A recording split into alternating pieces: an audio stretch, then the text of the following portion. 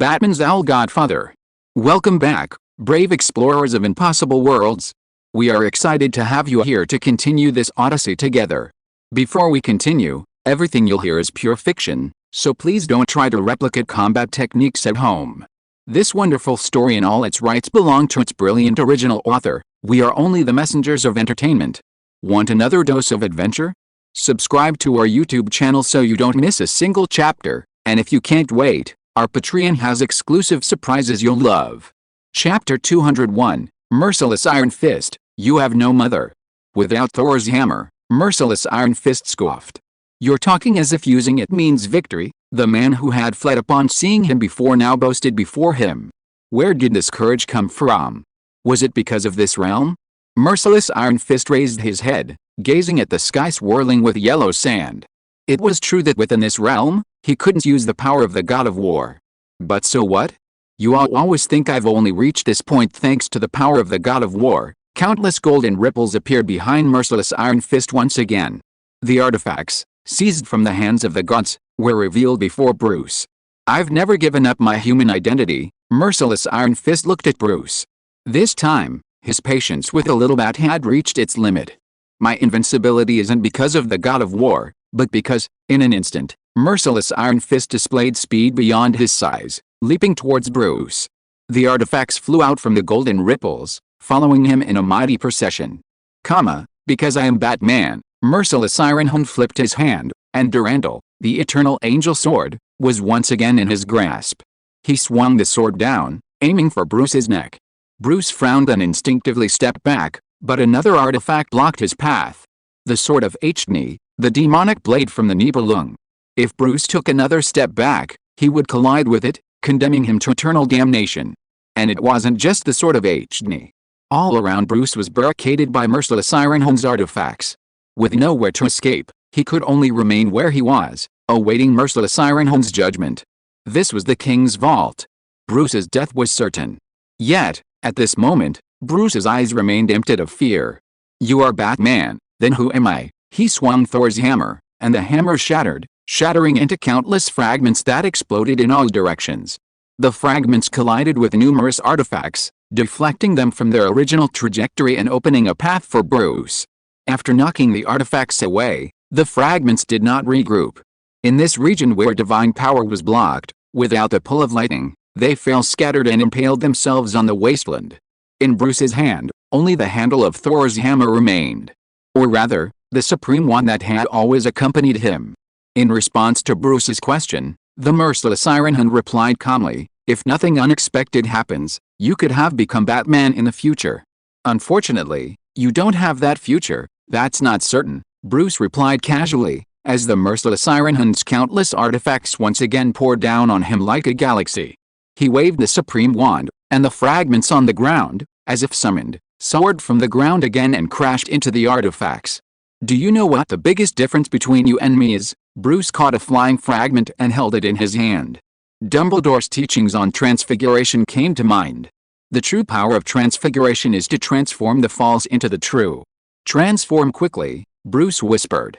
The fragment in his hand, at the incantation's call, suddenly began to change shape like liquid. In the blink of an eye, a long sword appeared in Bruce's hand. The blade's shape was identical to the angel sword now clenched by Merciless Iron Hand. Huh? Merciless Iron Hand suddenly felt a mixture of amusement and laughter. He felt a deep sense of absurdity. Was Bruce relying on such a magical power? Even if he forged an angel sword, what would it matter? It would only be a fake, a facade. Ridiculous, Merciless Iron Hand said. An unworthy Batman wielding a forged artifact sounds quite plausible. Behind him, golden ripples unfolded once more. Since Bruce was overestimating himself, let him see what a true artifact truly was. True power cannot be faked. I just asked you, do you know the difference between you and me? Bruce's expression remained calm, ignoring the ripples as he asked his own question. Merciless Iron Hand didn't really want to answer. What difference would that make? He could already guess what Bruce would say. It would be nothing more than accusations of lacking justice, of taking the wrong path. So what? Merciless Iron Hand's heart had always been steadfast, his quest for revenge against a Batman of the main world unwavering. Stop the posturing, Merciless Iron Hand swung the angel sword, striking at Bruce. showing no mercy. Bruce ignored it and sighed. Since merciless Iron Hun wouldn't answer, he'd reveal the answer himself. The biggest difference between you and me is that I've met my mother. He raised the transformed angel sword and struck merciless Iron Hun as well. The two swords clashed, the sound of the collision rippling the air. But that ripple was nothing compared to the turmoil within merciless Iron Hun. What did you say? Beneath his helmet, merciless Iron Hun's pupils trembled. He had never expected Bruce to say such a thing. I told you, I saw Mom, after the shooting that night. Bruce smiled, wielding the pseudo-angel sword as he engaged merciless Iron Hun in a duel of swordplay. The clash of swords echoed through the heavens and earth, each clash precise and powerful. They simultaneously exerted their strength, sending both angel swords flying. Merciless Iron Hun immediately summoned a new artifact, the demonic sword Henny. Almost simultaneously, Bruce summoned the new fragment into his hand, transforming it into another demonic sword. You haven't forgotten Mom, have you? Bruce asked curiously. Martha Wayne, don't you remember that name? Don't say that name, merciless Iron Hun roared, lunging forward with a Henny sword raised high, slashing down fiercely. The demonic sword held an immense curse, and as it fell, it felt as if countless tormented souls howled from its blade. Bruce swung back and slashed, and the pseudo-magic sword in his hand also howled a curse. The two collided, sending both merciless Iron Hun and Bruce reeling back. How is that possible? This time, Merciless was finally shocked. Why? He stared at the sword in Bruce's hand, incredulous. How can a fake like yours rival the real thing? Maybe it's because Mom was protecting me. Bruce tilted his head and asked. Strange, why didn't your mom protect you? Bruce kept calling her Mom and Martha, and Merciless's fury boiled over. How can you keep saying that? He raged. You have no respect for your mother. You're not worthy of being Bruce Wayne. Every Batman in every universe will never forget that night in the alley. Parents are scars they never want to mention. At least, Merciless has always done so, burying his longing for his parents deep in his heart, never revealing it to anyone. But today, Bruce's behavior completely overwhelmed him. Why does the Batman of the main universe seem so different? Do you completely disregard your parents? Don't mention her name again.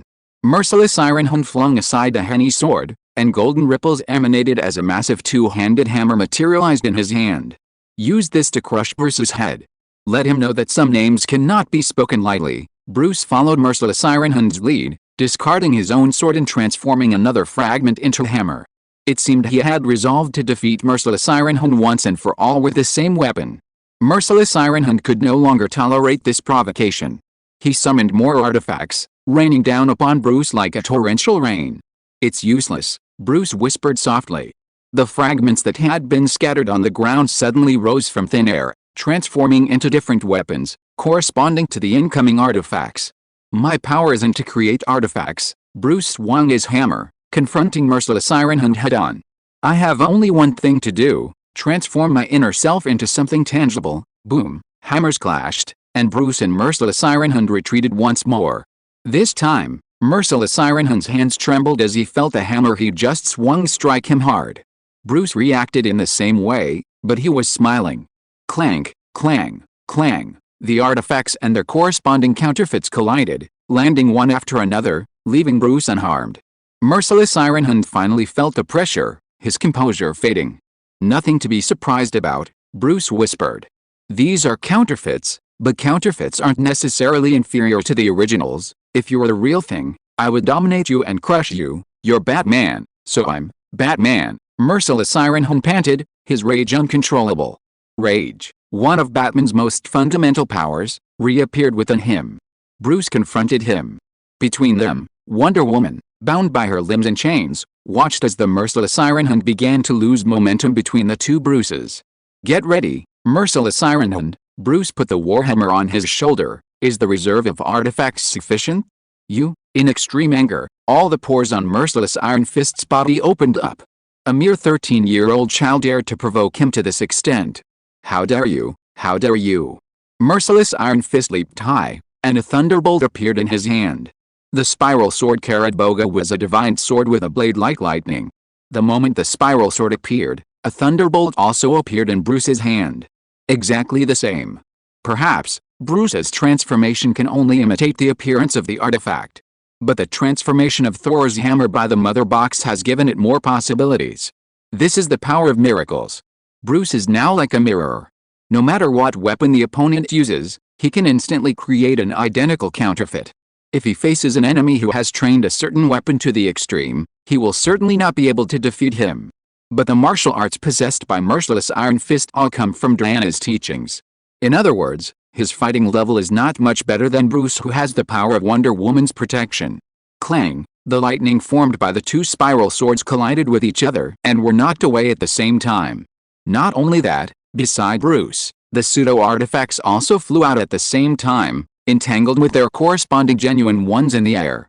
He stood there quietly, as if standing in the center of a storm. "Merciless Iron Fist, do you want to escape now?" Bruce said softly. This deliberate ridicule undoubtedly touched the reverse scale of Merciless Iron Fist again. It was obviously not long ago that Bruce was the one who escaped. Only a few days have passed? In the blink of an eye, he has become the suppressed party? But Merciless Iron Fist had to admit that retreating now was the best option. "My power is suppressed," he thought to himself. "If I leave this area, I can recover my divine power, and then Bruce will not be my opponent." Merciless Iron Fist only then realized why Bruce mocked him. He just wanted to block his thoughts in advance. How could this work? Bruce. The fight today was not pleasant. Woman Iron Fist suddenly flew up out of thin air, with two divine swords resting on the soles of his shoes. Why not come with me outside and have another good fight? After that, he flew into the sky, with countless divine artifacts swirling around him, trying to penetrate this world created by Diana. This attempt was undoubtedly effective. A big hole was directly torn in the domain, and the outside world was at hand. Bruce didn't stop him at all. Instead, he came to the side and untied the chains of heaven that were tied to Diana. "Stop him quickly," Diana said quickly as she regained her freedom. "If he leaves this domain, he will have 100 times the power of the God of War." "Don't worry," Bruce said softly. "Someone is waiting for him outside." "Who?" Diana realized the answer before she even asked. As he was thinking, Merciless Iron Fist's body suddenly fell heavily to the ground. Looking up, a figure in a red cloak was hovering at the entrance of the domain, looking coldly at Merciless Iron Fist, the man who once controlled him. At this time, Clark was wearing Magneto's helmet and was no longer afraid of Merciless Iron Fist's mind control. It was he who shattered Merciless Iron Fist's delusion of escape with a punch just now. Clark slowly landed on the ground and stopped beside Bruce. Diana also stood up, twisted her wrist, and entered a combat state. Merciless Iron Fist struggled to get up, and then saw an unimaginable scene. Dark Woman Diana, Hellbat Bruce, and Red Sun Clark, this variant version of the Justice League's three giants, were quietly waiting for him to get up. "Merciless Iron Fist, do you know what your biggest mistake is?" Bruce said lightly. "You have angered too many people." A flash of horror passed through Wooking Tegan's eyes. The scene before him made him feel an unprecedented oppression.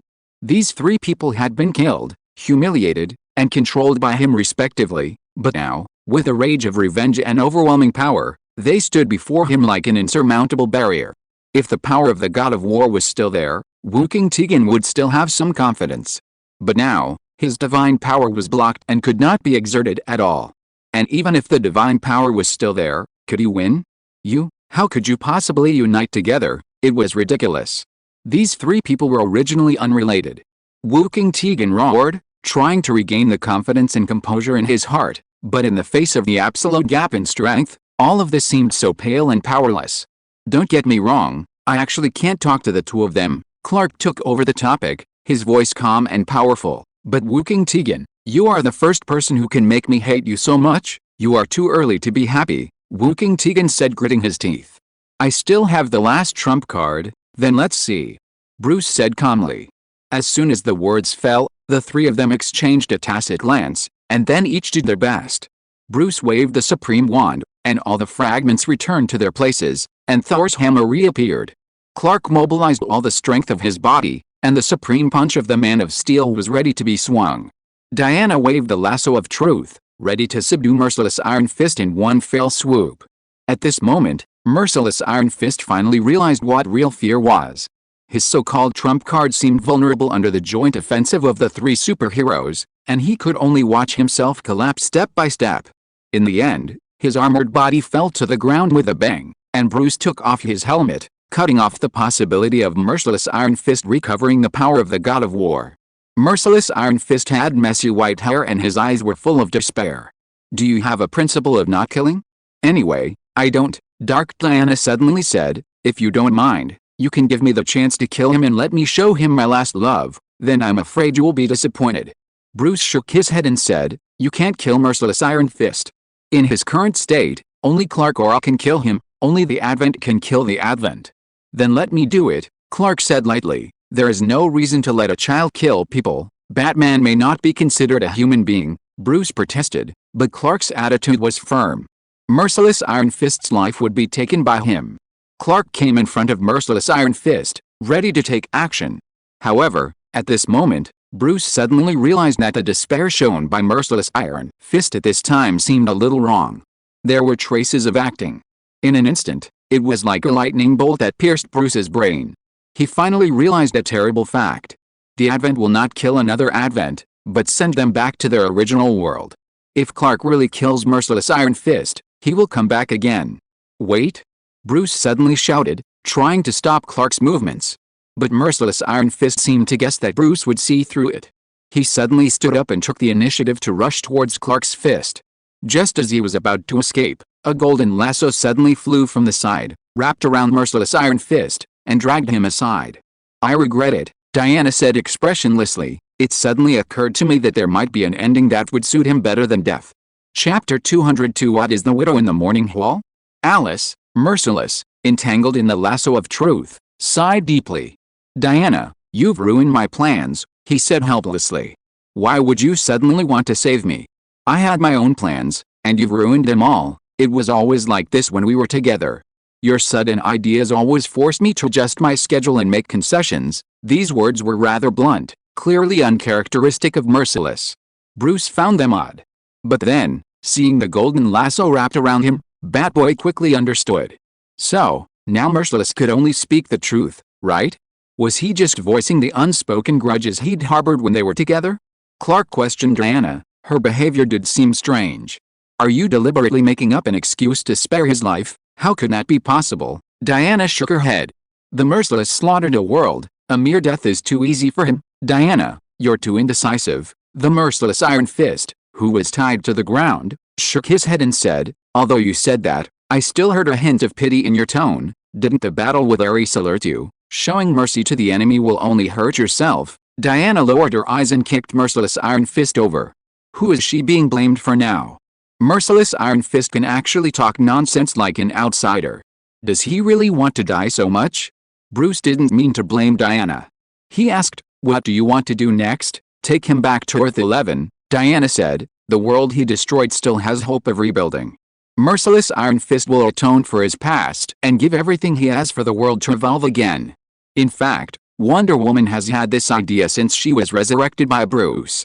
Bruce told her about the existence of the swamp monster and Solomon Grundy, and that there was still hope for the reconstruction of the desolate Earth-11. Diana is a god with an almost infinite lifespan and plenty of time to wait. Waiting for the Earth to be covered with green, waiting for life to sprout, waiting for the world to be reborn.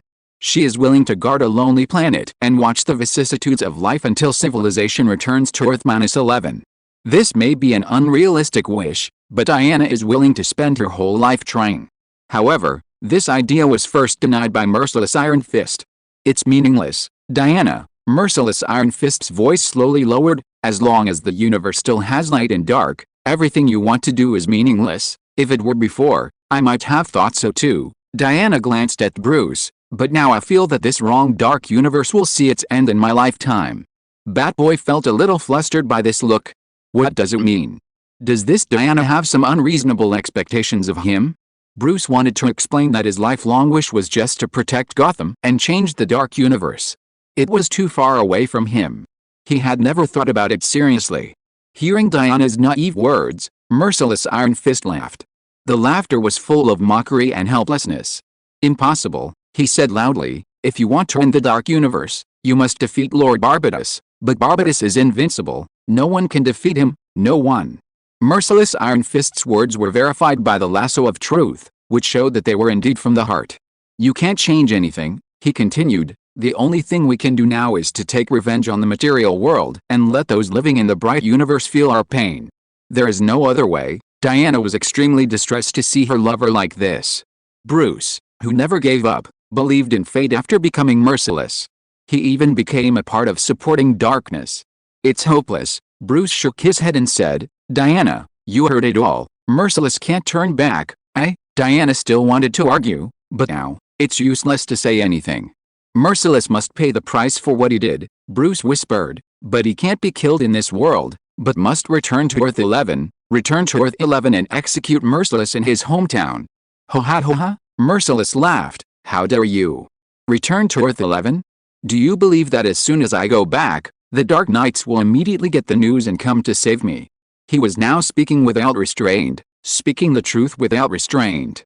Bruce could hardly bear it any longer. He glanced coldly at Merciless Iron Fist and said, you seem to be looking forward to this? Believe me, I can kill you before they get here, so what? Merciless Iron Fist said fearlessly, I've always been preparing. Some of the long-cherished wishes that I can't fulfill will naturally be fulfilled by my descendants. As long as I can avenge the overworld, I will die for it. Bruce keenly noticed the key words in Merciless Iron Fist's words. Descendants?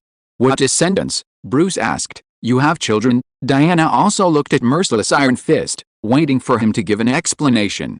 More or less. Although he was not created by me, he was born because of me, Merciless Iron Fist suddenly asked back. Bruce, don't you think it's strange that I didn't use stasis force this time? Isn't it because I didn't use the speed force? Bruce asked with a frown. Of course not. I've used Grodd's brain for something more important, Merciless Ironhand laughed. Bruce, you'll never know what kind of monster I created. He exists solely to obliterate you. His laughter was incredibly ferocious, as if he were proud of his foresight. Perhaps, as Barbatos had said, the moment Bruce left the DC universe, his fate became uncertain. The Dark Knights, already prepared, might not be enough to deal with Bruce. Therefore, preparations must be made in advance, creating a Dark Batman, ensuring that no matter how powerful Bruce becomes outside of this world, he cannot escape Barbatos's grasp. Merciless Ironhand successfully took the first step in this plan. I'll never know what you've done? Isn't that right? Bruce glanced at the lasso of truth bound to Merciless Ironhand. Can you tell me more about your evil plan? Bruce asked. Merciless Ironhand, who had been laughing just moments before, nodded naturally at the question. Yes, then tell me, Bruce said, ready to listen. The true specialness of stasis isn't its ability to counter the speed force. Merciless Ironhand began to ramble. Stasis is one of the 7 mysterious powers sealed within the origin wall, touching upon the very origins of the world. He continued his story. In Merciless Ironhand's account, stasis became a connection to the origin wall, which envelopes the DC multiverse. The origin wall is a unique entity within the DC universe. Sealed within it are countless powerful beings and the consciousnesses of past heroes. If a living being in the universe briefly connects to it, inexplicable phenomena can occur. For example, previously inanimate objects can suddenly come to life. It's even possible for them to directly possess the powers of the powerful beings sealed within it. This kind of thing has happened before. Yurga Khan, Darkseid's father, was trapped within the origin wall, but his consciousness and abilities were once linked to Shazam. Shazam. Hearing this, Bruce suddenly realized that this was the reason the Merciless had collected Black Adam's body. Shazam and Black Adam indeed shared similar abilities. They were both born carriers of divine power. If their bodies were modified. Thinking of this, Bruce immediately raised his suspicions with the Merciless, and received a positive response. Black Adam's body is composed of pure divine power. His true form is just a withered old man, the Merciless said. I can't think of anyone more suitable for this experiment than Black Adam. Hearing this, Bruce finally understood why the Merciless was so fearless, completely unafraid of death. Because he had already left himself the hope of destroying the overworld. He could die without regrets. Oh no, he immediately thought of Diana and Katoom, who were still imprisoned.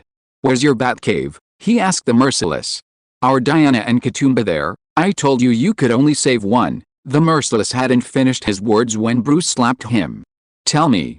Where are Diana and Katoom? They're in different Batcave locations, the Merciless said, his head bowed. I told you to choose who to save, but you deliberately switched their positions. Bruce lamented the insidiousness of this plan. If everything had gone according to Merciless's plan, he would undoubtedly have broken his oath to protect Diana. Fortunately, that didn't happen. He asked Merciless for the location of the Batcave, then turned to Clark. You still want to send me away, right? Clark understood Bruce's meaning and said calmly, but you should also know that I don't want to leave here. I understand. Bruce no longer had the heart to fight Clark. He decided to find another way to resolve the issue.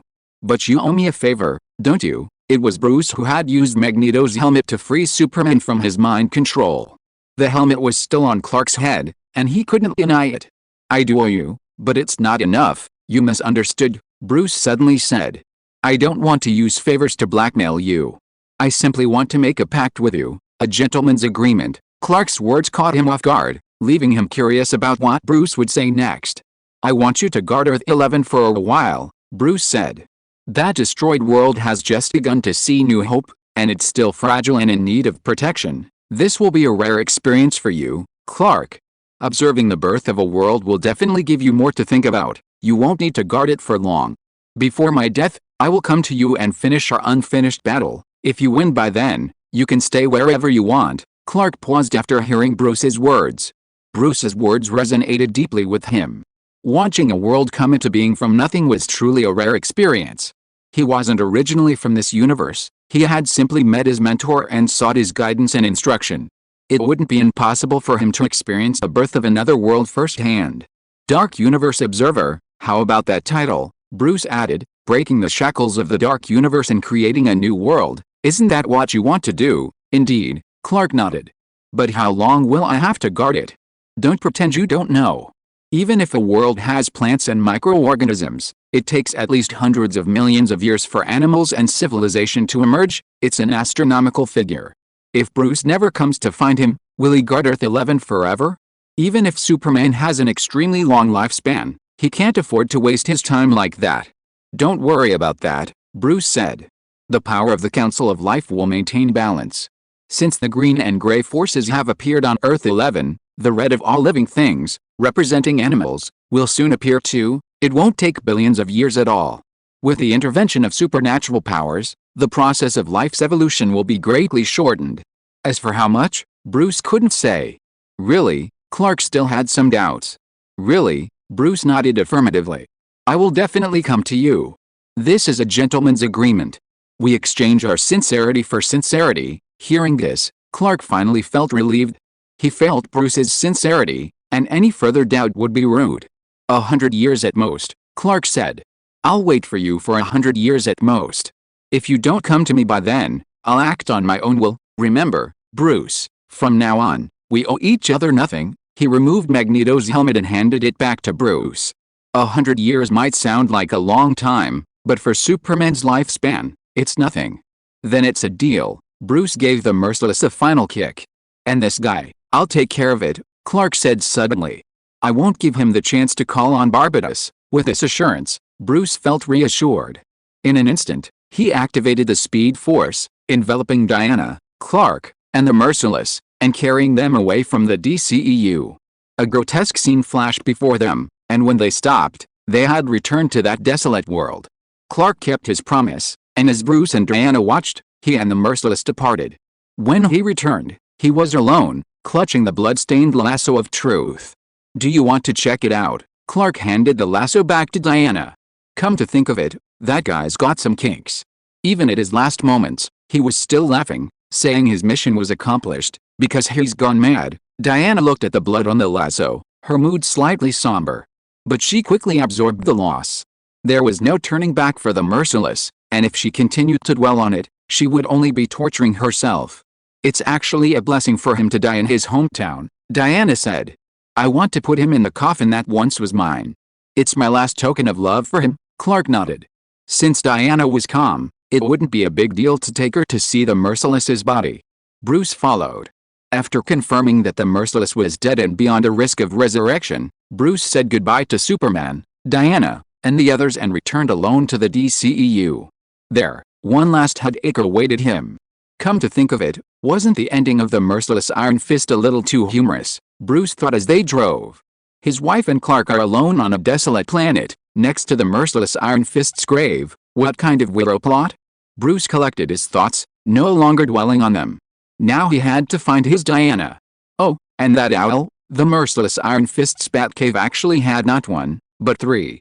Two of them, each with a massive cross, held Diana and Katoom in prison there. Bruce knew the location of each Batcave, and in the blink of an eye, he appeared in one of them. Tied to the cross before them was the unconscious Diana. He freed Diana and gently woke her. Diana's eyelids fluttered, and when she opened them, she was greeted by Bruce's smile. You? In a split second, Diana understood what was happening. Is it all over? She asked. Just a little longer, Bruce whispered.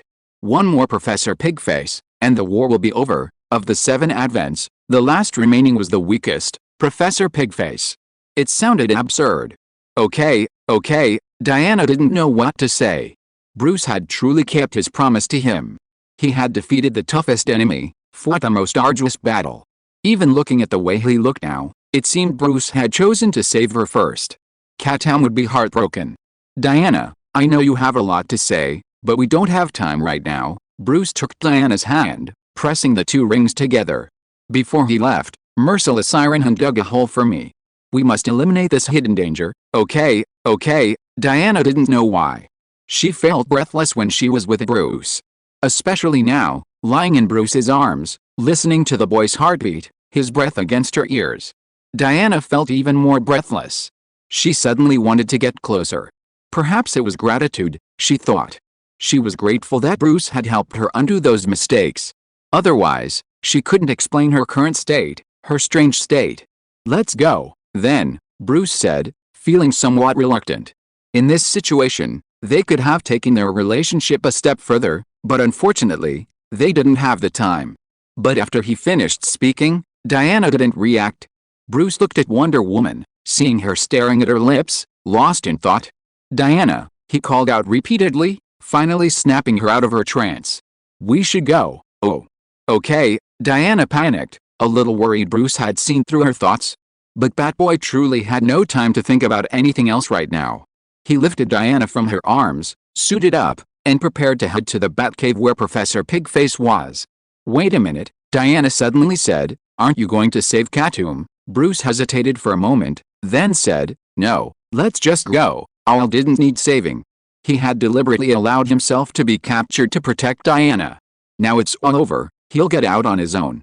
If you are listening to this novel on a channel other than Fanfic World, it means it was downloaded and re-uploaded without effort. We warmly invite you to visit our channel, Fanfic World. There you will find the original version of this story and many other novels of various genres. We look forward to seeing you dive into a world of incredible novels. Chapter 203 5-Year Agreement. Katoom escaped faster than a dog. Bruce and Diana had just left the Batcave when he apparated right beside him, acting as if he'd just gone on a trip. How is it going? Have you missed me lately? Katoom grinned. Have you been trying somewhere I can't see? I heard you were hung up and beaten by the Unforgiven, Bruce asked curiously. Did it hurt? Fake news? Katoom flapped his wings. It's obvious Diana's outspoken, and I even prepared a gift for her. He then pulled a white lasso from his feathers. It was the lasso of lies that the Unforgiven had used to bind Katoom. Now that the Unforgiven was dead, the lasso naturally belonged to Owl. Here's a gift for you. Katoom tossed the lasso of lies to Diana. I have no use for it, so I'll give it to you as a collectible. When her daughter is born, she'll have the 3 lassos of fate to play with, her mother's lasso of truth, her father's lasso of secrets, and the lasso of lies from Grandpa Owl. Okay, enough pleasantries. After delivering his gift, Katoom urged Bruce to hurry to the Batcave. He had witnessed firsthand what monsters the merciless Iron Hand had created in the cave, Zombie Bruce and Zombie Katoom. I don't mind Zombie Bruce, Katoom said, but that owl is so ugly. It infringes on my likeness rights. It must not exist. The merciless Iron Hand's madness was beyond the owl's imagination. Katoom had originally thought that the merciless Iron Hand intended to use the mother box to give life to the zombies, but he had instead used stasis to connect to the origin wall. This is a bit tricky, Katoom thought. If this power comes from the origin wall, I wonder if Voldemort and Homelander can withstand it. Hopefully, these two won't let him down. The 2 men and the bird soon arrived at the merciless Iron Hand's Batcave. Upon entering, what they saw was beyond their expectations. What caught their eye was blood all over the floor. The Batcave now looked like a murder scene. But strangely, despite the horrific scene, there were no victims, no bodies, nothing. There was only the outline of a human figure on the ground in the center of the pool of blood. There was very little blood here, as if someone had once lain there. He's quite fat, Katoom gestured at the outline and said, if nothing unexpected happens, Professor Pigface must have been killed once. Bruce understood Katoom's meaning. The Adventors are unique in that they can only be destroyed by another Adventor, returning them to their original world.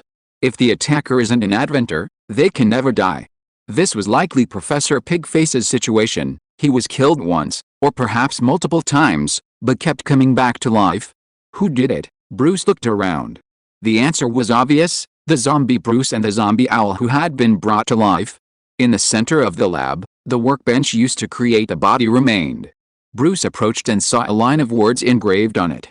Who am I? The engraving was not deep, but the words were extremely messy, revealing the turmoil in the mind of the person who engraved them. It looks like it was carved with fingernails. Katoom flew over, saw the handwriting, and made a judgment. A creature given life, faced with an identity crisis, constantly killing in the hope of finding himself. How can this development seem so cliched? The Owl frowned. If nothing unexpected happens, I'm afraid this guy will come back for us. God, pity him. He hadn't done anything. What do we do now? Diana couldn't comprehend the current situation. She was concerned about whether they could still send Professor Pigface away. Don't be afraid, Katoom pulled a diary from the feather. I've been prepared for this situation. This diary once contained the personalities of Voldemort and Homelander. Katoom preserved the connection between the two as a backup plan. Unexpectedly, it would actually be used now. He opened the diary, and the pages were blank. Katoom gritted his teeth, plucked a feather, and turned it into a quill, writing a line in the diary. I am Bruce Wayne. Bruce? Why didn't you write your own name? Bruce asked. How many times have you used my identity? You still have the nerve to get angry? Katoom pouted. Haven't you ever used my identity before? That's a different matter. Bruce shook his head, deciding to give Katoom a break. As Katoom wrote in the diary, a line of text emerged. Help, help. Looking at this note, it resembled Voldemort at 16. It seems our dear Tom is in dire straits. His personality had been implanted into the zombie Bruce's mind, and with the power of the Wall of Origin intervening, the guy was at a loss. The fact that this could happen means that a stronger personality is devouring his existence. Katoom had no sympathy for Voldemort. He was just a flawed personality in a Horcrux, so it wasn't a pity for him to be devoured. But he was still the Owl's possession, and even if he died, he had to die with value. Don't be afraid, I'll save you, Katoom promised Voldemort, writing, where are you? I'll be there right now. I don't know. Voldemort's handwriting grew increasingly shaky, making it difficult to maintain normal communication. He wants to leave, Voldemort said with difficulty. He wants to leave this world, and he's almost there. Leaving the world? Bruce's first thought was, how could it be possible? Even if zombie Bruce's power came from the origin wall, he couldn't cross it so easily. The Owl beside him wasn't Katoom. But on second thought, he realized he was overthinking. Crossing worlds didn't necessarily mean traveling across the universe. Perhaps it was just traveling within the DC universe. Bruce could do that right now. Do you know what he wants to do? Katoom continued to ask on the paper. Is he looking for help, or for power? I don't know. This time, Voldemort didn't even finish writing a single line before disappearing completely. Katoom asked several more questions, but received no response. Switching to Homelander, the situation was the same. Bruce. At that moment, a faint yellowish glow suddenly emanated from Diana, a manifestation of the mysterious wish-granting power of the citron. All the Adventors have left, Diana exclaimed. I can feel it. The world is back to normal now. Her face was filled with joy. Her earlier mistakes had finally been rectified. But Bruce's expression was particularly heavy. Diana's reaction could only mean one thing. Professor Pigface had left this world. This meant that zombie Bruce had also left. This was also the reason why Voldemort and Homelander couldn't be contacted. Even the merciless Iron Fist wouldn't rest in peace. Bruce sighed softly. If that created monster were still allowed to roam the DC universe, there's no telling what the consequences would be. Don't worry about that for now, Katoom suddenly said, picking up the diary and opening it in front of Diana and Bruce. See this? The Owl extended its wing and pointed. In the middle of the diary page, there was a square piece of paper. It was clearly torn from another page. What is this? Bruce asked. This is the countdown for Voldemort's soul. Katoom said, after all, this diary is a horcrux, used to store fragments of the soul, and the two are inseparable. I used magic to materialize Voldemort's soul. As long as that personality is not completely erased, this piece of paper will always exist. Katoom picked up the piece of paper and placed it on his wings. Bruce watched as the piece of paper seemed to have life, moving without wind, but its state was very strange, circling aimlessly. Because Voldemort is not on this world now, this piece of paper can't lock its location. Katoom said. The inspiration for this piece of paper came from the life card in One Piece. It's actually very simple to make, as long as it can establish a connection with the owner's soul. Katoom made one for himself and one for Bruce, but he didn't have any use for them at the moment, so he didn't take them out. The life card always appears to move closer to its owner. It shrinks when the owner is weak and returns to its original size when the owner recovers. If the life card slowly turns to ash, it means the owner is not far from death. Look, Voldemort's life card is still very healthy, Katoom said, holding the small piece of paper. So Voldemort just acted like he was a candle in the wind, but in fact he was still a long way from death. So you mean that zombie Bruce doesn't have true self-awareness yet? That's right, Katoom said. When Voldemort's personality disappeared, when did he truly gain control of his body? At least not now. Kill him while he's sick. Now is the perfect time, Katoom said. Even if he stole some power from the origin wall, he can't use it now. As soon as he said this, Bruce knew what Katoom meant. It was time to leave this world. Then wait, suddenly, Diana, who had been listening, interrupted them. She didn't have much life experience, but that didn't mean she didn't understand the situation. Are you leaving? She asked Bruce. Just temporarily. I need to take care of some things. Bruce held out his hand nonchalantly, the Euro alloy ring gleaming in his hand. I'll be back when I'm done. Hearing Bruce's admission, Diana suddenly fell into a very strange state. If things had gone smoothly, she would have only said one sentence. Since you're leaving and things are settled, let's break off the engagement. The engagement had been a temporary solution, and there was no need to continue it now. Breaking off the engagement made sense. But for some reason, she didn't say it. How long will you be gone? Diana asked. Can you come back within 5 years? Bruce was stunned. Why 5 years? Otherwise you'd be stupid, Katoom said sarcastically. You're 13 now, and you'll be an adult in 5 years. Bruce's age was actually a bit difficult to calculate now. He had traveled through many worlds and experienced time loops. Strictly speaking, he should be over 14. But at 14, there were still some things he couldn't do.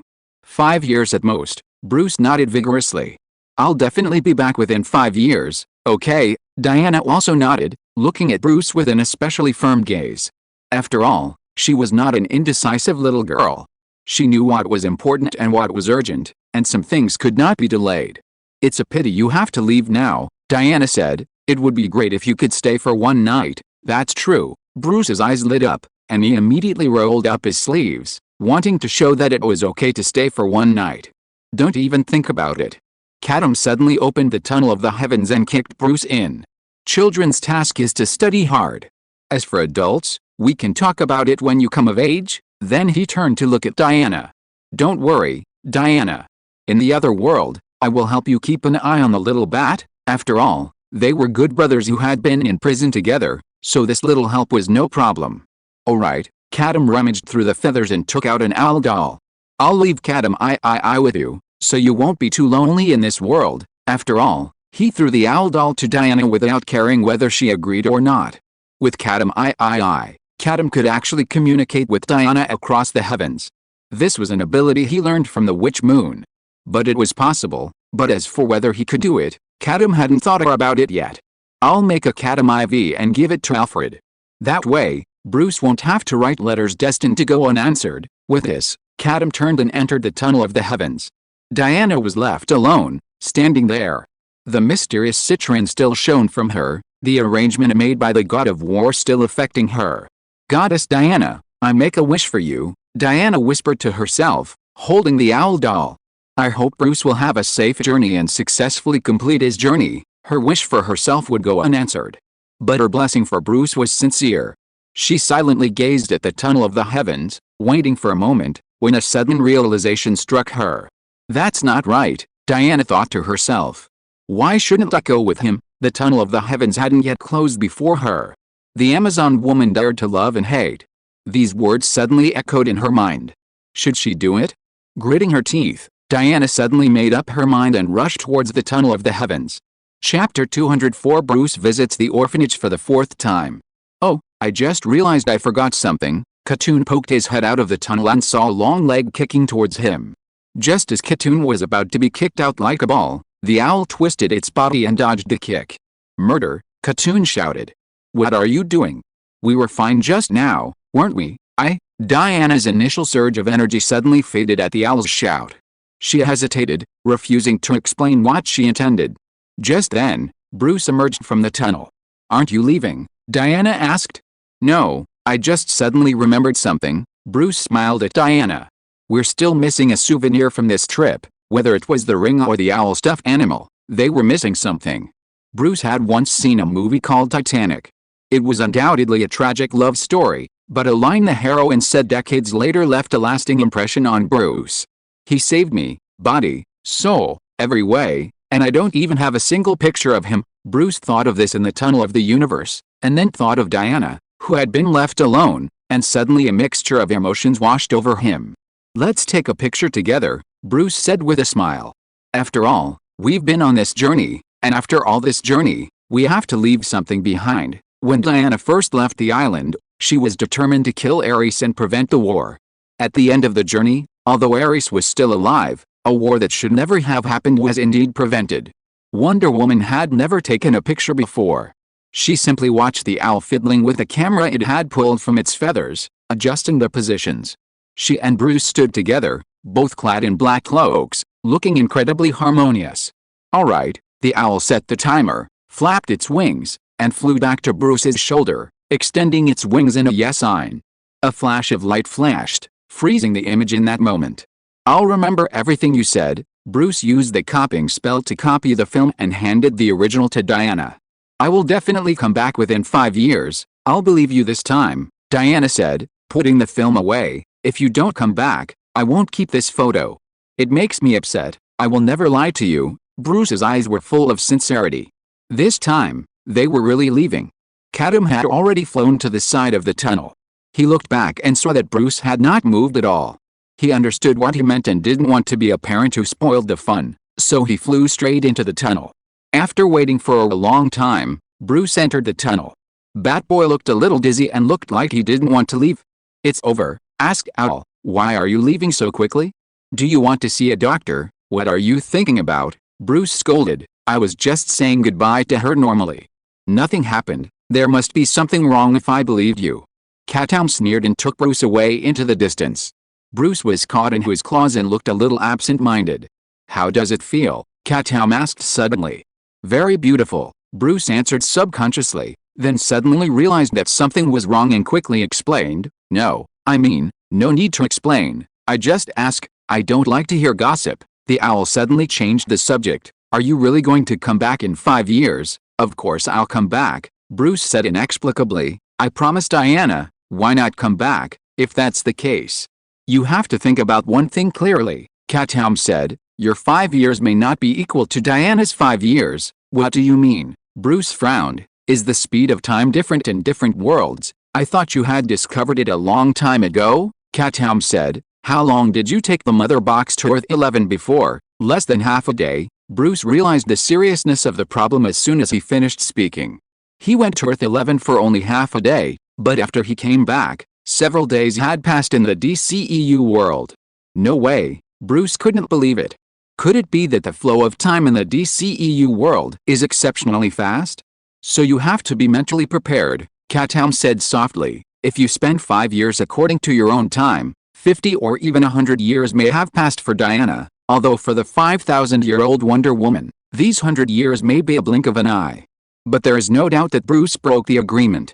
Can't we come back according to the time of DCEU? Bruce asked anxiously. Batman, who is still young, is not used to being a scumbag. I can only say I will try my best. Katoom also had his own concerns. Returning to the DC world was not that simple. This time they took advantage of the time difference and circumvented Barbatos' site. It was hard to say whether they would have such a good opportunity next time. And from another perspective, Diana waited eagerly for Bruce to become an adult, but 5 years later he returned as a child. Isn't this also a disappointment? Anyway, you can't have the best of both worlds, Katoom said. I can only try my best to help you. After all, I'm on your side. Either Bruce would remain as a child and be unable to do anything, or he would return as a scumbag who broke his promise, waiting to be burned to death for chasing his wife. No matter which choice he made, Katoom expressed his anticipation. They continued to travel through the tunnel of the heavens, passing by countless worlds around them, but they were all still within the scope of the DC multiverse.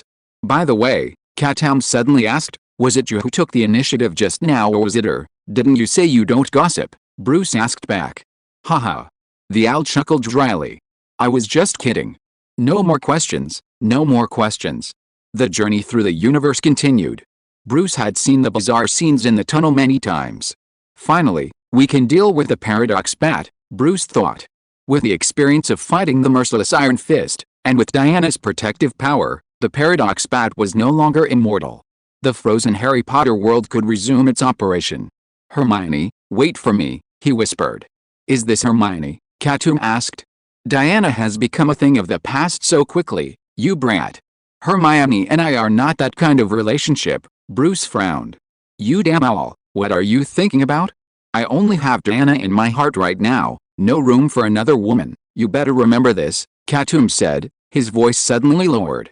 But, to your disappointment, we probably can't go to the Harry Potter world right now.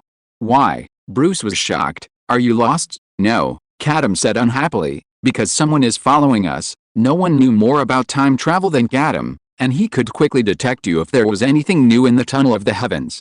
Bruce didn't have this ability, so Katoom could only show him. Let's stop for a moment. The owl stopped moving forward and stayed where it was. It used the disillusionment spell to eliminate both him and Bruce, and hide aside to observe. Bruce held his breath and concentrated, not making any sound. They didn't have to wait long. Only a moment later, a huge creature suddenly appeared in the tunnel. It was a dilapidated three-masted sailing ship. The hull was huge and old, covered with thick seaweed and shells. The wooden deck was rotten, and occasionally a few twisted skeletons were exposed. The canvas fluttered in the night wind like a ghost, making a low whimpering sound. The statue on the bow was a hideous cyclops with deep-set eyes and a raised mouth, as if mocking every creature that approached. This ghost ship is like an abandoned child of time, belonging neither to the past nor to the future, but wandering eternally in the tunnel of the heavens. Naglfar, Katoom said telepathically, in Norse mythology, it is the underworld ship of the land of the dead. In mythology, the entire ship Naglfar was built entirely with the fingernails of the dead. It was prophesied that during the twilight of the gods, it would transport hordes of giants, monsters, and armies of the dead to the living world to start the final battle. Why is this ship here? Bruce was puzzled. How could a ship from the Norse god's realm pass through the barriers of the world and come to the tunnel of the heavens? Because someone guided it, Katoom whispered. Keep reading. The ship of the underworld was sailing through the tunnel, but just as it passed Bruce, it suddenly stopped. It was as if it had lost its target for a moment and didn't know where to go. Then, a figure appeared at the bow of the ship, or should I say a figure, but a person in an owl. When Bruce saw the person's true face, his pupils suddenly contracted. It was a face exactly like his own, pale, with a cold expression, and obvious traces of surgical stitches on his face, making him look unreal. And on his shoulder, an owl, also covered with surgical stitches, was plucked its wings from its chest, head held high, looking invincible. We can't find their tracks, Zombie Bruce suddenly said. Either they entered the nearby world, or they hid. It doesn't matter, the zombie owl sneered. No one can hide from my eyes, we will always find them. So what should we do now? Zombie Bruce asked. Now that things have come to this, let's eat first. Zombie Katoom said seriously, I'm starving. Okay, I'll listen to you. Zombie Bruce had no objection and entered the cabin with the owl. After they left, Bruce asked Katoom with a puzzled look. They are tracking us, right? Bruce said, but where did this ship come from? The ship was taken from the king's treasury of merciless Iron Fist, but it did not originally have the ability to travel through the heavens. It should be the mutation caused by the wall origin, the owl sighed. In fact, when you just defeated merciless Iron Fist, I set my sights on his king's treasury, but unfortunately I was too late, and someone looted it first. At this point, Katoom was furious. Someone actually acted faster than him. Now it seemed that it was Zombiku who did it. Bruce now probably understood why Katoom had said that they couldn't go directly to the Harry Potter world. Zombiku, who possessed the King's treasury, and the Trinity Paradox bat. With these two guys joining forces, Bruce's situation was greatly disadvantaged. Unless they got rid of Zombiku and Zombiku, they couldn't go to the Harry Potter world. Which world are we going to now? Bruce said. I can't fight in the Tunnel of Heavens, and I'm not afraid of the King's treasury. Let's find a place to deal with them quickly. After Thor's hammer was blessed by the Mother Box, every fragment could perfectly replicate the artifacts in the King's treasury. Zombiku and Zombiku in front of him were not worth mentioning in Bruce's eyes. We have to find a world with higher intensity, at least one that can withstand superhero-level battles. Katoom thought about it and felt that the answer was right in front of him. Just go directly to Marvel. He said, the Marvel universe is just as powerful as the DC universe. It has strong self-regulation capabilities and abundant resources. Isn't that where your Thor's hammer came from, the Marvel universe?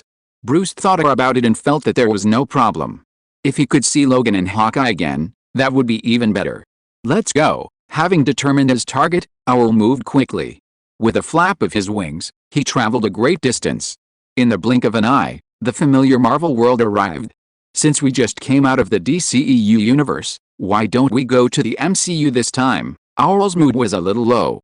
It's also a cinematic universe, but at least the MCU had its glory days. The alliance that needed to be formed had been formed, and Thanos had been defeated. Unlike the DCEU, where Zod was fought in the first movie and Zod was also fought in the last movie. I don't understand all this. Just arrange it as you like, Bruce said. Just don't throw me into an orphanage this time. How many times have I told you? I didn't throw it there. Katoom was tired of explaining. After entering the new world, Bruce arranged his own identity. The fact that he kept appearing in the orphanage only showed that his orphan temperament was extraordinary and was recognized by the world. Okay, let's go in. The owl grabbed Bruce and rushed directly into the MCU's explanation. A flash of light passed by, and Bruce slowly returned to himself from the feeling of weightlessness. The first thing he did was to see if he was at the door of the orphanage. After a brief observation, the answer was revealed. This time, he was indeed not at the door of the orphanage. He came indirectly. At this time, Bruce was in a yard, surrounded by a group of children about his age, relaxing and playing. Bruce pursed his lips, looked around, and felt something was wrong. This may not be a normal orphanage. After all, there would be no normal orphan who could manipulate objects to fly at will through his fingertips. This kind of extraordinary phenomenon is extremely common in this small yard. Bruce? Suddenly, a voice called him from behind. Bruce turned around and saw a child who looked a little younger than him, but a little prematurely aged, with his hair turning white early. Or, silver? Chapter 205 Pietro and Wanda. It's you, Bruce smiled brightly, greeting him warmly. He didn't actually know the guy at all. But with each new world, he gained a new identity as an orphan, and with it, a few familiar faces. Like the orphanage's nuns, and the people he'd grown up with. They weren't close, just acquaintances. Then, the silver-haired boy grabbed Bruce's hand and pulled him over. Why are you here? The silver-haired boy looked nervous, his eyes glancing behind Bruce at the people with supernatural powers. These are all weirdos, he said. Don't go here if you have nothing to do. Come back with me. None's been looking for you. Bruce had so many questions he wanted to ask, but now was clearly not the time. He suppressed his doubts and followed the silver-haired boy into another building. There, everything seemed much more normal. The silver-haired boy was a talkative person, talking all the way while Bruce listened, occasionally hinting at them, and Bruce was able to gather a lot of information. For example, the people who hang out in that courtyard are all troubled teenagers, the silver-haired boy said. I'm not saying anything supernatural, but they're all very extreme mentally. You might just say something careless, and they might take offense and fight you. At this, the silver-haired boy stuck out his tongue, a look of deep disgust. Who wants to fight them? I have to live and take revenge. Indeed, Bruce nodded. I don't have your wisdom, right? The silver-haired boy said proudly. Dodging for a moment is nothing. Even if they throw a few punches at me, it doesn't hurt at all. I can see that, Bruce said casually. It's not that I can't beat them, it's mainly because Wanda won't let me fight them. As if to prove something, the silver-haired boy put his hands in a boxing stance and pretended to dodge. My fighting skills are also very strong. I can easily take down 3 or 5 adults. You have a sister? Bruce suddenly asked. It's my sister, the silver-haired boy said, looking a little deflated. A twin sister, only 30 seconds older than me. It's a shame the doctor didn't take me out first, otherwise I'd be my brother. Oh, Bruce said in a long tone. I see. By the way, Pietro, didn't you say Mammy's still waiting for us? Let's go. The silver-haired boy suddenly woke up. Indeed, he seemed to have been so engrossed in chatting that he had forgotten the important matter. Then let's go, he replied, and this reaction confirmed his identity to Bruce. After all, he had just called him Pietro, and he hadn't denied it. It's indeed the 2 siblings you mentioned, Bruce said telepathically to Katoom. The owl was now circling in the sky, unwilling to land in the orphanage, as if avoiding the bad luck that had befallen Bruce. I told you it was them, but you refused to believe me, Katoom said. When I saw the silver hair on his head, I was 100% sure. You're the only one who's so nosy that you still have to confirm it, the silver-haired boy, Pietro, whose full name is Pietro Maximoff, the future Quicksilver, was the first unfortunate person to die because of Hawkeye Flag. His sister, Wanda Maximoff, was even more important, the one who'd eventually wipe out the Illuminati. But at this moment, both of them were still children, even younger than Bruce, probably around 12. Bruce followed Pietro to Mammy's office. A woman who looked to be about 50 was scowling over a list with a pen in her hand. When the 2 children entered, Mammy's expression darkened even more. Inside the office, a little girl in a crimson dress waited quietly. Her expression was a little dazed, as if she was lost in her own thoughts, uninterested in the outside world. We're here, Pietro shouted to Mammy. Mammy White, you look a little unhappy. Keep your voice down, Mammy scolded, pausing for a moment before sighing. Pietro, Bruce, I'm glad you're here. I have something to tell you. Go ahead. Pietro plopped down next to the girl in the red dress, then patted the empty seat next to him, motioning for Bruce to come over. Once Bruce sat down, the 3 children sat together, awaiting Mammy's next words. This year's list is out, Mammy began, her voice suddenly trembling, and she almost couldn't continue. Bruce immediately sensed something was amiss. Why did Mammy look like that? He wondered if the next announcement wasn't about an inheritance. According to the routine of every new world, Bruce would first enter an orphanage and then inherit a large fortune.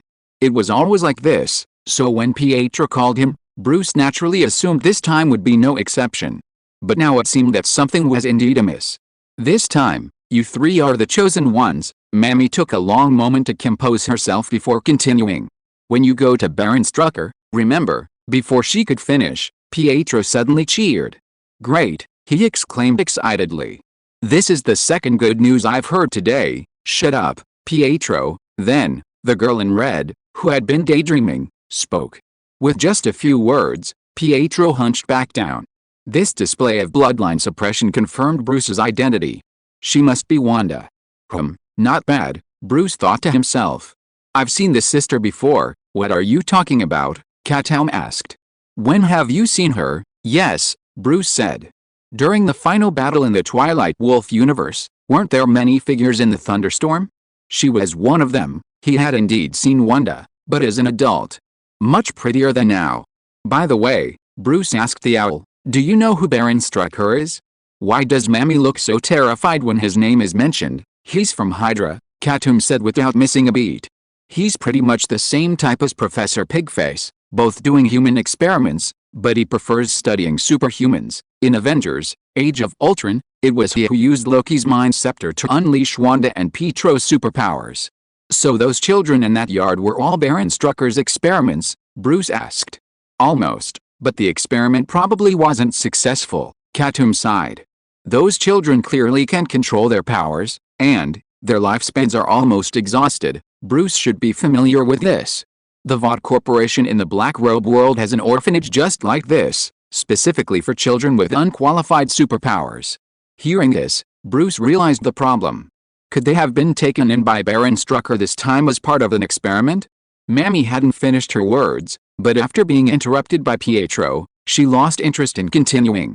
She simply told the children to go back and get ready, as the Baron's men would be picking them up tomorrow. Leaving the office, Pietro's spirits were high. Great! Great! He exclaimed excitedly. I'll have the power to avenge Mom and Dad. Clearly, He knew what fate awaited him after being chosen.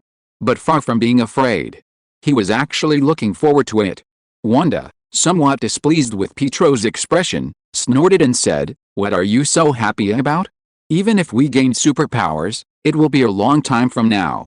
By then, Stark might be dead." Stark, Bruce caught on to this and confirmed, "Are you talking about the Stark from Stark Enterprise?" If so, Bruce had something to say to Stark. "What kind of suits are you researching? Why can't they withstand Superman's punches?" It's because Stark's suit's foundation is so poor that it limits the helmet armor's capabilities, causing Bruce to suffer in his battle with Superman. He truly wanted to discuss this with Stark. Of course, Stark from Stark Corp. Pietro gritted his teeth. "Besides Tony Stark, can you find another demon of war?" He put his arm around Bruce's shoulders, indignant, and recounted his and Wanda's misfortunes. "Bruce, you don't think Wanda and I were born orphans, do you?" "I never thought so," Bruce quickly explained. "I'm sure you had parents." "Yes," Pietro sighed deeply. "Wanda and I had a happy family, but Tony Stark ruined it all." Bruce's story unfolded as he unfolded a gruesome story. The Maximoffs were a happy family of 4 living in Kosovia until the war broke out. They were having dinner when a Stark Corp missile slammed into their home, taking away Pietro's parents. Wanda and Pietro, buried under the rubble, escaped. But then, a second missile swooped in. It was a dud. It didn't explode. Pietro's emotions were mixed. "I was holding Wanda, shivering under the rubble. No one came to save us, and the bomb could explode at any moment. All I could do was look at the Stark Corporation logo on the bomb and pray to God, asking him to have mercy on us." Bruce couldn't imagine the agony Pietro and his friends endured while waiting for rescue. They dared not move, fearing the slightest jolt would cause the bomb to explode. But being buried in the rubble was tantamount to waiting for death. In that situation, there was really nothing they could do except pray to God. This revenge must be avenged. Bruce supported Pietro's decision. "Stark Corp killed your parents, and they must pay for it." "Do you really think so?" Katoom suddenly said.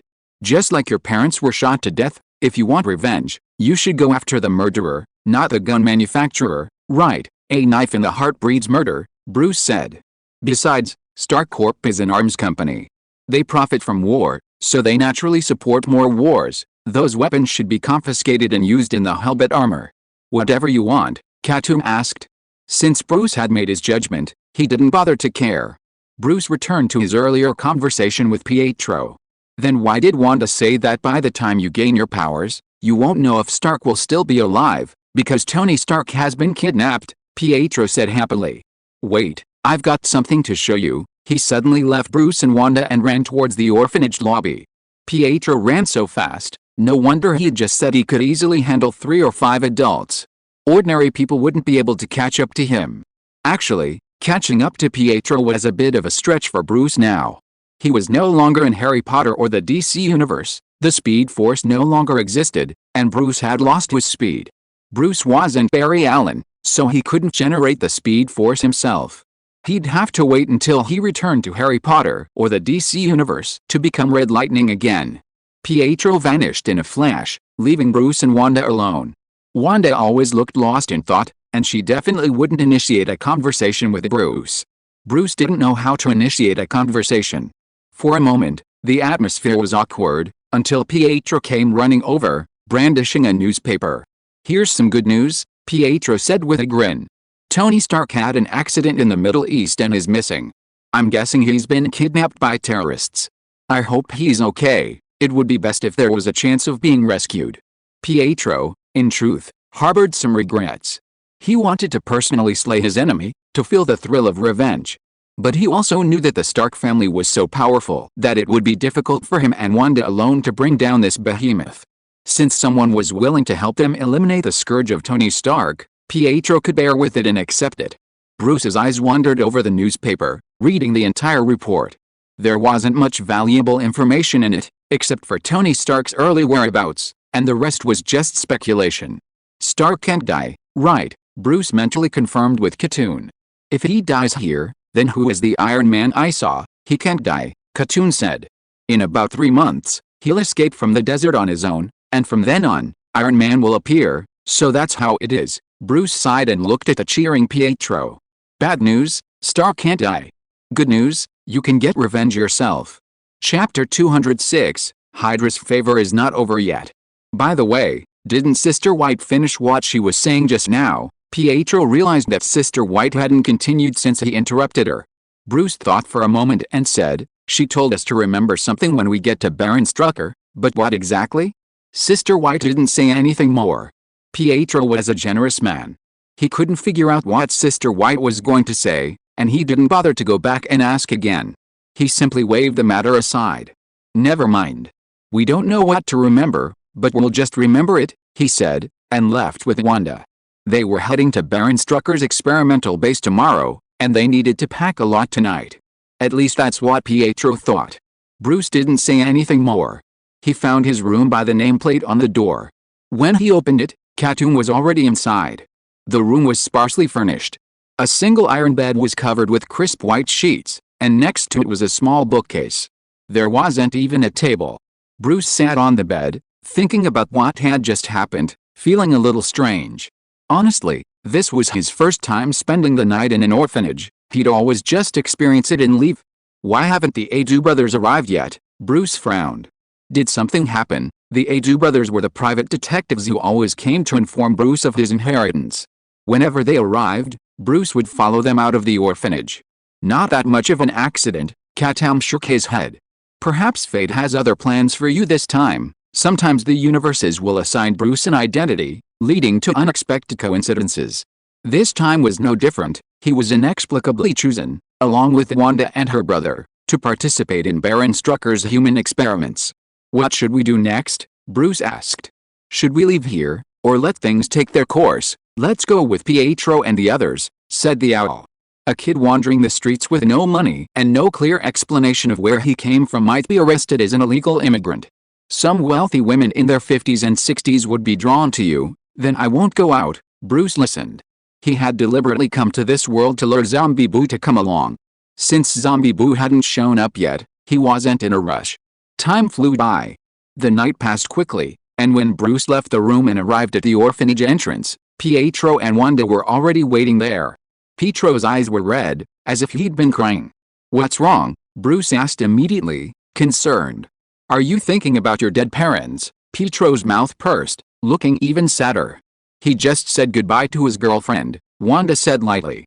"It's a funny scene, but it's a pity you didn't see it." Pietro had a girlfriend? Bruce hadn't expected that. Pietro wasn't much of a guy, but he was quite playful. "Not a girlfriend," Pietro corrected, wiping his tears. "Just a flirt. We went on a few dates, and it was a wonderful experience. Unfortunately, her boyfriend found out, and we broke up." "Fine." Bruce wasn't interested in this kind of childish relationship, nor did he want to analyze who was right or wrong in it. After all, he was already 13, while Pietro was only 12. How could an adult have the heart to play with a child all the time? Come to think of it, I should be 14, Bruce thought. He was actually more mature than 13. "Huh?" Wanda suddenly asked, puzzled, looking at Bruce. "Where did you get this owl?" Katoom had landed on Bruce's shoulder again. "I own it," Bruce said. "If you like it, I can sell it to you." "Forget it," Wanda shook her head. "I don't like pets." She said that, but her eyes never left Katoom. It was clear she was genuinely interested. "You're quite attractive to girls," Bruce said to Katoom. "Hermione's like that, and Wanda's like that too. How about you help me when I approach girls next time?" "How?" Katoom sneered. "Are you going to ask girls over to your house someday because you know an owl that can do somersaults?" "That's fine." Bruce took the opportunity to chat with Katoom. They didn't discuss anything important, just passing the time. Not long after, a black van with eagle-like paint on the doors drove up from a distance. "It's a SHIELD car," Katoom almost laughed out loud. It made sense. Hydra is now incorporeal, completely parasitic with an SHIELD. Most of Hydra's key figures hold high positions with an SHIELD. Of course, SHIELD is still called the Strategic Homeland Defense Attack and Logistics Agency. The abbreviation SHIELD was given to Tony Stark after he escaped from the Middle East. But don't worry about these details. The van stopped in front of the three children, the door opened, and a friendly-looking uncle stepped out with a smile. "Looks like it's you three." He held the document in his hand, comparing the photo with the real people in front of him. "Bruce Wayne, Wanda Maximoff, And Pietro Maximoff, right, yes. That's us. Pietro rushed to answer, his enthusiasm extremely high, and he was very happy to answer the other party's questions. In his eyes, the uncle in front of him was his benefactor who would lead him to new life. In fact, most of the children in this orphanage in Eastern Europe were war orphans with a deep hatred for the United States. And for Baron Strucker, who raised them and gave them the opportunity for revenge, they have always been extremely grateful. They regard him as a father figure. Just call me Lister, the uncle said with a chuckle. Then let's not waste any more time. Let's get in the car. I'll take you to see the Baron. After boarding, the three children sat in the back seat, Wanda and Bruce leaning against the window, with Pietro tucked between them. The engine started, and the car slowly drove away from the orphanage. The scenery outside the window shifted constantly, and in the blink of an eye, they were out of the city. Uncle Lister, though still smiling, showed no interest in interacting with Wanda and the others. For a moment, the car felt quiet, with only Pietro occasionally gazing out the window and letting out oohs and ahs. He had been in the orphanage for so long, it had been a long time since he'd seen the outside world. Bruce leaned his head against the window, feeling the bumps of the road. After about 2 hours, the scenery began to change. They entered a forest. The driver zigzagged through the trees, seemingly deliberately taking detours. Bruce was sure he'd seen the same tree for the third time. The car circled the woods for a long time, and then, with a fleeting blink, Bruce's eyes suddenly opened up. A research institute, hidden in the dense forest, appeared before him. "We're here," Dr. Lister said. "Get out of the car, kids." His tone was cheerful and relaxed, like a school teacher leading children to their outing destination. Lister led Bruce and the other two into the research facility, stopping not once, until they reached an office. After knocking, a voice called out from within. "Come in." Lister pushed the door open, and Bruce finally saw Baron Strucker in his office. He was a tall, thin, white man with a shaved head and a blonde beard. This was a common look for white men, such as Obadiah, the second largest shareholder of Stark Group. They shaved their heads because they were bald, and grew beards to maintain their masculine features. It seems the Baron has a secret, Katoom sighed. Baron Strucker's features were deep, giving him a sinister look. A monocle shone over his right eye, slightly softening his reserved aura. Seeing Bruce and the other three enter, the Baron's sinister face broke into a warm smile. "Why are you here so late?" "I've been waiting." He opened his arms and hugged each of the three children. Even when it came to Wanda, he gave her a brief embrace, displaying his gentlemanly demeanor. "Hello, Baron Strucker." Pietro, who had been chattering away on the street, suddenly became extremely nervous. Visibly nervous, he stood at attention and spoke to the Baron in a serious tone. "My name is Pietro Maximoff. I'm 12 years old. I'm a very fast runner, and I like to eat." Okay, I know all your information," the Baron interrupted Pietro's introduction with a smile. "Not just you, but Wanda and Bruce too. I know everything." This piqued Bruce's interest. He knew his own information? Bruce himself didn't know his own information in this world, and the Baron knew him better than he did. If possible, he'd like to ask how much Baron Strucker knows about him. But after some thought, Bruce suppressed his curiosity. Spending too much time with Katoom always brought back a certain image. When he asked Baron Strucker about his information, he'd probably be silent for a long time, then mumble, "You're an orphan, wouldn't that be self-humiliating?" Bruce said nothing, simply watching the Baron play the good guy to them. His acting was truly excellent. If he hadn't learned the Baron's true identity from Katoom beforehand, Bruce might have been briefly bewildered. Wanda, like Bruce, was not very talkative. Only Pietro and the Baron chatted, occasionally bursting into laughter, as if they were on good terms. "Oh, I hadn't noticed until you said it." The Baron clapped his hands mid-sentence, his face etched with annoyance. "Why did I keep you standing here for so long? Come on, sit down." He seated the three children on the sofa and took the other end. Dr. Lister had left, replaced by a man dressed as a butler who brought tea. "The moment I saw you three, I felt a deep sense of familiarity," the Baron said, taking a sip from his teacup. "Once upon a time, I had the same look in your eyes. Here it comes." Bruce's heart stirred. It was finally time to get to the point. Up until now, nothing had seemed strange. Baron Strucker had been cordial, treating the three children like elders. He hadn't mentioned any superpower experiments, let alone any allegiance to Hydra. It was as if he had summoned Bruce and the others simply to chat. And now, the eldest had finally arrived. At this moment, Pietro displayed his natural ability to play the supporting role.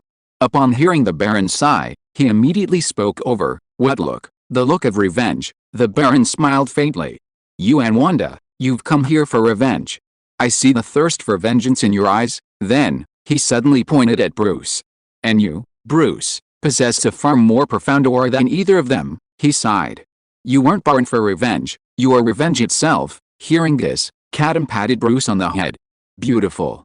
Avenue, his judgment of you is so accurate. This is sheer prophecy.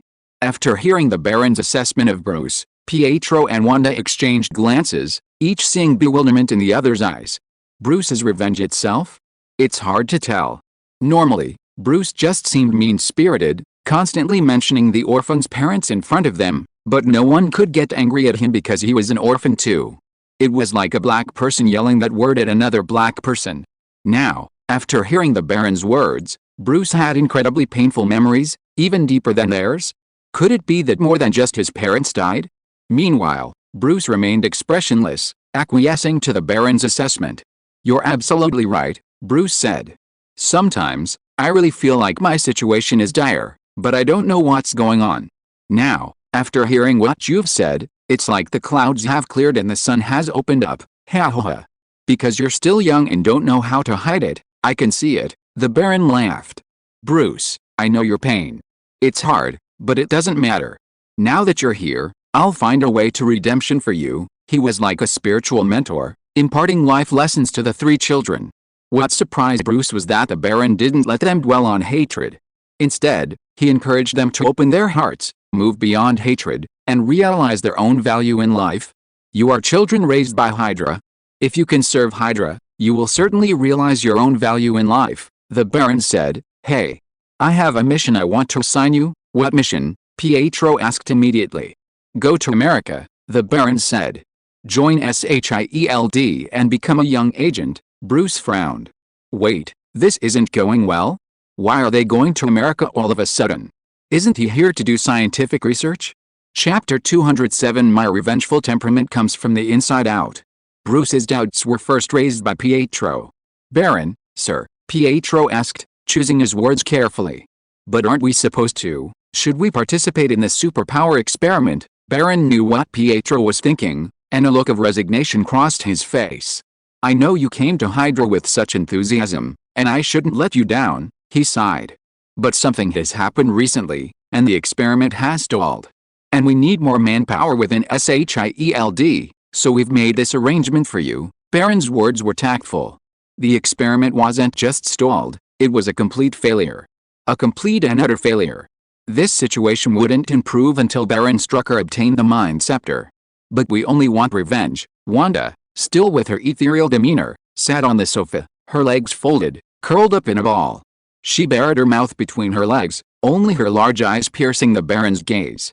As for SHIELD, that has nothing to do with us, Wanda, you're mistaken, the Baron smiled. In fact, one of SHIELD's founders was named Howard Stark. Wanda's eyes widened at the mention of that last name. Her previous doubts were completely dispelled. SHIELD, was it actually part of the Stark Corporation? It must be some conspiracy organization intent on disrupting the world, right? You are all children who have experienced misfortune, and this misfortune was brought upon you by the Stark Corporation, the Baron said coaxingly. Hydra gave you a home so that you could avenge your parents. Baron Stark was truly adept at stirring the hearts of the people. He knew that for war orphans who had lost everything, the only thing left in their lives was revenge. All right, Pietro slapped his thigh, eager to try. You want us to go undercover in SHIELD, right? We'll do it. The Baron's eyes applauded Pietro's reaction. But there was something wrong with what the child had just said. What does it mean to go undercover in SHIELD? There's no SHIELD in this world, there's only the Hydra branch. Since you're so determined, I'll arrange for you to go to America. Someone will pick you up there, so you don't have to worry about anything. The Baron produced 3 documents and handed them to Bruce and the others. It was clear he'd already prepared everything. Once you're in America, you'll be adopted by a couple and enrolled in a local high school, the Baron said. After that, SHIELD will come to your school to recruit young agents. You'll be highly valued. It's all prearranged. There's no chance of failure. Following this process, the three of them had a clean record, no trace of suspicion. Wanda and Pietro exchanged a glance. Their focus wasn't on SHIELD or the agents, but on the Baron's previous words. They would attend a local high school. I actually have the chance to study. Pietro touched his face and chuckled self-deprecatingly. I thought I'd never see school again. Beneath her calm exterior, Wanda was even more excited than Pietro. She began to think back to the school plays she'd watched, best friends, cheerleading, and school dances, things once unattainable, but now she had a real chance to experience them. Thank you, Baron Strucker, Pietro expressed his heartfelt gratitude. Hydra's kindness was truly something he could never repay in his lifetime. Don't get so worked up, this is nothing, the Baron said with relief. Hydra's legacy is just that. The elders guide the younger generation, and the younger generations carry on their legacy. Only in this way can Hydra's will be passed on forever. Heritage is Hydra's most important mission. After all, even their motto is chop off one head, and two will grow. Baron Strucker finally sighed. I hope everything goes well for you there. God bless you. Long live Hydra, Pietro said, raising an arm. Wanda wasn't as flamboyant as Pietro, but she nodded in agreement as he shouted. Finally, only Bruce was left. When the Baron looked at him, he saw only a boy with tears welling up in his eyes. Long live Hydra, Bruce said each word with deep emotion. A week later, a Boeing plane landed at New York's Kennedy Airport. Bruce, Wanda, and Pietro emerged from the airport, dragging a suitcase nearly as tall as themselves. As they arrived at the arrival gate, they saw a couple waiting for them with a sign. The sign read Welcome Children, followed by Bruce and his three children's names written in bold crayon. These were Bruce and his friend's parents, the Halls, who were in reality Hydra agents. These two are quite brave. Katoom suddenly appeared over Bruce's shoulder and said. Owls can't board planes, so he flew across the ocean on his wings.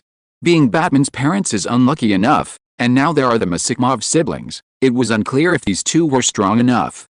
Bruce pretended he hadn't heard anything and walked towards the couple with Wanda and the others. They had already looked at each other's profiles, so there was no difficulty recognizing each other. Pietro, however, seemed a little lost. Hello, Pietro shouted. Excuse me, who are you? Pietro, welcome back. The wife of the couple embraced him. Did you enjoy your time at your uncle's? Pietro was a little breathless from the embrace, and then he heard the woman whisper in his ear, you need to get into character, Pietro. Oh, Pietro suddenly woke up, realizing that he was now a qualified Hydra agent and should demonstrate his true nature. Long time no see, Mom. Pietro suddenly paused. Although he had received some basic agent training over the past week and had performed well, when it came to calling Mom, he couldn't bring himself to say it. Even as a crude person, calling a stranger Mom was a little tiring. The woman's eyes encouraged him, and Pietro gritted his teeth and finally called out. Mom, hey. Good boy, the woman beamed, hugging Pietro tightly once again. To the others at the airport, it was a beautiful family reunion, completely unaware of the hidden agenda. The couple escorted Bruce and his friends out of the airport, preparing to head home. By then, the crowd had thinned out considerably, and the woman was trying to get Bruce and Wanda to call her mom, but the two children were much more difficult than Pietro. They simply refused to utter the word. You need to act like secret agents, the woman said with some resignation. Now that we've come to America, we're family. I know you all have pasts to grieve over, but this is a mission, and you need to get into the swing of things, Ms. Hall. I'm already into it, Bruce defended himself. I'm not saying that word for your own good. I don't understand what you mean. Mrs. Hall shook her head. Just calling you Mom, what's wrong with that? Just say it out loud. It'll be fine. Meanwhile, her husband, was giving Bruce an encouraging look. You insisted on this, Bruce thought. If anything went wrong, it wouldn't be his fault. Mom, he had just opened his mouth, about to yell the word. Then, at the same moment, two gunshots rang out in the distance. A man in a knitted hat, carrying a briefcase, rushed towards them. The incident was so sudden, even Bruce couldn't react immediately. Hand over your valuables, the man in the knitted hat, one hand tucked into his briefcase, fiercely addressed the Halls. Just do it. You don't want your child to see something they shouldn't, right? The Halls raised their hands, signaling the robbers to calm down. Calm down, my friend, Mr. Hall said. You don't have to do this. I'll give you what you want, and no one will be hurt. He reached into his arms, as if to pull out his wallet. Bruce watched helplessly. Everything before him felt so familiar that it almost felt like dark humor. I told them they couldn't handle that, he thought to his owl. I didn't even get a word out of Mom and they were nearly shot, but then again, this is New York. How could he get robbed right after leaving the airport? Welcome to America, the owl said calmly.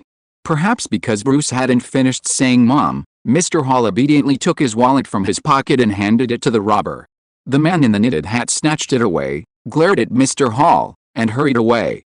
Huh? Mr. Hall wiped the sweat from his forehead, feeling reborn. Strange, he frowned. It was just a simple robbery. Why did I want to pull out my gun just now? He did have a Browning pistol hidden in his pocket for self-defense. But in reality, he didn't need to do that. Pulling out his gun would escalate the situation, something he absolutely didn't want. Mrs. Hall appeared shaken, but not frightened at all, a characteristic of a secret agent. She simply felt a little strange. Just then, during the robbery, she'd experienced a near-death experience. She'd almost died in this deserted alley. Suddenly, as if struck by a thought, she glanced at Bruce. You? Mrs. Hall frowned. Are you a psychic? The Hydra agents had all heard about the Baron's experiments, though they didn't know how far along they were. Bruce and his men were sent by the Baron, so Mrs. Hall wouldn't be surprised if they'd been experimenting with psychic powers. Especially since she'd just asked Bruce to call her Mom, but he'd refused, claiming it was for her own good. Could it be MRS? Hall was startled. Could it be that Bruce truly had psychic powers? His power was such that anyone who called someone Dad or Mom would be shot on the alley? She trembled as she posed the question to Bruce, who shrugged nonchalantly. Maybe, then call me Martha. Mrs. Hall immediately backed down, never again daring to force Bruce to call her Mom. Your name's Martha too. Bruce suddenly frowned. But the file, of course it's my real name, Mrs. Hall said. Here, I'm Martha Hall, so that's how it is, Bruce thought. With a name like that, you're destined to be shot. I'll just call you Mrs. Hall, Bruce said calmly. It's just a temporary identity, so there's no need to dwell on it. Even in their Hydra disguises, the Halls weren't Bruce's biological parents. The Baron had tried, but there was one problem he couldn't resolve. He couldn't find a family that could produce 3 such bizarre children. Silver-haired Pietro, red-haired Wanda, black-haired Bruce. If these 3 children were born to the same couple, there had to be something fishy going on. Alright, Mrs. Hall's original determination had long since vanished. She now looked at the 3 children as if they were monsters. Bruce, in particular, had a terrifying power. Calling them Dad or Mom would result in them being shot. This kind of causal weapon is simply the most terrifying existence in the world. As long as Bruce recognizes his father or mother everywhere, can he kill whoever he wants? In addition, Mrs. Hall is very curious. Besides Bruce, don't Wanda and Pietro also have superpowers? If so, will their abilities be even more terrifying? The senior Hydra agent suddenly began to feel bitter. What sin had she committed to receive such a task? 3 monster children to take care of? The Hall family drove to pick up the children. After Bruce and the others got in the car, Mr. Hall took them to their home in Queens. As for the robbery that just happened, everyone tacitly agreed not to say anything more. Anyway, it was just a wallet that was stolen. For the Hall family living here, it is nothing. Bruce, you don't really have that kind of superpower, do you? Pietro suddenly leaned close to Bruce's ear and whispered, do you really kill anyone you shot at? Is that why the Baron said your revenge itself? How could that be? Bruce said. My vengeful nature can't be that simple. It comes from within. Batboy realized he might have scared Pietro. With Pietro's big mouth, it wouldn't be long before he was known as the Parent Killer. Chapter 208 Ancient One. The Hall family's address is in Queens, the largest of New York City's 5 boroughs and the most racially diverse urban area in the world. However, unlike Brooklyn, which is dominated by blacks, the most common face here is Asian. Bruce, the Hall family's adopted son, has been living here for 3 days. He will soon attend Midtown High School, a prestigious high school in Queens. Midtown has both a middle school and a high school, but Bruce's age dictates that he can only attend the middle school. According to the Hydra files arranged for him, Bruce and Wanda never attended elementary school and were homeschooled. This was done to prevent future investigations into their elementary education. Using homeschooling as an explanation would save trouble and avoid drawing attention. While homeschooling isn't mainstream in the United States, it's certainly not uncommon. Furthermore, with the increasing number of school shootings and the introduction of gender diversity laws, more and more parents are choosing to homeschool their children. After all, as long as they pass the SAT or ACT, they are eligible for college. Whether they attended elementary or high school before is of little concern. Over the past few days, Bruce had experienced a community culture unlike any he had ever experienced before. He had just moved into his new home when neighbors knocked on his door, offering homemade dishes. The hall's neighborhood was also diverse, with a mix of Asian, Latino, and African Americans. Bruce had experienced a variety of cuisines he had never tasted before. When I was in Gotham, no one ever knocked on my door, Bruce said as he sat in the living room, dining with Katoom. Before them was General Tso's chicken, a Chinese dish renowned in the United States. It had been sent by their Chinese neighbors next door. There was also egg foo young, sesame chicken, Li Hong's hangoffel, and Mongolian beef. Well, these were the most common dishes in American Chinese fast food restaurants. After all, their neighbors owned a fast food restaurant. Bruce was holding a pair of chopsticks, his fingers twitching wildly, trying to tame the small sticks, but it backfired. Everything felt strange. Katoom, on the other hand, mastered the chopsticks with remarkable skill, even with only his wings. He stood at the table, his chopsticks dancing wildly, picking up food from his lunchbox. Often, as soon as one piece of meat entered his mouth, another was already snatched up. Bruce was a little discouraged by the sight. "Why do those Orientals use such cumbersome cutlery?" he asked. "Isn't it better to use a knife and fork?" "Hey! What are you talking about? Chopsticks are a great invention," Katoom said, smacking his mouth full of meat. The clever Orientals long ago foresaw that people would be playing with their phones while eating, so they invented chopsticks. It's ancient wisdom, just learn it slowly. "I'm not sure if you believe me," Bruce sneered, then returned his attention to the chopsticks. He just didn't believe he could learn this. A while later, Katoom, satiated by his meal and wine, lay on the table, clutching his bloated stomach and burping repeatedly. "It's just okay," he commented. "A little too sweet. It's easy to get sick of it if you eat too much." It seems that it is still a bit difficult to taste authentic Chinese food in the United States. This is understandable. In fact, when Chinese food first came to the United States, there were only some skilled chefs who came, but Americans just couldn't get used to the dishes they made. The chefs at the time also found it strange. There was nothing wrong with the taste of the dishes, so why couldn't they sell them? It was not until someone localized Chinese food in the United States and increased the sweetness that it finally gained the recognition of the locals. Those newly developed dishes are today's American Chinese food. Katoom was lying on the table to digest his food. Seeing that Bruce had almost used up his chopsticks, he suddenly said, "By the way, since I have nothing to do recently, I want to go out and play for a few days." "Where are you going to play?" Bruce frowned and said, "I'm about to start school. Won't you go in with me? Midtown Middle School is not Hogwarts. If you bring an owl on the first day of school, be careful not to be regarded as a freak and then be excluded." School bullying in the United States has almost become a culture. Even Bruce is not immune to it. For example, in the American TV series Gotham, Bruce, who lost his parents, returned to school and was also bullied.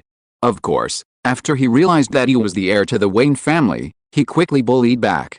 "Then where are you going to play?" Bruce asked. "When will you be back?" "My place is not far away," Katoom said. "I'll go to the Middle East for a while and be back soon." "Are you going to find Tony Stark?" Bruce quickly realized the owl's intention.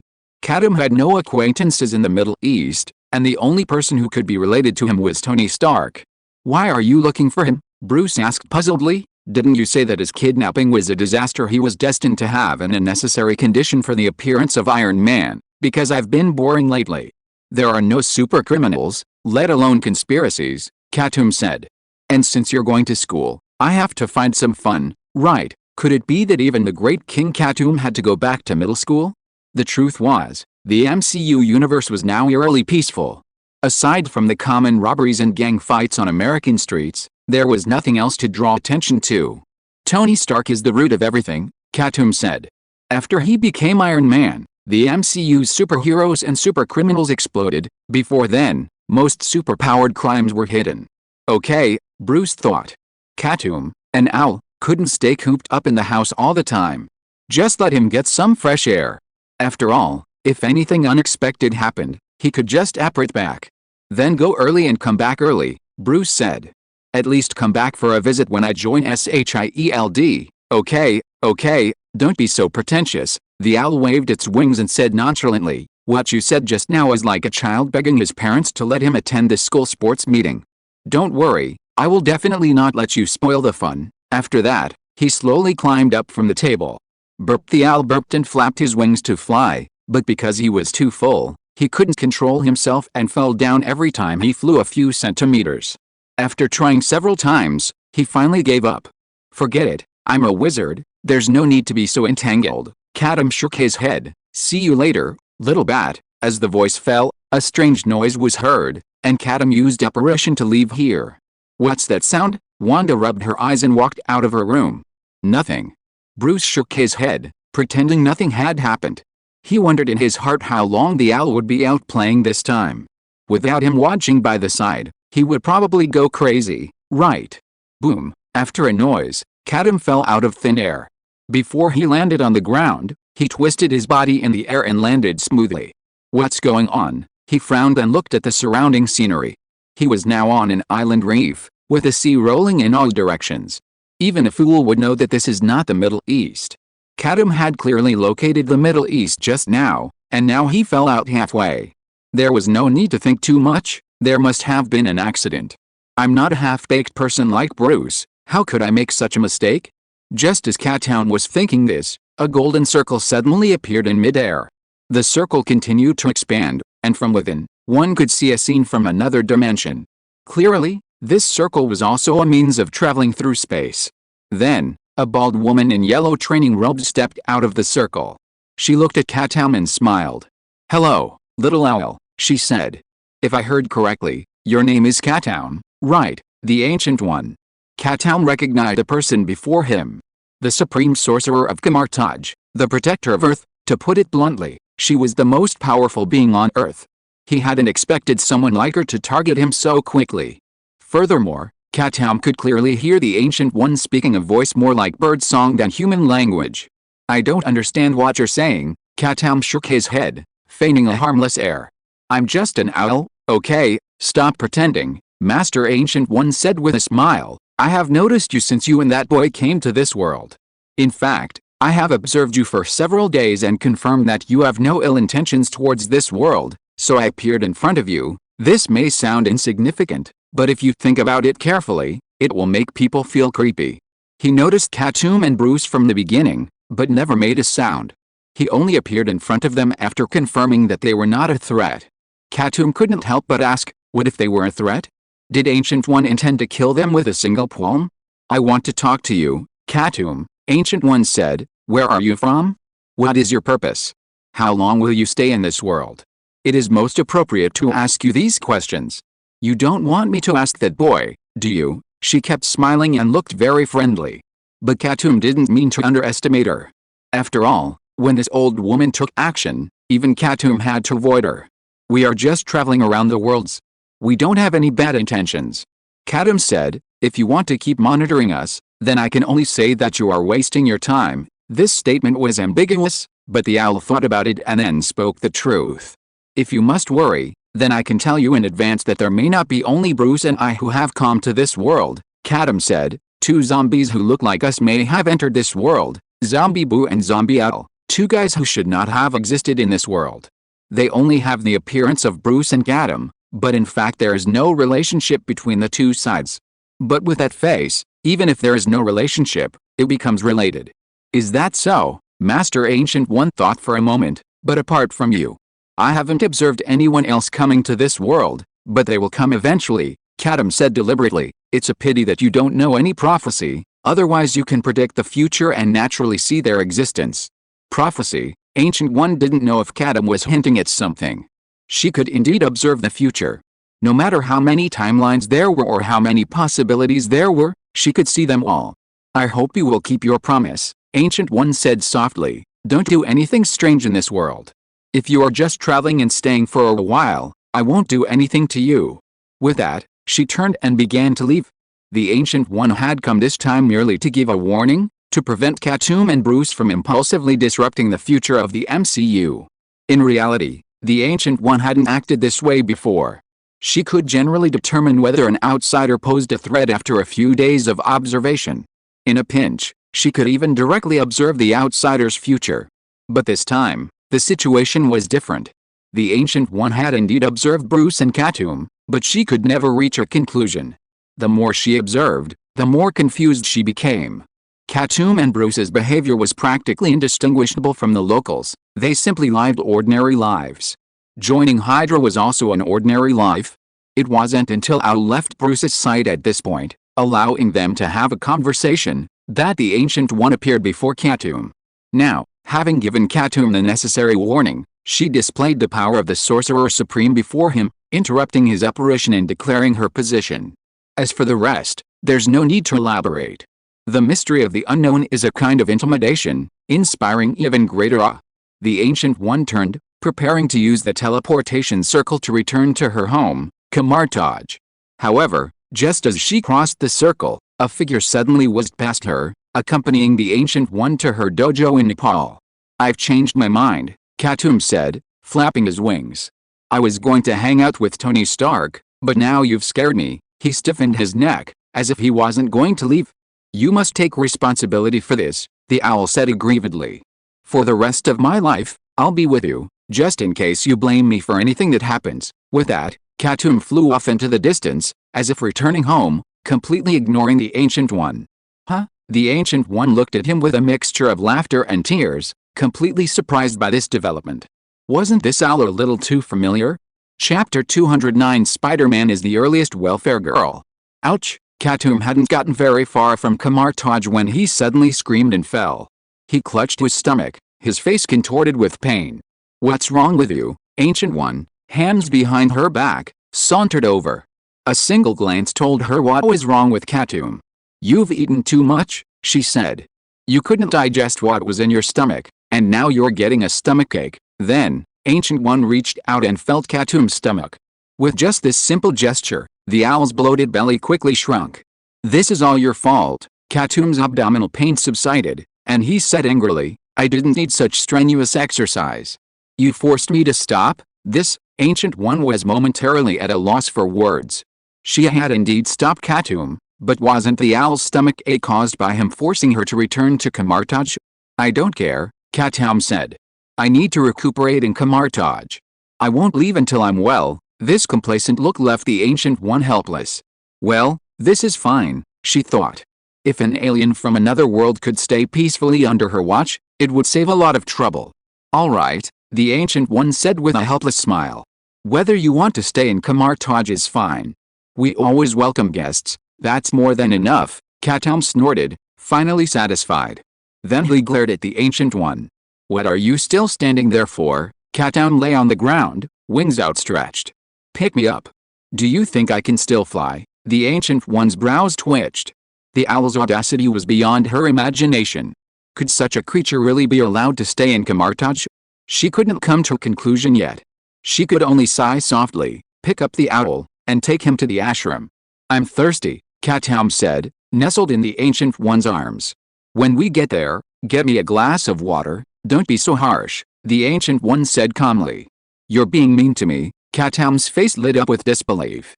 "You stopped me halfway, and I didn't do anything, yet you still warned me. I'm so considerate. Staying by your side makes you feel at ease, and yet you won't even offer me a glass of water. Are you really the Sorcerer Supreme?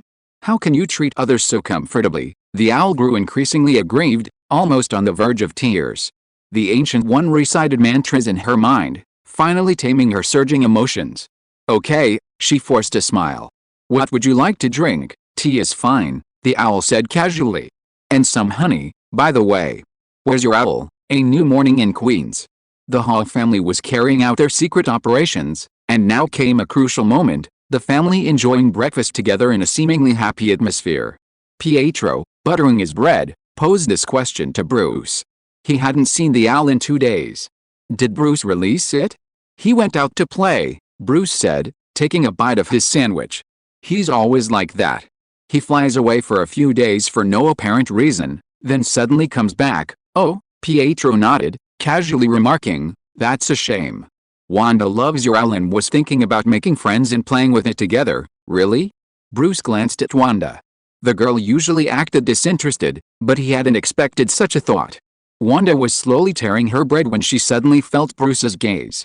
She glared back, then reached under the table and grabbed Pietro's waist, twisting it hard. "You're the one who talks too much? You just tell everything." "Hiss," Pietro gasped and tried to scream, but Wanda's grip tightened, as if warning him not to even scream. The suppression of his bloodline forced Pietro to grimace and swallow back the scream that was on the tip of his tongue. "All right, kids," Mr. Hall said, finally speaking from the side. "Let's hurry up. Today is your first day of school. You can't be late." Pietro felt as if he had been pardoned. He jerked his body to the side, escaping Wanda's clutches. "We'll be quick. We won't be late." He then took a big bite of the bread in his hand and didn't bring up the previous topic again. Breakfast time was over quickly. Afterward, Mr. Hall drove them to Midtown Middle School. Pietro seemed very excited along the way. Ever since he became an orphan, he had never thought he would be able to return to school. Mr. Hall couldn't help but remind them as he drove. "Pietro, you have to understand clearly that you're not really going to school," he said. "Once you enter, someone from SYNOPSIS will come to assess you and then recruit you as young agents. That's your real mission." I know, Pietro replied with a grin. "But I've always wondered, can children be agents? What do you think?" Mr. Hall didn't directly answer, but instead lobbed the question back. Pietro's current behavior was truly a bit naive. Was he overestimating SYLD? Children's appearances are inherently deceptive. How could an agency ignore such a group? SYLD's young agents aren't just for show, they often carry out very important missions. For example, in the movie The Avengers, during the hero assembly sequence, it was a child, a young SYLD agent, who tricked Dr. Banner into appearing before Natasha. Of course, this hasn't happened yet, so Mr. Hall couldn't possibly cite this example. But he told Pietro about the missions other young agents had carried out, which filled Pietro with excitement, making him eager to join immediately. After finishing his speech, Mr. Hall couldn't help but sigh. "So you can see that SYLD has always used children to do shameful things. They are evil, and we at Hydra have the heavy responsibility of destroying them." "I understand," Pietro promised Mr. Hall passionately. "I will definitely complete Hydra's mission and let the young agents serve justice. If you have such faith, I'm relieved." Mr. Hall smiled and ended the conversation. Soon, they arrived at Midtown Middle School. Mr. Hall took the three children to the principal's office. Their classes had already been assigned. Pietro and Wanda were still young, in the first grade of middle school. Bruce, a year older, was in the second grade.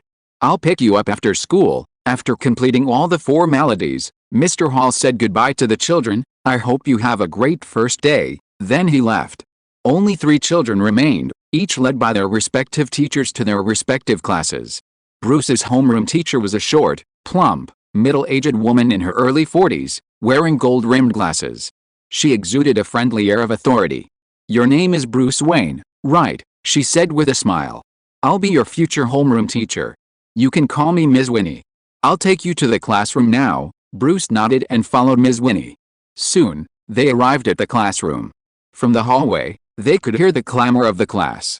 But when Ms. Winnie appeared, silence fell. "I can hear you talking from here," Ms. Winnie said sternly. "Our class is the noisiest on this floor. Can anyone explain why?" No one dared to answer Ms. Winnie's question. The students lowered their heads, avoiding eye contact. Ms. Winnie stood at the doorway for a moment, giving the students enough pressure before she coughed and stopped dwelling on the previous topic. The cough was a signal, and the students, recovering from their recent stress, gradually raised their heads. "We'll have a new student in class today," Ms. Winnie waved to Bruce outside the door. "Come in, Bruce." Bruce entered, and the students below began to chatter again.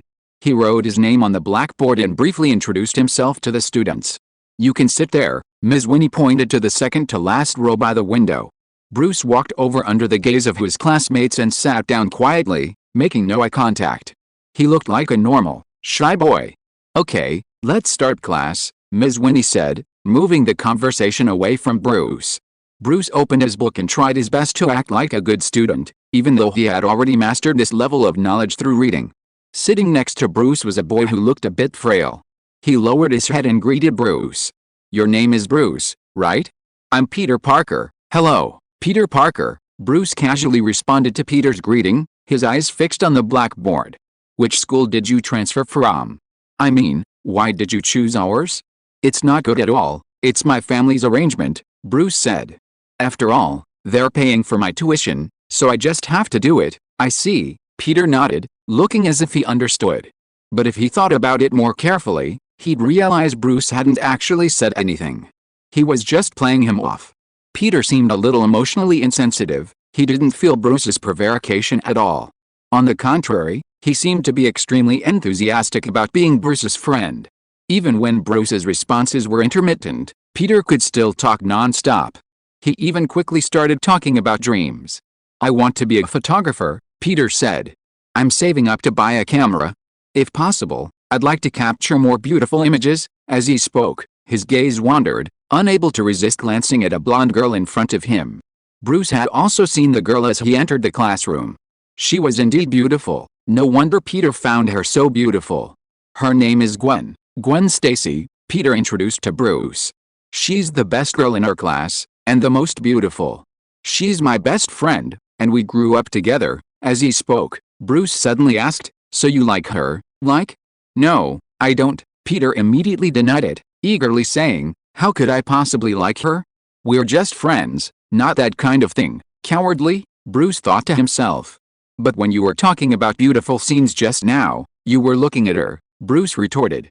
"Doesn't that mean she's the most beautiful thing in your heart?" "That's your delusion." Peter was already beginning to lose his temper. "I didn't say I wanted to film her. In fact, I wanted to film those superheroes, like Captain America." Captain America, the World War II hero, his deeds have long been depicted in comics and films, making him a universally known hero. He's also the pinnacle of heroes in people's minds. This is actually a coincidence. The MCU universe currently lacks sufficiently powerful heroes or enemies. Even if there's a Captain Marvel, it's the top secret, unknown to the public. Under such circumstances, Captain America is naturally the most powerful being in people's hearts. Being able to single-handedly take on Hydra and defeat the Red Skull is something that no one can achieve. Peter Parker, just an ordinary boy at the time, could never have imagined that one day he would have the opportunity to face his beloved Captain America in a duel at the airport. At that moment, a voice echoed in Bruce's mind. It was Katoom. His voice betrayed the air of someone who had drunk a lot of wine, and he occasionally burped. Bruce was very curious about how he could eat so well in the Middle East. "Come to think of it, I thought of something," said Katoom. "Peter Parker is not an ordinary person. He will also be a superhero called Spider-Man in the future." "Really?" Bruce thought, "Are there so many superheroes in this world? Pietro, Wanda, Peter. How come he seems to meet one every 2 steps?" Although Peter Parker is Spider-Man, his life is not good. "He is quite poor," Katoom said. "He can only get some work remuneration from newspapers by taking pictures of Spider-Man." Speaking of which, Peter Parker plays Spider-Man himself, and then takes pictures of himself and sells them for remuneration. Why does this work model seem weird the more he thinks about it? Katoom thought about it and came to a conclusion: Spider-Man seems to be the earliest welfare girl. If you are listening to this novel on a channel other than Fanfic World, it means it was downloaded and re-uploaded without effort. We warmly invite you to visit our channel, Fanfic World. There you will find the original version of this story and many other novels of various genres. We look forward to seeing you dive into a world of incredible novels. Chapter 210: The Deep Meaning of Master Owl. "What are you saying that I don't understand?" Bruce shook his head and changed the subject. "How have you been lately? From your tone, I think you're feeling pretty comfortable." "Not bad.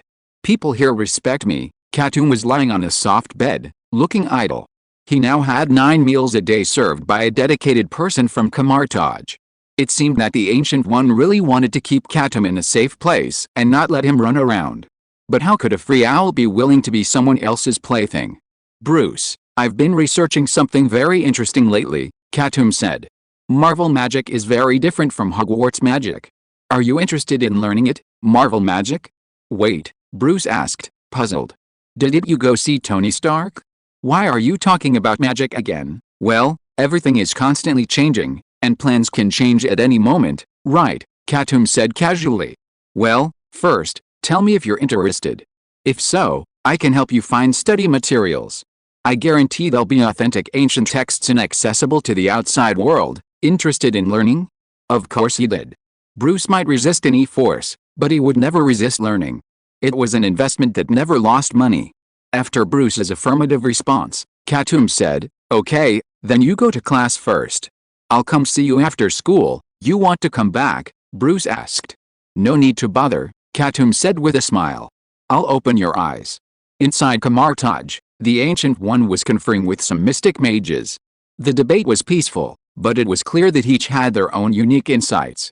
Many sought Camartage, but few found it, let alone were worthy of learning its secrets, and even fewer were worthy of her teachings. This was also why the Ancient One sought to consult with others. Looking at problems from different perspectives always yielded new insights. But now the conversation was over. "Thank you, masters, for coming," she thanked them, and they each returned through the portal to their distant homes. After the debate, the Ancient One felt her disciple Mordo watching her. "Master Mordo, what's the matter?" she asked with a smile. "Master Ancient One," Mordo bowed before beginning to voice his doubts. "It's about the owl you recently brought home," Mordo said. "It seems incredibly intelligent, always making human-like movements. Lately, it's been flying around Camartage, especially visiting the library." He pondered for a moment before gently asking his biggest concern, "Master Ancient One, is it your new disciple?" "Disciple?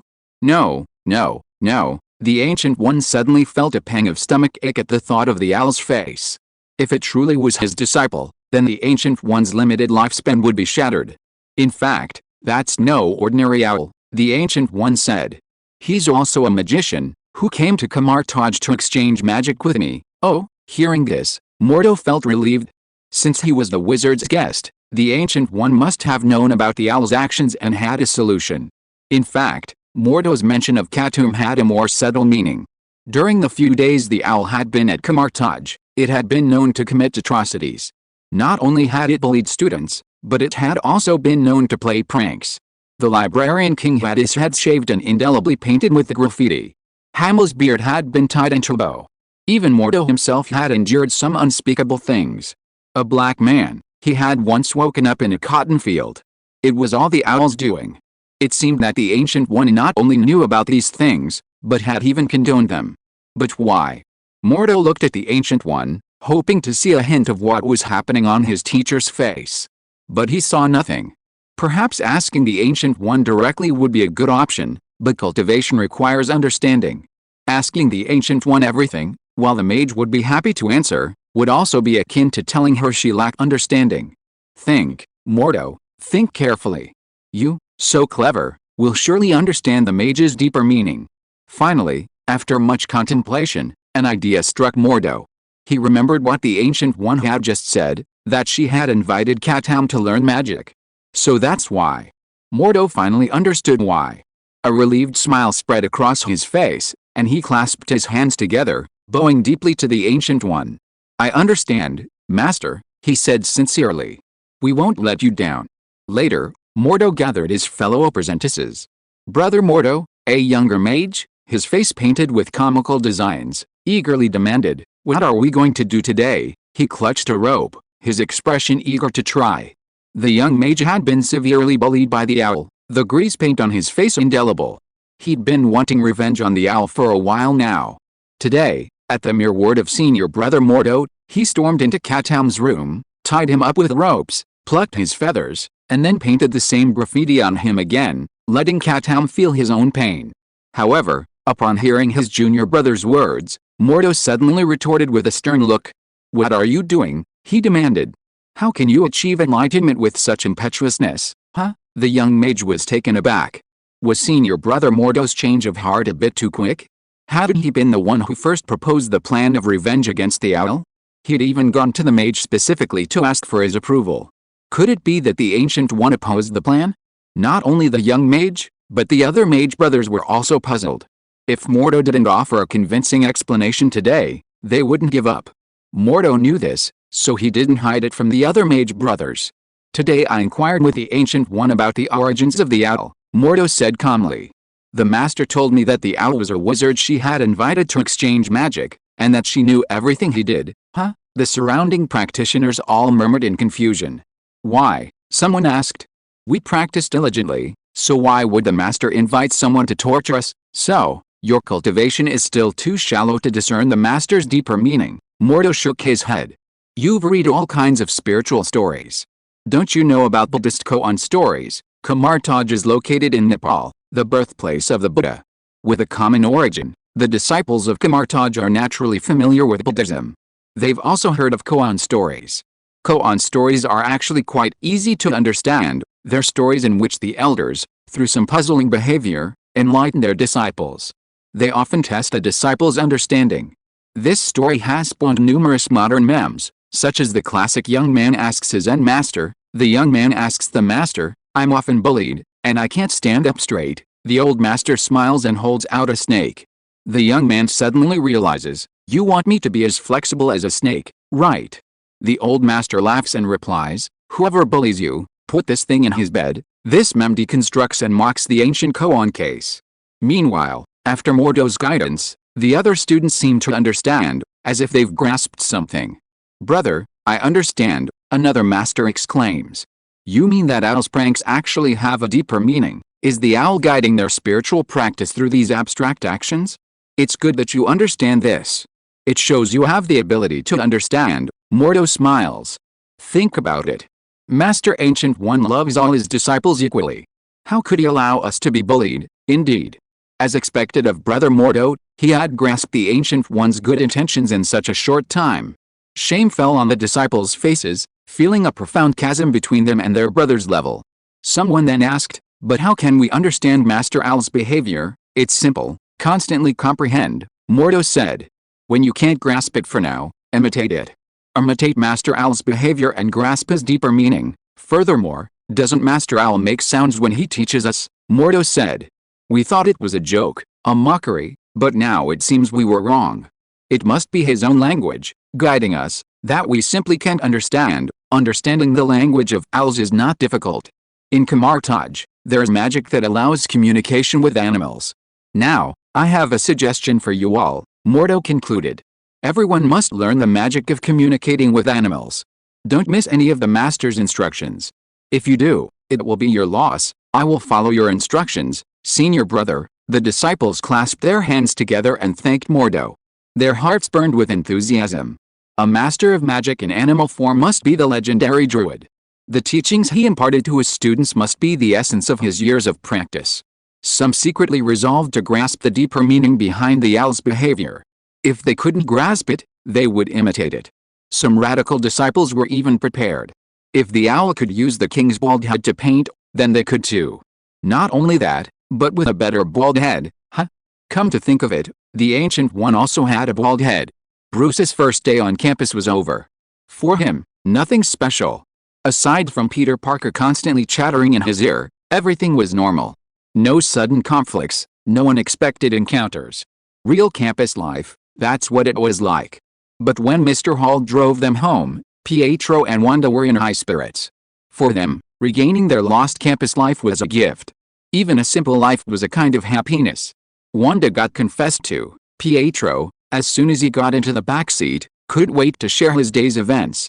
It was a very tall boy, very domineering, and he asked Wanda to be his girlfriend. So what happened after that? Bruce glanced at Wanda, still looking detached. It was as if the events Pietro was describing had nothing to do with her. There wasn't an aftermath, Pietro said.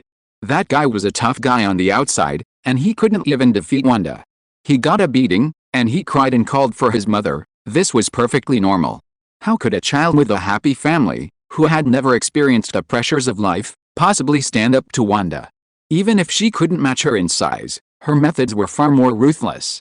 Without some real skills, Wanda wouldn't be alive today. Oh. Why haven't any girls confessed their feelings like I have? Pietro sat beside him, feeling a stark contrast. His sister's experience was a stark contrast to his own. Because of his silver hair, many of his classmates thought he had some kind of congenital condition. Their eyes were filled with pity. Bruce listened, remaining silent. He was thinking about what Katoom had said before. He'd teach him the magic of the Marvel Universe. What could be the difference? Bruce couldn't help but wonder. It's all magic, how could there be such a huge difference? Thinking alone wouldn't answer the question. Bruce could only wait for Katoom's arrival that evening. Perhaps with the owl's demonstration, a whole new world would open up for Bruce. Late at night, in Bruce's room, Batboy was awake, lying in bed, staring, waiting for Katoom. Damn owl, Bruce checked the clock on the wall. It was already 2 in the morning. How could Katoom have the heart to keep a child like him up so late? Then, just as Bruce was silently cursing Katoom, a sudden gust of wind began to blow. In this tightly closed room, a gust of wind suddenly appeared for no apparent reason, something strange. Bruce, instantly alert, sat up, frowning, and asked, "Katoom, is that you?" No one answered. The wind continued to blow, and a faint voice, approaching from afar, called Bruce's name. "Bruce Wayne. Bruce Wayne," the voice cried, "give me back my life. Give me back my life." The sound was whimpering, like the sound of a ghost in a movie. Any child would have been frightened to death by it. But at that moment, Bruce was completely certain. "Katoom, it's you," he cursed. "What are you doing here? I recognize your voice." With those words, the surrounding noises suddenly faded, and the wind died down. "That's boring." Katoom suddenly appeared in the room. "Can't you just cooperate with me?" "Why should I cooperate with you?" Bruce was halfway through his sentence when he suddenly froze. Katoom looked particularly strange now, his whole body transparent, not like a living creature. Instead, he looked like a soul. Chapter 211 Marvel Dishonest Personnel. "Katoom," Bruce's voice was suddenly filled with sorrow. "When did you die? Tell me, and I'll avenge you when I get the chance." "Unlucky fellow," the owl said disdainfully. "Stop pretending to be so upset, at least be polite." Bruce dropped his feigned sorrow. He certainly didn't believe Katoom was truly dead. But the owl's current state of spirit did intrigue him. "Is this some kind of out-of-body experience?" Bruce asked. "Are you like the ghosts in Hogwarts Castle?" "Pretty much," Katoom smiled. "You'll experience that soon too." He suddenly flew in front of Bruce, extended his wings, and slapped Bruce's chest with a powerful blow. "Ha!" the owl cried, building its momentum. Something strange had happened. Bruce felt a painful sense of detachment. For a moment, he was outside his own body, observing it from across the room. He raised his hands and saw a strange halo of light emanating from them, shimmering with wisps of light. Katoom held his pose, then curled its wings inward. Bruce felt a pull, and a moment later, the illusion faded. He twitched, feeling returning to his body. "What did you do to me?" "I knocked your soul out of your body," Katoom said, as if describing something completely ordinary. "It's not a good feeling." Bruce recalled the experience, the feeling of detachment and drifting, as if he had lost touch with the world. "For a moment, you entered the spirit world," Katoom explained. "Through the secrets of Camartage, the soul can survive outside the body." Camartage. Yes, you can think of it as Marvel's Hogwarts, except the students are mostly adults. "Sit down, Bruce, and I'll teach you a lesson." The purpose of tonight was to learn. Bruce sat at his desk, watching Katoom floating in midair. The owl was now in spirit form, able to hover in midair without flapping its wings. However, the way it drifted back and forth seemed completely weightless, a bit like a balloon. In this world, magic isn't cast through a wand, but through a ritual, often simplified to a simple hand gesture. Katoom flicked his wings, drawing a line of bright orange energy that shimmered. The energy line spun, forming a circle. He flicked his wings, and a square appeared outside the circle, with smaller circles at each corner. Mystics draw energy from other dimensions of the multiverse, chanting spells to summon shields and weapons, thereby casting their spells. The center of the circle began to spin, as if the entire pattern wasn't just a symbol, but a magical machine. Katoom gently pushed his hand forward, and the floating pattern split into 3 spaces, slowly extending towards Bruce. Bruce raised a brow, intrigued by this new kind of magic. Then, Katoom waved his hand, and the pattern vanished. Bruce thought of what the owl had just said and posed a question. "What are those dimensional spaces you were talking about?" "You can think of them as separate universes, and the most powerful beings that control them are the dimensional lords," Katoom explained. "The source of magic in this world comes from the dimensional lords. All forms of magic are borrowing power from them. The Ancient One's power stemmed from borrowing so much. Later, when the debt to the Lord became unpayable, the Ancient One simply died and fled to the Eternal Land to avoid the debt. This was why Katoom so passionately recommended Marvel magic to Bruce. They weren't from this place, so they could borrow power without restraint and leave the Marvel universe when the debt was due. No matter how powerful the Dimensional Lords were, they couldn't cross the universe to collect their debt. Katoom had already tested it for Bruce, and the power was indeed easy to borrow. It's like something similar to the Speed Force. Bruce was quite knowledgeable. This power sounded like it could only be used within Marvel. Outside of Marvel, no one would lend them power. It's a little different, Katoom said. You borrow the power, and before it runs out, you can still use it, even if you leave the Marvel universe. Bruce nodded, understanding Katoom's point. You mean, before we leave Marvel, we should first make a fortune? You're a teachable boy, Katoom said. As long as you master the corresponding ritual, you can borrow the power of any demon. After all, we're leaving in the end, so even if we're labeled a dishonest person, it won't matter. That sounds great, Bruce thought. Katoom was still the most resourceful. With the owl's words, he could borrow the power without hesitation. Even if the creditor came knocking, he could blame Katoom. It was the evil owl who tricked him into doing this. Although Bruce himself borrowed power everywhere and didn't return it, and even wanted to run away, he was still a good boy. Then I'm ready, Bruce said. When do we start studying? Don't worry, Katoom said, gesturing for Bruce to calm down.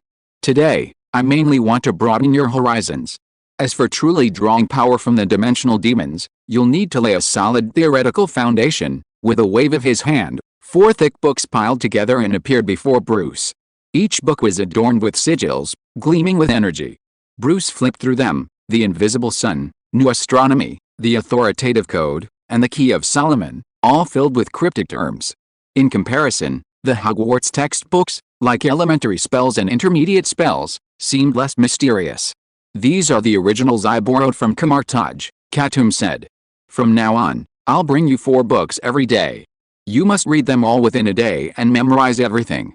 We're already behind schedule, and we must catch up. If he continued to study 4 books a day, in about 2 weeks, Bruce would have a basic grasp of Marvel's spellcasting system.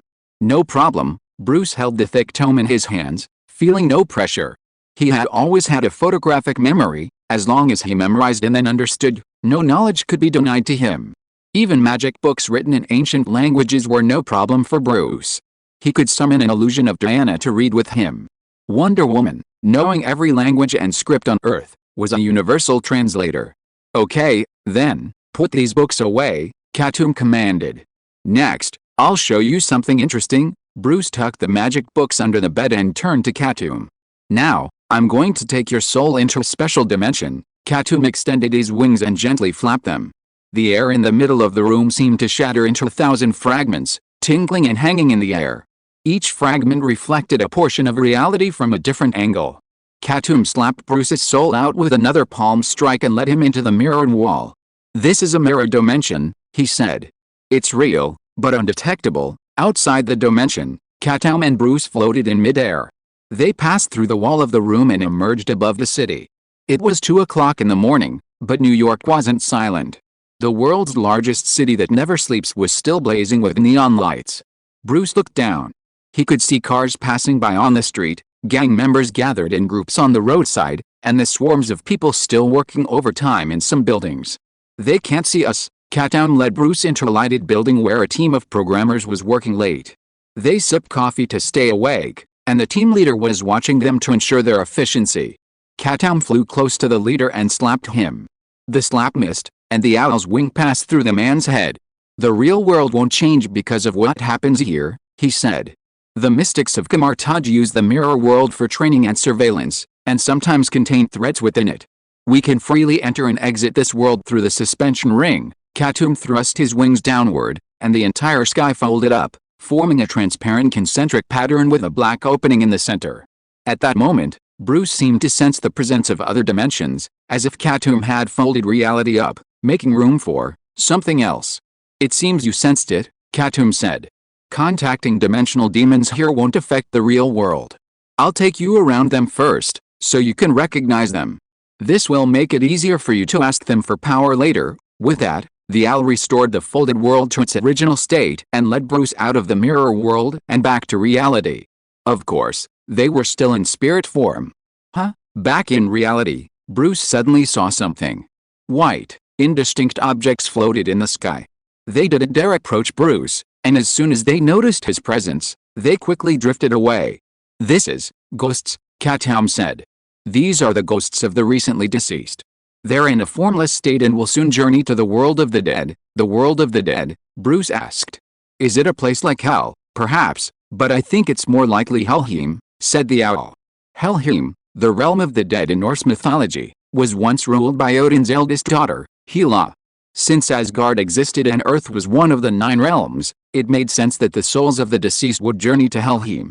"Are other people's souls like this?" Bruce pondered, watching the white shadows drift away. "Most people are like this. Unless they have a strong obsession or were extremely powerful in life, they will retain their human form," Katoom said.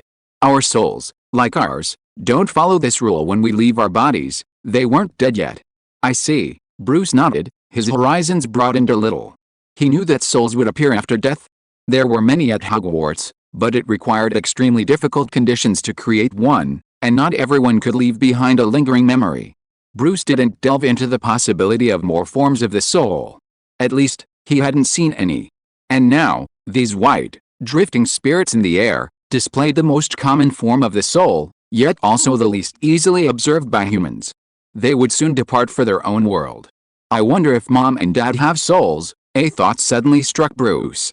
Perhaps, in Gotham City, Martha and Thomas's souls were also wandering. Unable to find their place, unable to find themselves, they wandered aimlessly, refusing to rest in peace. "I'll have to keep an eye on them when I get home," Bruce thought. "If Mom and Dad truly haven't rested in peace, I'll liberate them." Before he knew it, Katoom's demonstration was over. He brought Bruce's soul back to his room, back to his body. Bruce opened his eyes and felt grounded again. "That's all for today," Katoom said. "Hurry up and finish your book. I'll get you a new one tomorrow." With that, the owl's spirit departed, and Bruce returned to bed. He replayed his experience in his mind, and before he knew it, he fell into deep sleep. The next day, when Bruce woke up, he wasn't feeling well. He was severely sleep-deprived. Yawning, he got up and walked into the living room. Mrs. Hall had already prepared breakfast, waiting for the children to wake up. Wanda also emerged from her room. She was still in a trance, even passing Bruce as if she hadn't noticed. Bruce had long since grown accustomed to this Wanda attitude. He casually said good morning and prepared to wash up. Then, just then, as Bruce and Wanda passed by, 2 blurry figures passed by him. The chilling feeling suddenly lifted Bruce's spirits, and his initial fatigue instantly vanished. He turned around in surprise and looked behind Wanda, totally unable to believe his eyes. Bruce saw a transparent couple, following Wanda closely. Their eyes were filled with love and regret, silently gazing at the red-haired girl, their gazes unwilling to leave.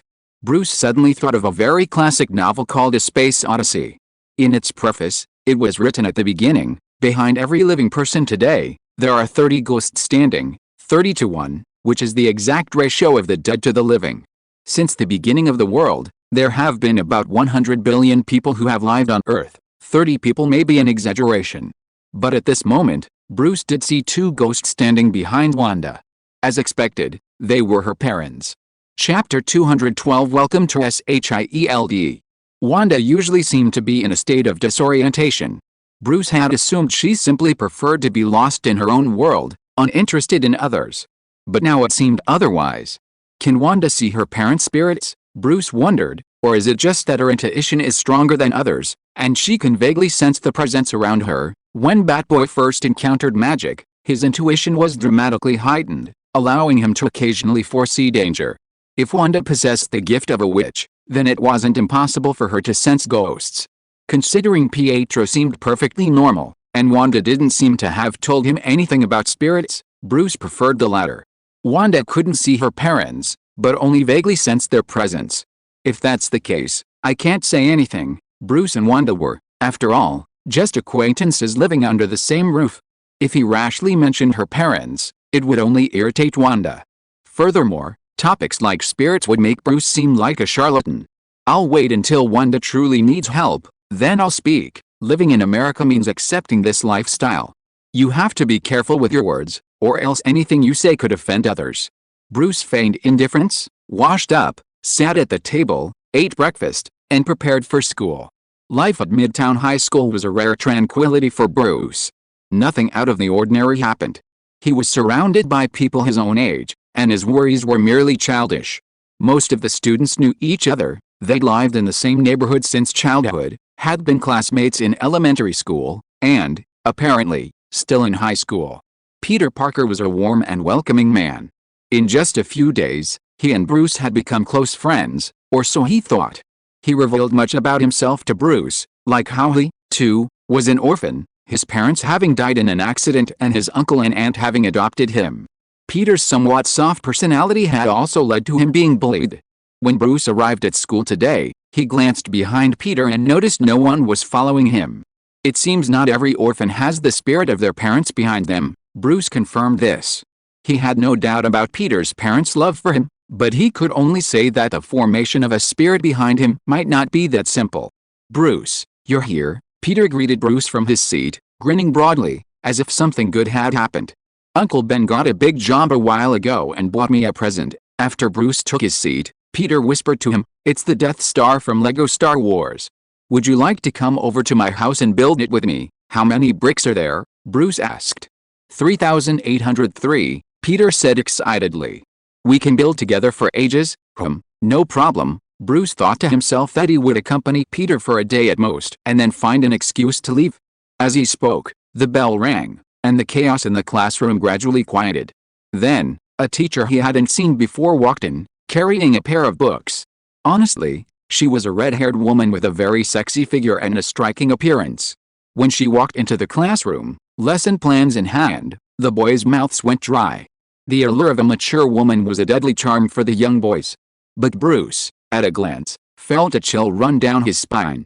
Behind this woman, countless floating souls followed. They screamed and wailed, reaching out countless times to pull at the red-haired woman's body, dragging her into the abyss. It was a scene of hell. This woman could never be a simple teacher. "Ms. Warren is ill," the red-haired woman said softly, tucking her hair behind her ear. "For the next few days, I'll be teaching your math class. My name is Natalie Rushman. You can call me Natalie." Natasha Romanoff, Katoom's voice suddenly echoed in Bruce's mind. AKA Black Widow, an agent of SHIELD. It seems Hydra's plan has begun. This female teacher was an agent? Bruce thought, that wasn't surprising. An ordinary teacher wouldn't carry so many souls. But, could a simple agent be enough? Bruce wondered how many people would have to be killed for such a cause and effect to occur. "Is she a Hydra agent?" Bruce asked. "Exactly not," Katoom said. "But she's just an operative. Whether she is or not doesn't matter. When Hydra took over SHIELD's brain, even those agents who worked there, even if they were solely devoted to SHIELD, inevitably became Hydra's tools." Bruce could sense Natasha glancing at him during class, intentionally or unintentionally. This observation was extremely subtle. Anyone else would have gone unnoticed. "Is she observing me?" Bruce thought. This is probably what the Baron said before, as long as we don't get into trouble, we'll definitely get into SHIELD. He believed the same thing was happening with Pietro and Wanda. SHIELD's assessments don't yield results in a single day. Bruce didn't deliberately change his behavior. He went to school and came home normally, occasionally visiting Peter's house to play with him, and locking himself in his room at night to read. "By the way, I have a question," Bruce asked Katoom one evening. "Don't you think Natasha isn't as simple as she seems?" He still held the same belief. No matter how many people an agent killed, there wouldn't be so many ghosts behind them. Obsession wasn't so easily formed. "Those weren't the people Natasha killed," Katoom said. "They were the past she carried." Owl briefly explained the Red Room. It was a brutal training base for agents, where Natasha spent her childhood and witnessed the suffering and death of countless companions. "You'll meet many people like them in the future," Owl said. "They each have their own pasts, entangled with countless souls. It's their own business, don't worry too much about it." Superheroes and supercriminals alike, everyone has a past, a debt of guilt. "Can you, Bruce Wayne, free every soul?" Bruce remained non-committal. He returned his attention to his studies and didn't ask any further questions. As for what Batboy was really thinking, that's unknown. Time passed, and on the last day of school, Bruce was stopped by Natasha. "Wayne," Natasha said, holding a report card. "There seems to be something wrong with your test scores. Come to my office after school, Okay, Ms. Natalie, Bruce said honestly. Peter, who was packing his school bag, felt a little sorry to hear this. He and Bruce were at a crucial moment in their Lego puzzle. Do you want me to wait for you? Peter asked. No, Bruce said. You go back. I don't know how long I'll be in the office. Natasha might ask him to play with her too, which would take longer. Bruce arrived at Natasha's office and knocked on the door. A voice came from inside. Come in. He pushed the door open and walked in. Natasha sat at her desk, twirling a pen in her hand, with Bruce's report card spread out before her. Ms. Natalie, Bruce greeted, and at Natasha's gesture, he sat down in the chair across from her. Bruce, Natasha said, forgive my curiosity, but I'd like to ask you, have you received any math training before? No, Bruce shook his head. He certainly hadn't received any training. He'd learned everything on his own from reading books. That's odd. Natasha took out Bruce's test and handed it to him. Bruce took it. As expected, he got a perfect score, but many of the steps were circled in red. These steps aren't something you, a sophomore, can grasp, Natasha said. This is clearly high school material, and some even involve university. Several geometry proofs should have been solved using junior high school material, but Bruce simply constructed a coordinate system, and the previously tedious proofs were solved with a single formula. Many other problems were similar. Bruce solved them all in 3 steps. Are you sure you haven't received any training? Natasha asked. Or is there someone in your family who's particularly good at math who can teach you? Okay, Teacher Natalie, I admit it, Bruce sighed. I've read some advanced textbooks myself. I knew it. Natasha's slender fingers twirled the ballpoint pen in her hand, and a predictable smile appeared on her face. You have a talent for math, Bruce. I've seen it for a long time. Then your vision isn't that great either, Bruce thought. He's talented in everything. And not just math, Natasha suddenly said. I've talked to teachers in other subjects, and you're talented in other areas too. Your logic is very rigorous, and your thoughts are very quick. She handed over a piece of paper with many dots and dashes on it. Try this problem, she said.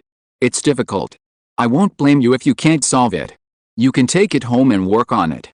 I'll give you 3 days. Welcome to SHIELD, Bruce suddenly said. Huh? Natasha was stunned. Bruce's words completely caught her off guard. That's the answer. Bruce looked at Natasha, a little unsure. Teacher Natalie, did I do it wrong? Wrong? No. Natasha felt a little uneasy at this moment. Bruce's speed of answering was completely beyond her imagination. How long had it been? Less than 10 seconds, perhaps? Bruce stroked his chin, staring at the paper, also looking a little uncertain. I may not have gotten the final answer, he said. What does this shield mean, Bruce? Natasha forced a smile. Can you explain how you figured it out so quickly? It's very simple, Bruce said. First, these dots and dashes are simple Morse code. A slight transformation will produce a string of letters. But these letters don't have any meaning.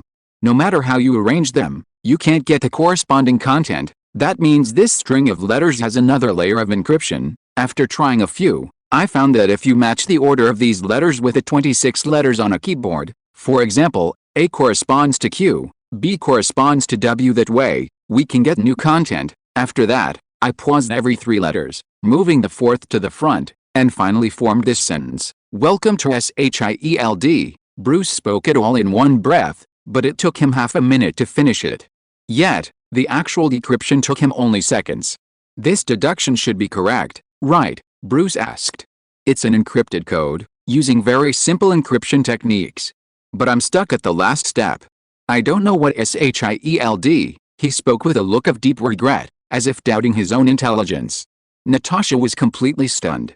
She admitted that, given Bruce's age, he hadn't used any cutting-edge encryption methods when setting this question. Encryption that could only be calculated by a computer wouldn't achieve the purpose of the test. Despite this, Bruce's performance left Natasha with a deep sense of self-doubt. Is this a calculation that the human brain can perform? How long did you take? Natasha finally confirmed. Bruce thought for a moment, then said, about 5 seconds, but it's still a bit long. I tried a few wrong methods and wasted time. Genius. The word suddenly flashed through Natasha's mind, then she quickly dismissed it. Not a genius. A freak. Mr. Wayne. Natasha pondered her next words. Bruce had truly thrown her off balance. She had assumed that even with Bruce's brilliance, it would take at least one night, not 3, to solve this puzzle. Then, Bruce would confront her with the correct answer, and she could use that opportunity to reveal SHIELD to him. But everything had happened too quickly. Bruce had solved the puzzle in just 5 seconds, making the investigation seem effortless. Given this situation, if Natasha told Bruce about SHIELD, would it diminish its mysterious and powerful presence? But Bruce kept asking, "Ms. Natalie, what exactly does SHIELD mean?" Natasha sighed inwardly. If she didn't tell him now, and Bruce, out of curiosity, discovered SHIELD, she'd be even more embarrassed. "Nothing," Natasha said to Bruce with a sudden, charming smile. "It's literally what it says, Wayne. Welcome to SHIELD. Chapter 213 Dimension Lord." Natasha formally introduced SHIELD to Bruce. Of course, she did so from her perspective. SHIELD, the Strategic Homeland Defense Attack and Logistics Agency, is a special force of the International Security Council dedicated to handling all sorts of bizarre incidents, Natasha said. "We maintain the world's apparent peace, and every agent reports directly to the current director, whom we generally refer to as Officer 33. As for his specific name, you'll find out if you get the chance later." Natasha used the word specific here, not real. According to regulations, the identity of the SHIELD director is top secret. But in reality, this top secret information had long been casually revealed by Katoom, as if it were worthless intel. Officer 33 is Nick Fury. SHIELD is one of the most mysterious organizations in the world, shouldering the most important missions. Natasha smiled with a hint of pride. "Now, Bruce, you're one of us." For some reason, Bruce's focus at this moment wasn't on Natasha's introduction to SHIELD. Instead, he thought of something unrelated. The last time Bruce heard someone say, "So-and-so is the safest place in the world," was when Hagrid said, "Hogwarts is the safest place in the world." He had personally experienced the consequences 3 times. Now Natasha told him that SHIELD was one of the most mysterious organizations in the world. With this kind of slogan out, Bruce thought, it might not be long before SHIELD became known to everyone. Moreover, SHIELD had problems at its core. The more important its mission, the more serious the consequences.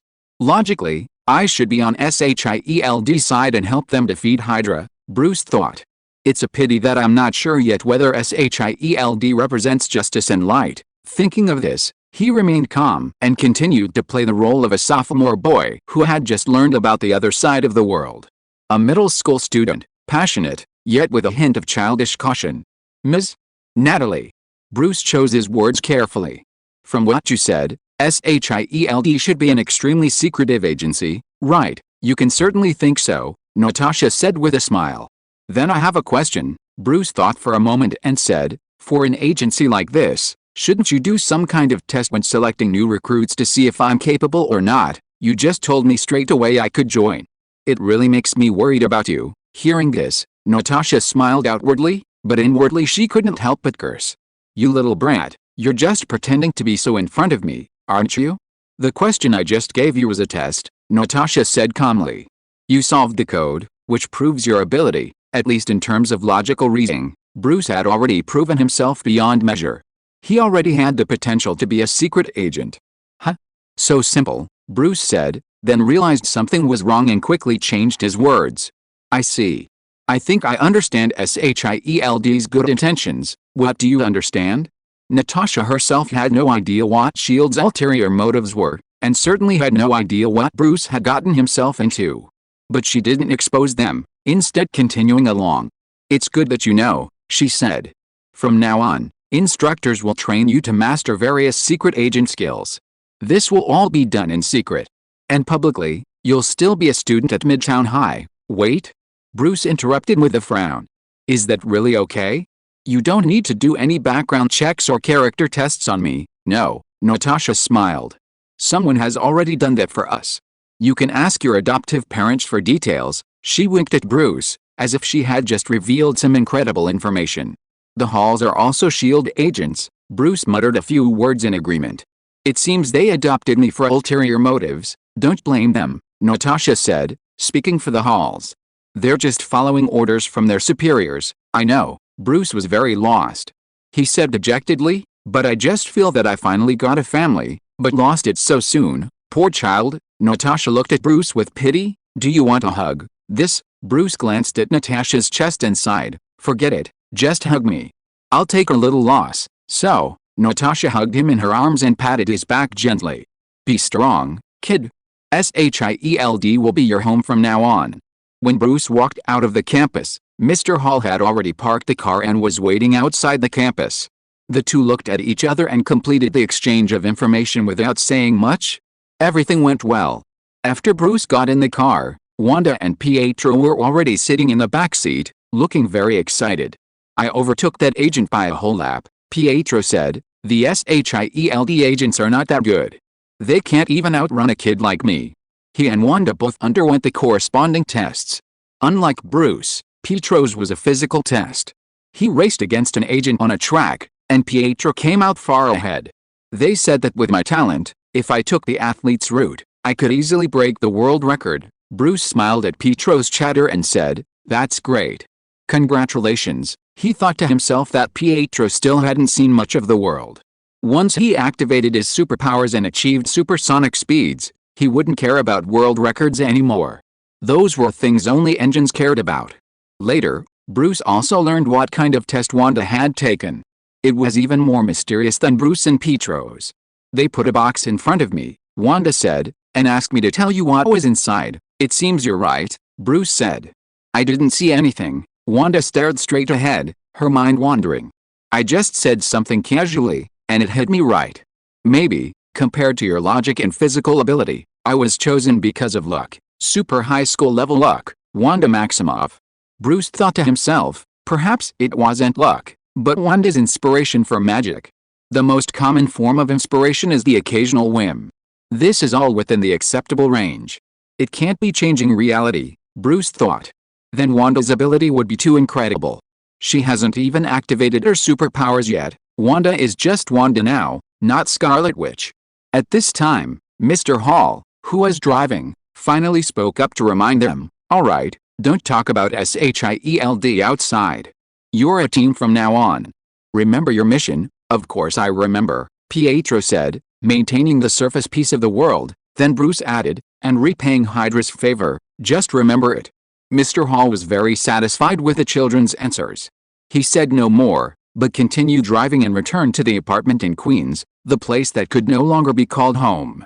With the children being selected by SHIELD, the peaceful life before was gone forever. Camartage. Katoom flew out of the room and saw the young wizard who was hung upside down on the training ground again. This upside-down posture reminded the owl of some unbearable past events. How long will it take for him to be let down? Katoom asked the wizard who was guarding next to him. I don't know what's wrong with this group of Camartage apprentices. Overnight, they all learned the magic of communicating with animals. Now almost everyone can communicate with Katoom.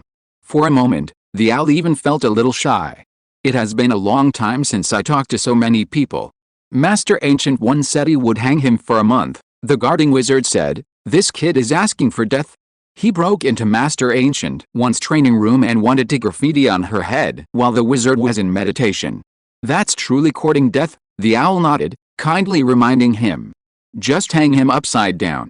Don't give him too much water, or he'll feel the urge to urinate and it'll be very uncomfortable. I think Master Ancient One is just asking him to reflect, not to teach him a deeper lesson. This reminder brightened the guarding mage's eyes. Their previous discussions among the apprentices had already firmly convinced them that every word Master Owl said held profound meaning. Now that the master had said this again, he naturally had to ponder it carefully. I understand, Master Owl, that's good, Katoom said, and he stopped paying attention to the young mage hanging upside down. It was unknown how the Ancient One taught his students to cultivate such a brave being. The owl flew towards the library when a burly figure suddenly blocked his path. It was an Asian man, with a burly build and a face full of flesh, looking very formidable. Unfortunately, his head had been abruptly shaved bald, and some incomprehensible patterns painted in red paint, like a map. This man was Camartage's librarian, Benedict Wong. Good afternoon, Wong, Katoom greeted warmly. It was hard to believe the graffiti above the man's head had been drawn by that damned owl. Owl. Master, Wong's mouth twitched, and he called out reluctantly. In truth, Katoom had no idea why all the students had suddenly started calling him master. Some even engaged in inexplicable behavior, like knocking on Katoom's door at 3 in the morning, demanding to learn druidic techniques. Later, Katoom beat this person up and threw him out of Camartage. Katoom didn't bother to understand what was going on with these students. He simply wanted to do his job, like emptying Camartage's library. Perhaps he'd been a little too reckless recently, and now the librarian had finally come calling. I just counted the books in the library, the king said in a cold tone. A lot of books are missing. There's no record of them being borrowed. They've simply disappeared. Huh? Is that true? The owl asked in surprise. It's obvious that Camartage has been robbed. Have you told the Ancient One? Do you want me to help you find it? There's no need to trouble the Ancient One with such a small matter, the king said coldly. And I think I've found the thief. That's good. Katoom breathed a sigh of relief. You must not let that thief go. Although only a few books are missing now, over time, the entire library might be empty. Then, he thought for the king and said, could it be that traitor you mentioned before? What's his name? Caecilius. It has nothing to do with him, the king said. He's only interested in the Book of Cagliostro, and he already has it. The Book of Cagliostro is a magical book that studies time. The dimensional demon associated with it is called Dormammu. Then I can't guess who it is. I'm a kind-hearted owl, unwilling to assume ill will, Katoom said. King, I'm going to enter the library now. Could you please move aside a bit? Honestly, you really should lose some weight. You're blocking the doorway just by standing there. The king's gaze lingered on the owl for a long time. Finally, he stepped aside, making enough space for the owl to pass. Thank you. Katoom flapped his wings and flew across the king's chest. At that moment, the king suddenly spoke. I just want to remind you, he said, it's okay to borrow these books for a short period of time. You can return them later. But the acquisition of knowledge should be gradual. The books that have disappeared now involve uncontrollable areas. Katoom paused. What do you mean? Those books contain certain taboo rituals. The king's words were cryptic, and he warned Katoom, Camartage doesn't forbid the acquisition of knowledge, but it does forbid certain behaviors. Those rituals involve demons from across the multiverse. No one but the Supreme Being can afford the cost of summoning them. He seemed concerned that Katoom wouldn't take it seriously, and he began to call out the names of the demons, like a dish.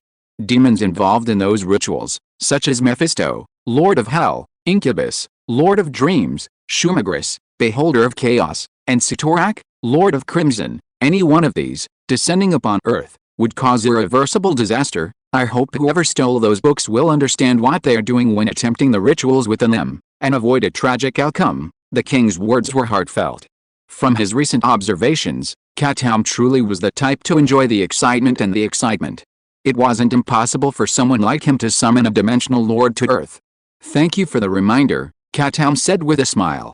I believe that person must have his own reasons. If the summoning ritual were truly initiated, it wouldn't be Earth that would suffer. It would be those dimensional demons who were wronged. Chapter 214 Owl Ponzi Scheme. Knock, knock, knock. After returning from the library, Katoom knocked on the door of the Ancient One's training room. Ancient One, open the door, he shouted.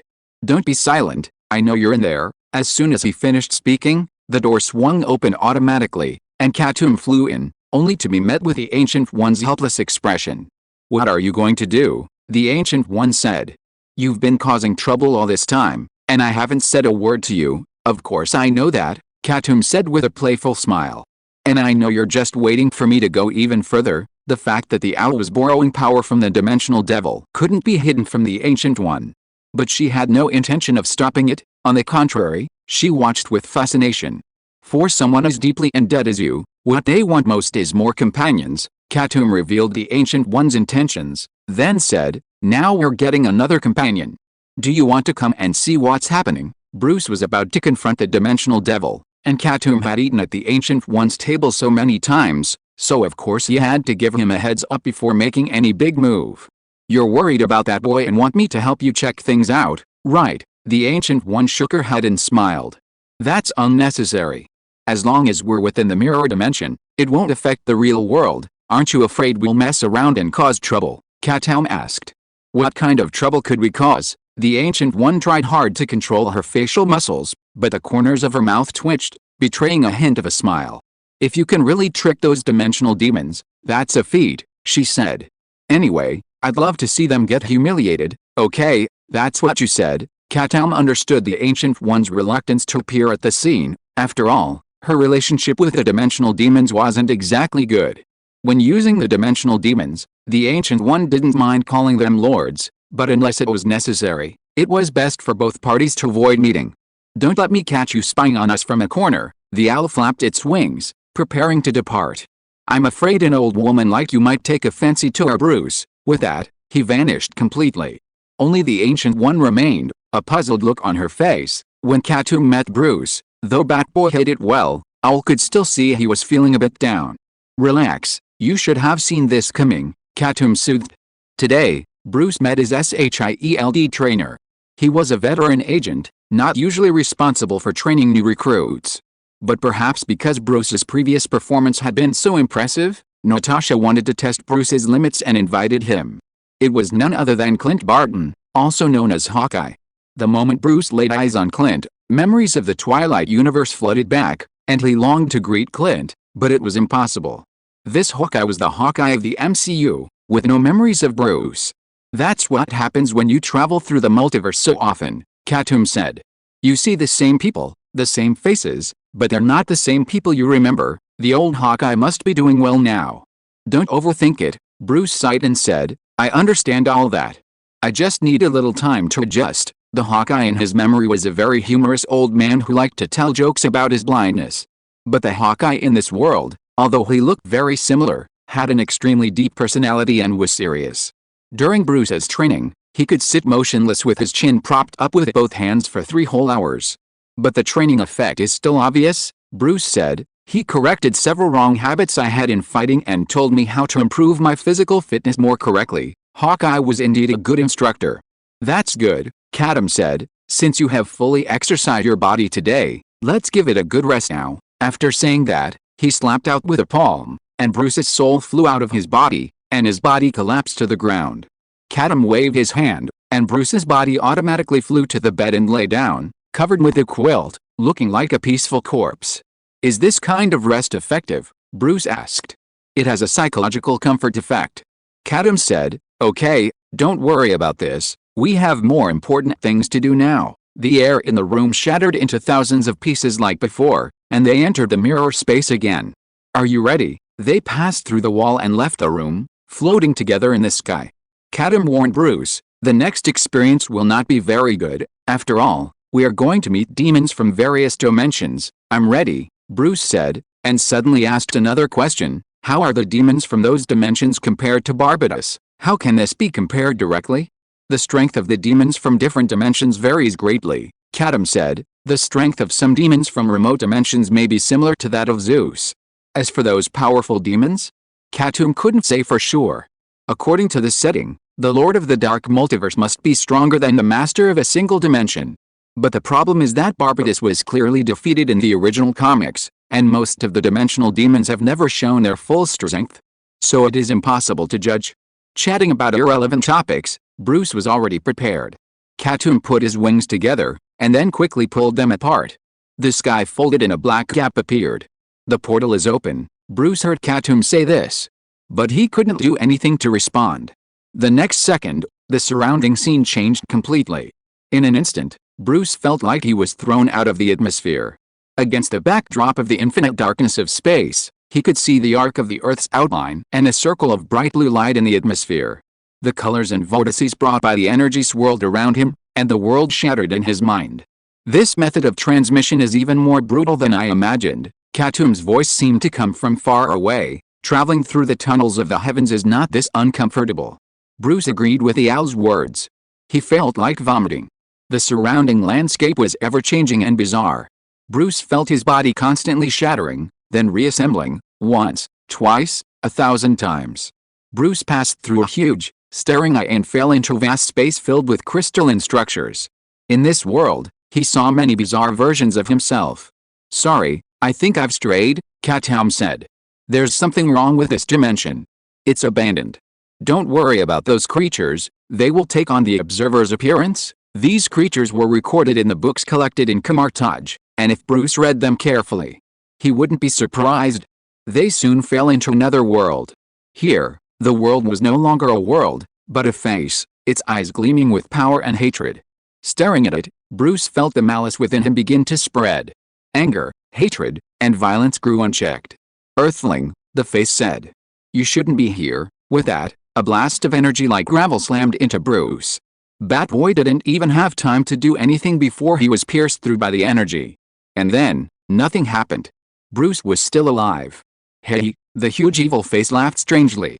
How dare you come to see me in spirit form? It seemed to have never imagined that someone could be so crazy as to dare to travel through dimensions using only their spirit state.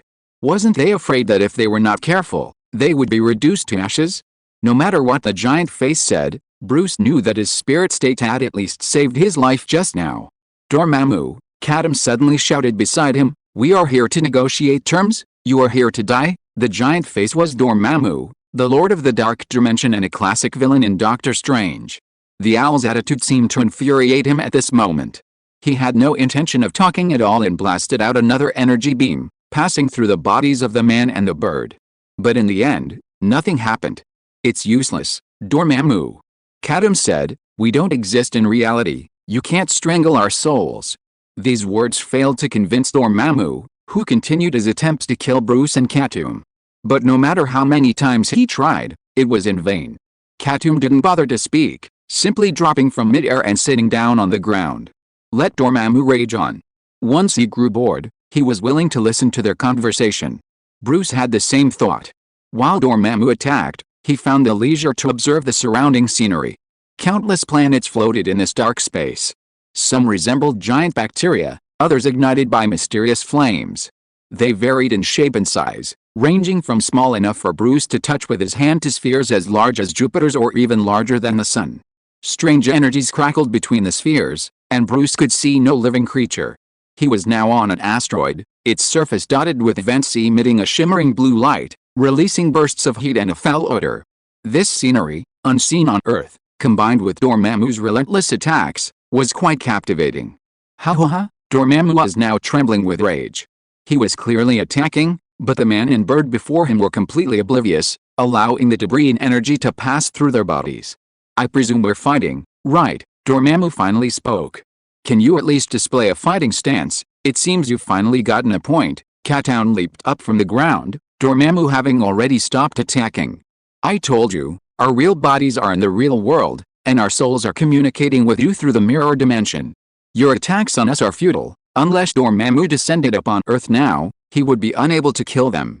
I finally understand why summoning your power is considered taboo, Katoom said. With your inability to communicate, summoning you would be tantamount to seeking death. What exactly do you want? Dormammu asked sternly. We're only here to negotiate terms, Katoom said gently. What terms? Investment terms? Katoom grinned. We want to borrow your power. And it won't be for free. When the time comes, we will repay you double.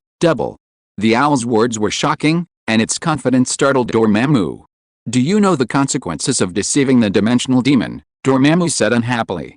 I'm curious, how will you repay with double the power? Dormammu was not averse to borrowing power. This was something he often did. He would grant a little power to the fanatics among his followers, and then let them recruit more followers until it spread throughout the multiverse. When this happened, Dormammu would lure his followers to summon him, and when he descended, he would devour those dimensions and transform them into his new power. Dormammu had been using this trick for countless years. But now, an owl suddenly came to him and said that he would repay you double. It was too ridiculous to even think about it. Dormammu didn't believe it. Do you know how terrible a promise of double repayment is? Dormammu said mockingly. With his strength at this level, it is extremely difficult to increase even a little bit. Dormammu didn't think that an owl could easily help him break through this bottleneck. You will know if you can do it if you try it. Katoom raised a feather on his wing, which looked like a thumbs up. I am a bird that keeps my word. You just need to lend us some power, wait for a while, and then take it back to see if it doubles. A while? How long is that? Dormammu sneered. It won't be 100,000 years, right? A week. Katoom said something extraordinary again. After a week, we will return the power to you. We mean what we say.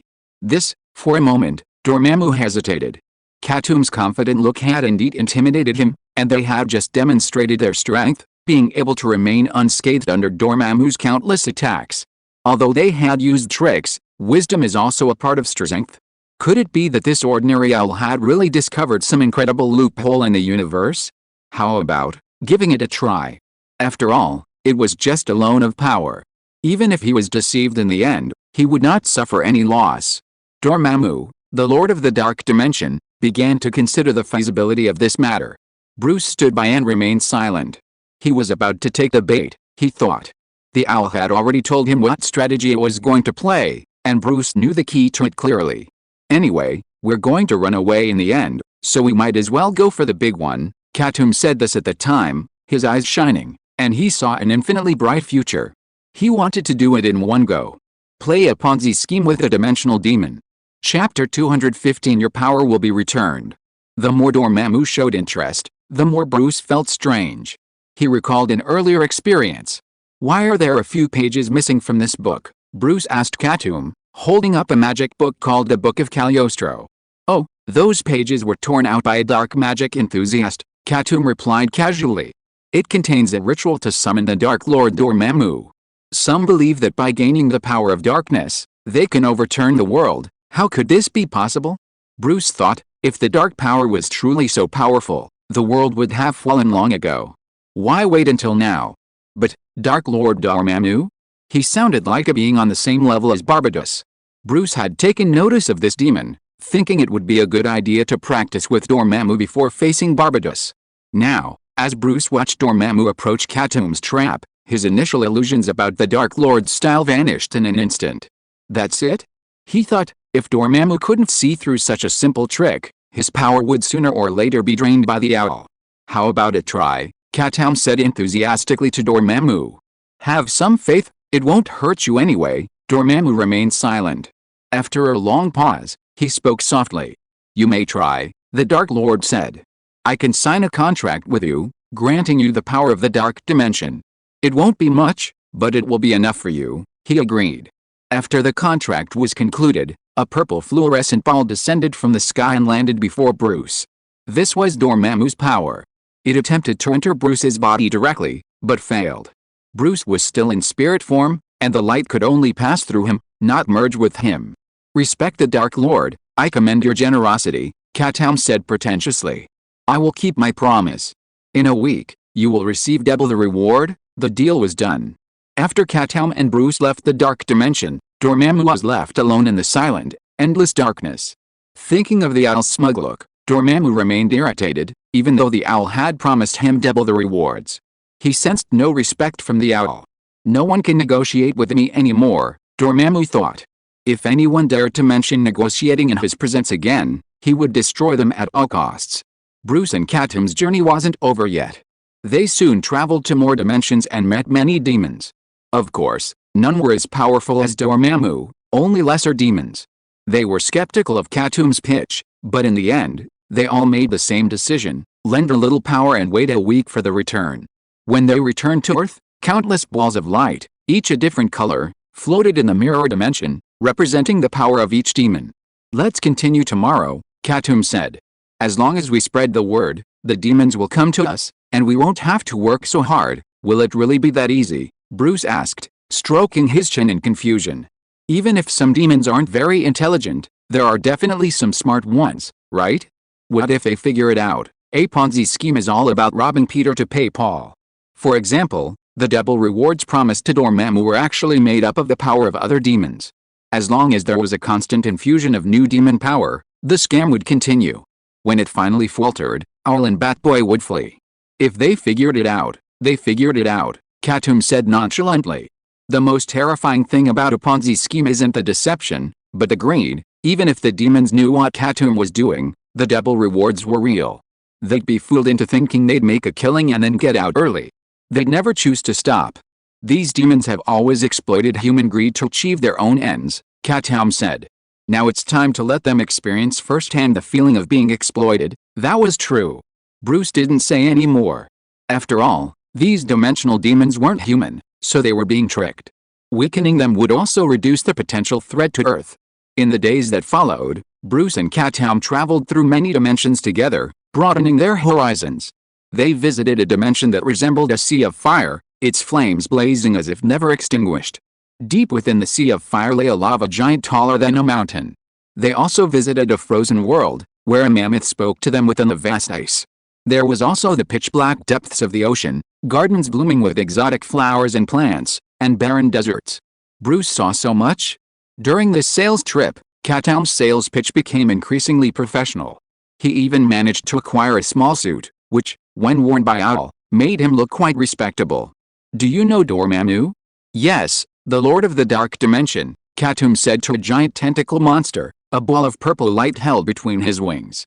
"He's also our client. Look, this is the power he's invested. If even he trusts us, what are you hesitating about? Trust a little. You won't lose anything. You only need to invest a little. The truth will be revealed in 7 days." With a powerful demon's backing and Katoom's shamelessness, few demons could control themselves. They were used to borrowing power, why not give it a try?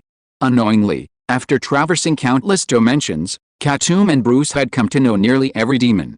They had finally arrived at their planned final stop. It was a world resembling purgatory, a throne towering above, framed by flames. Mephisto, the Lord of Hell, sat on the throne, gazing down upon them. "You've finally come to me," Mephisto said, his legs resting on the throne with amusement. "I've heard about a human and an owl selling something, promising double returns on their investment of power." The demon smiled broadly, seeing himself reflected in Katoom. "You know us? That makes things easier." Katoom's smile was even brighter than Mephisto's.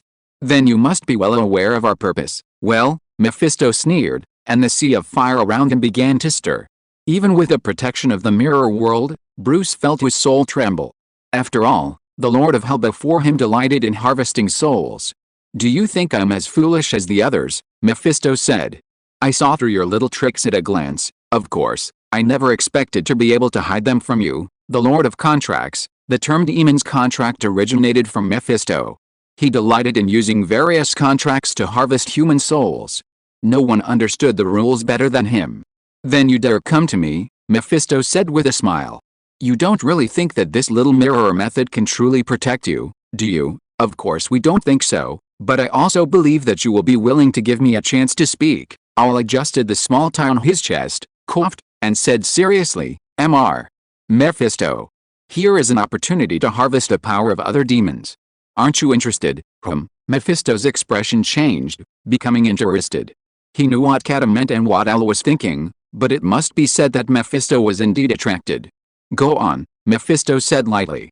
Katoom snapped his fingers, and 2 chairs appeared before him. He and Bruce sat down.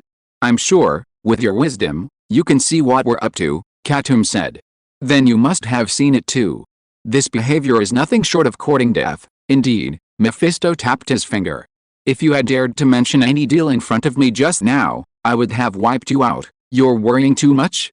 "I'm not that foolish," Katoom sighed softly, then said, "In fact, our plan is not only very risky, but also extremely difficult to execute. Many demons simply won't cooperate with us."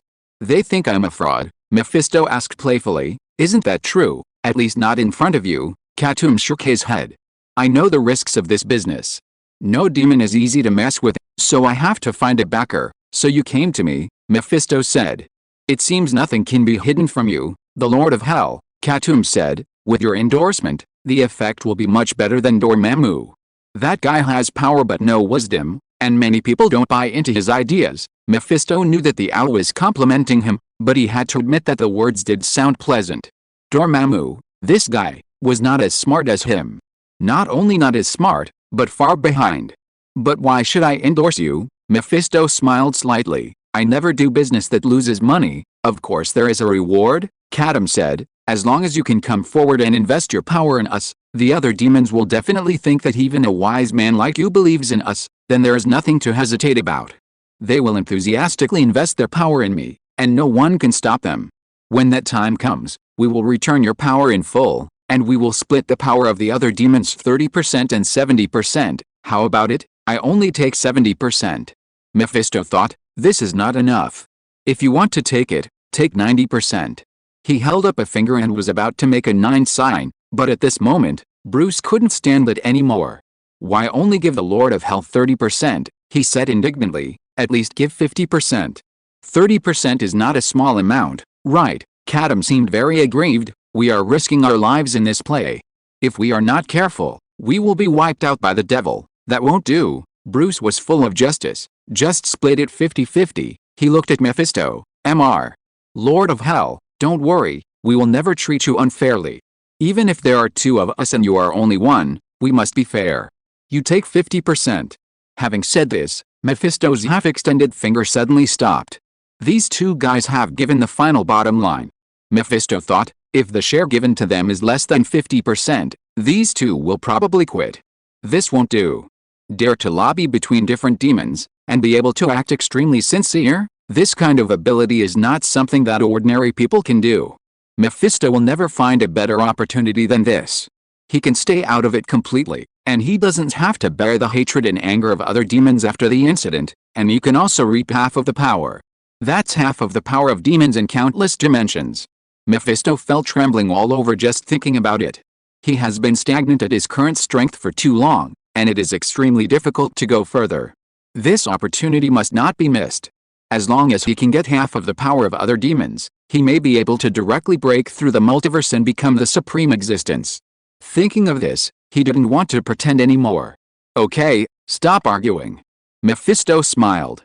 A 50-50 split is fine. I'm content with what I have and can control my desires. Once this is accomplished, I'll kill you too, Mephisto thought. That way, he'll have all the demonic power to himself. No need to worry about whether he could defeat a man and a bird wielding full demonic power. Destroying a person doesn't necessarily require direct combat. That's it, Mephisto said. You've worked so hard, I think only 50% is a bit too little. I'm just endorsing you, investing my power in you, invest. I'll provide the investment. With a flick of his finger, a fireball of light descended in front of Bruce. Take it, Mephisto said generously. This is just the first time, so I can't invest too much? I'll increase the amount as we do this more often. Katoom and Bruce exchanged a glance, the same thought rising to their hearts. What a miser.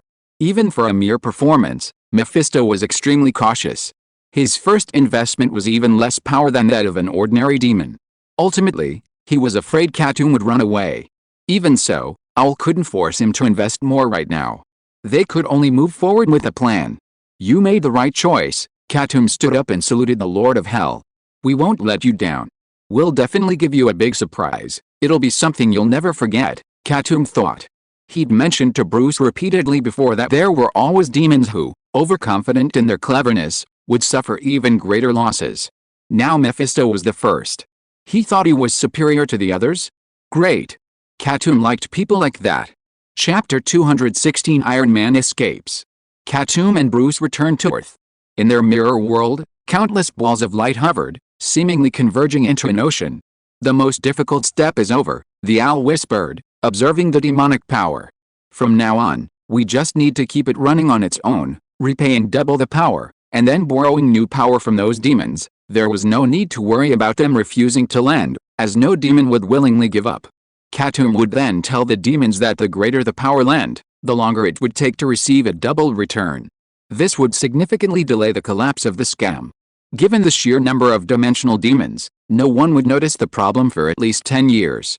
And that meant, in these 10 years, the two of us will be the most respected by the dimensional demons. Katoom nudged Bruce with his wing. No one would dare offend someone who could give them double the power. We'd be heroes. Bruce remained silent, though he wasn't exactly pleased by this. He reached out and took a ball of light. If memory served him correctly, this distinctive purple color represented Dormammu's power. I'm a little unaccustomed to the power of these demons, Bruce said, channeling a small portion of the light's power into his body. Instantly, his entire being underwent a drastic transformation. A ball of fire, reeking of sulfur, shot up from his feet to his head. Bruce was engulfed in flames, his entire body seemingly melting in the flames. His head slowly deformed, until it transformed into a pumpkin head with a cruel smile, enveloped in an eternal flame. A bit like Ghost Rider, Katoom casually remarked, stroking his chin with his wings. Of course, there were differences. Ghost Rider had a skull, while Bruce now had a pumpkin head. Don't be sarcastic. Bruce's transformation didn't last long. After all, he had only used a tiny amount of power. Soon, He returned to his original form. Just now, I heard countless souls wailing within me, Bruce said. I used only a little power, and I almost lost myself in it. The power of demons has a profound impact on humans. Then don't be so foolish as to just use it, Katoom said. Aren't you planning on building a brand new helmet armor? Isn't this just right? Make a development. How could it be that easy? Bruce had just said this when a thought suddenly struck him. Oh right, he said. How long has Tony Stark been kidnapped in the Middle East? Why hasn't he escaped yet? Should he be soon? Katoom thought, probably in the next few days. I'll go check it out, he said. I was planning on going before, but the Ancient One interrupted my plans. You should go back and prepare as well. Tony Stark's escape wouldn't go unnoticed by S.H.I.E.L.D. As a new agent, Bruce might be busy. In truth, Katoom and Bruce didn't care much for Tony Stark. But he was the source of everything. It was only after Stark became Iron Man that the number of extraordinary cases in the MCU exploded. Bruce and Katoom concluded their mission for the day. Batboy went back to his room to sleep, while Katoom vanished from his spot, apparating towards the Middle East. Once again, halfway through his journey, Katoom suddenly flashed with lightning, and Katoom's body fell from the void.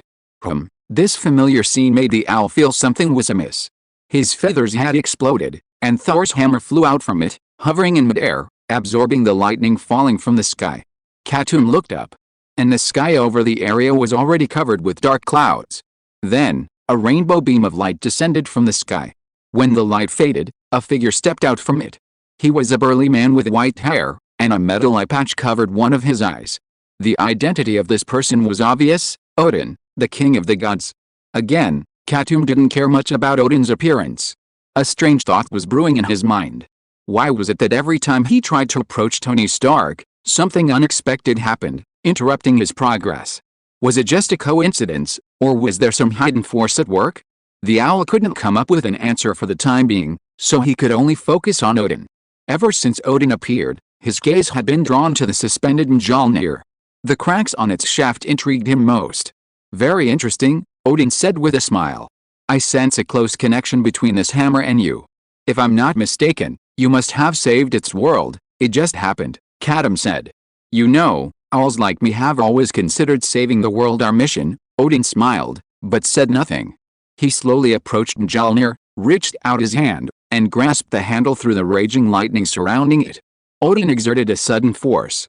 And then, Mjolnir remained motionless, unmoved by the presence of the king of the gods. As expected, Odin said with emotion. It no longer belongs solely to Asgard. I sense a strange power within it. It must have been reforged by other gods. Even though Odin could sense the restrictions of Asgardian rune magic on Mjolnir, even he could not break them. Katoom was almost bewildered by the old man. The king of the gods had suddenly appeared before him. Was he just to chat about Thor's hammer? Were they not that familiar with each other? After failing in his attempt, Odin withdrew his hand. He seemed nonchalant, like an old man next door. Katoom, can I call you that? He finally got to the point. You've been quite the talk among the dimensional demons lately, so that's how it was. Katoom thought, as expected, Odin had come here because of the demon power. It's just a small achievement, Katoom said, his expression unchanged. I just want everyone to live a happy life, don't pretend. Odin smiled and shook his head. Mephisto can see through your tricks, so how could I not know?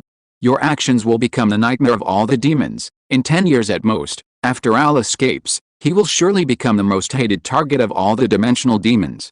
They will do everything they can to find Katoom, hoping to tear him to pieces to appease their hatred. I don't understand what you're talking about, Katoom said. Are you here to persuade me to stop and find a way out for the other demons? Not really. Odin looked at Katoom with a smile, and within that smile was undisguised admiration. I've been searching for a way to curb the arrogance of those dimensional demons, but sadly, I haven't found one, until you showed up. Odin seemed to want to touch Katoom's head, to understand how this little mind could have come up with such a brilliant idea. But halfway through, he realized something was amiss and withdrew his hand. How could you casually touch an owl's head? It was rude. I'm not here to disrupt this plan, but to join it, Odin winked at Katoom. In fact, ever since you tricked Dormammu, I've been deducing the feasibility of this plan. Later, I discovered that while your plan was good, it still had flaws. What flaws? Katoom asked. You're too weak, Odin said bluntly. You can't defeat even the weakest demon god casually. Katoom, tell me, if several demon gods join forces to snatch the power in your hands, how will you deal with it, even if it is not a direct robbery, but using other means? Katoom can't handle it. Faced with Odin's question, Katoom thought, that's it? He is not worried about this problem at all. Not to mention that Owl has been trying to get powerful demon gods to endorse him. When the time comes that he can't handle it, he and Bruce will leave this world directly, and no one will be able to catch up. After all, even Barbatos can't do anything about their crossing. I have a backer, Katoom said. Behind Bruce and me, there is a powerful existence called Barbatos. Everything we are doing now is his order. It seems that Barbatos is your enemy. Odin, after all, was the king of the gods. He had seen many conspiracies and schemes, and he immediately saw through Katoom's intentions. But this is all well and good, diverting the blame. I just don't know if Barbatos could withstand the wrath of countless demon gods. Odin was indeed sincere, and he ignored Katoom's nonsense. On the contrary, he stretched out his hand, and a white ball of light flew out. Around this ball of light, countless runes floated. Katoom had seen these runes before, in the games he played in his previous life. Runes. Odin had hung himself upside down from the world tree for 9 days and 9 nights, seeking the secrets of the universe. The world tree's final response was the runes. They fell from the world tree, and after Odin picked them up, he possessed the power of the king of the gods. This is my gift, Odin said. You and that little boy named Bruce can learn the rune magic from Asgard. This is not an investment, so I don't need any return. Katoom, quick-witted, immediately snatched up Odin's ball of light. Then he asked, what exactly are you planning? You can announce that even Odin has joined your game, Odin said with a smile. Mephisto is cunning and has a bad reputation. Asking him to endorse it will only make people suspect it's a Mephisto conspiracy, but it was different for Odin. As the leader of Asgard, Odin always projected an image of supreme majesty. Only with such a figure joining could the other demons' suspicions be completely dispelled. I'll continue to keep an eye on you, Odin concluded. If you encounter any problems, you can always come to me. And if nothing unexpected happens, my son has recently, he sighed and stopped talking. Katoom had a good idea of what was going on. Thor was probably showing signs of getting into trouble, and Odin was considering what to do with his son. According to the plot, Thor would soon be exiled to Earth. Okay, I've said everything I need to say. Odin raised his head, and the rainbow beam of light appeared again, completely enveloping him. Come on, little owl. He left these last words and disappeared completely with a rainbow beam of light. Only Katoom was left there, feeling a little confused. The ball of light wrapped in runes was still in his hand, and the power of the rune magic within it was also genuine. Why do I feel like I'm being used by Odin? Katoom couldn't explain why, he just felt that Odin was taking advantage of the situation and using Katoom's plan to carry out his own goals. Compared to this group of people, I'm really too naive, the owl sighed. He just wanted the power of the demons, but the others who joined later wanted their lives. Odin has joined, and the Ancient One will probably not be far behind. Katoom suddenly had a thought. Compared to Odin, the Ancient One might be more eager to join this plan. After all, as long as all the creditors were killed, she would never have to pay back her debts again. Scary guy. Katoom shuddered all over, feeling very worried. How could a simple owl like him survive in this treacherous world? It was too scary.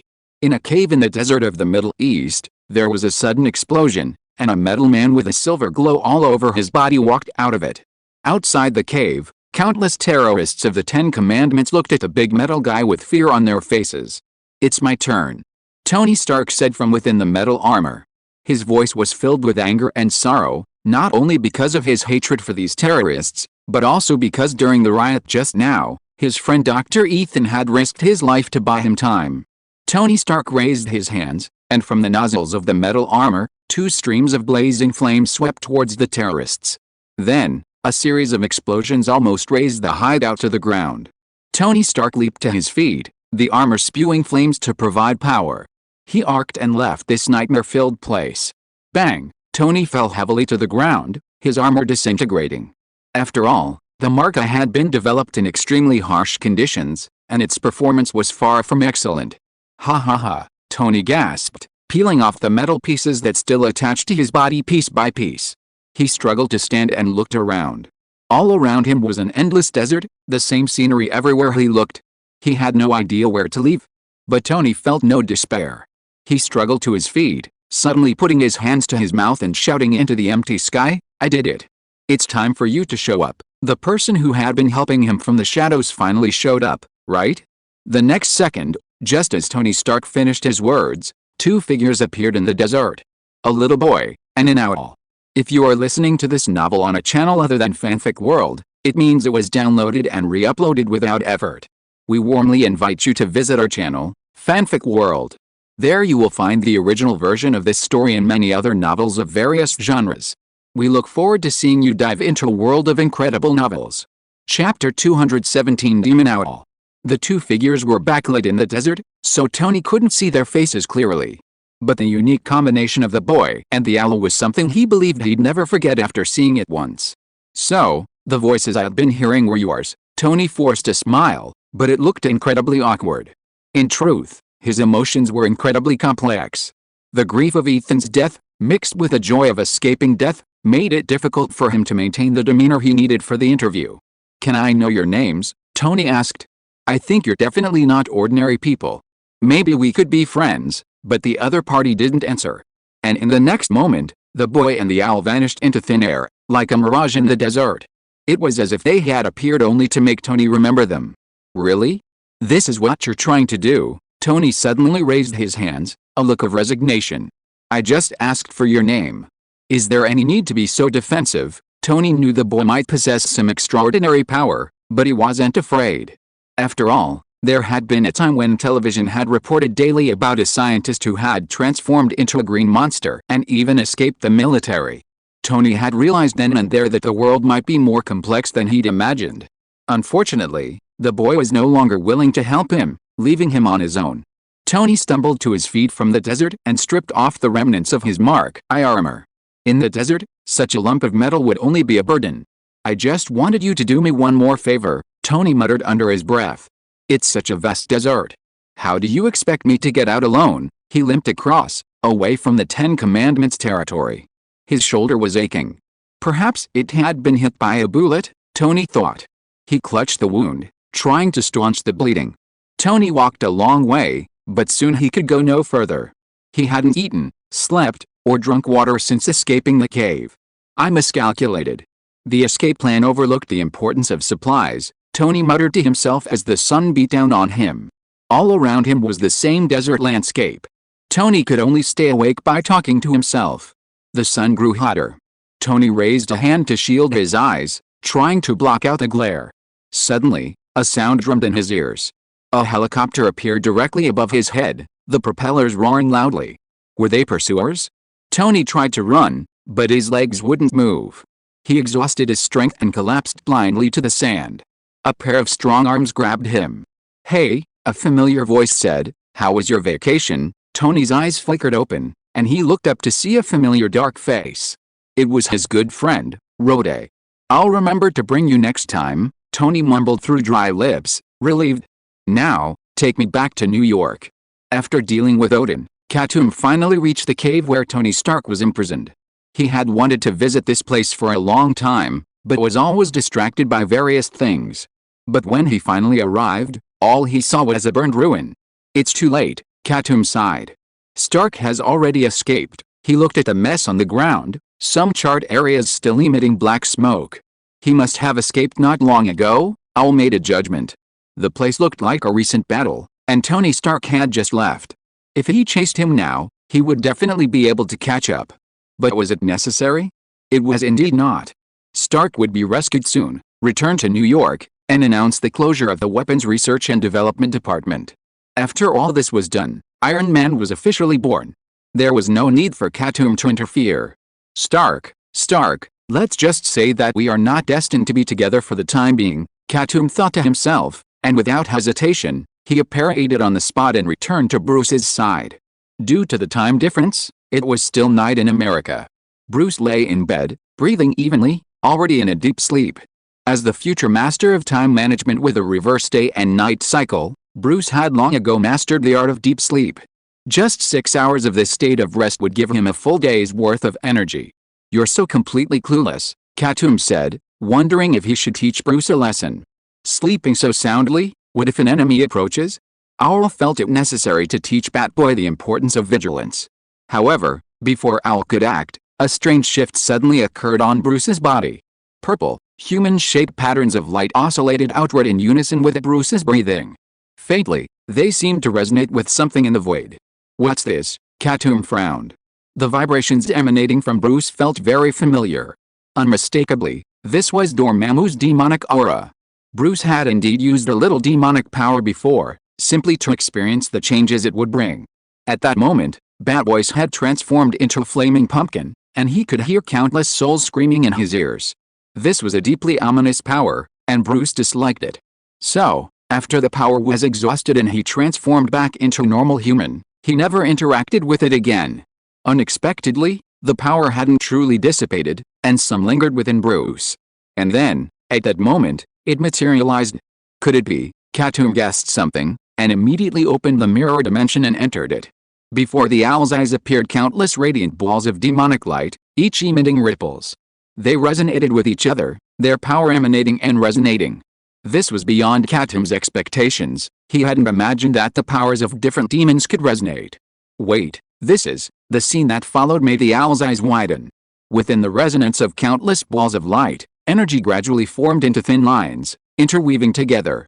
Like someone sketching a stick figure in midair, those lines slowly formed into the shape of an owl. Seeing this, Katoom suddenly understood. Such a powerful concentration of power could already create a brand new demon. The stick figure was now constantly creating new demons, a manifestation of the demonic powers working together. Immediately, the stick figure was complete, and a lifelike owl appeared before Katoom. Totem. Katoom recognized it. It was the totem of a new demon, and the object it was connected to. Is it me? Katoom clutched his heart, caught off guard. No amount of time to think would have predicted such a thing. The power I worked so hard to gather. Katoom's heart ached. He could clearly feel his own strength grow even stronger. What a waste. If these powers had chosen Bruce, Katoom would not only not lose out, but would have received a tenfold return. But now, man's plans were always uncertain.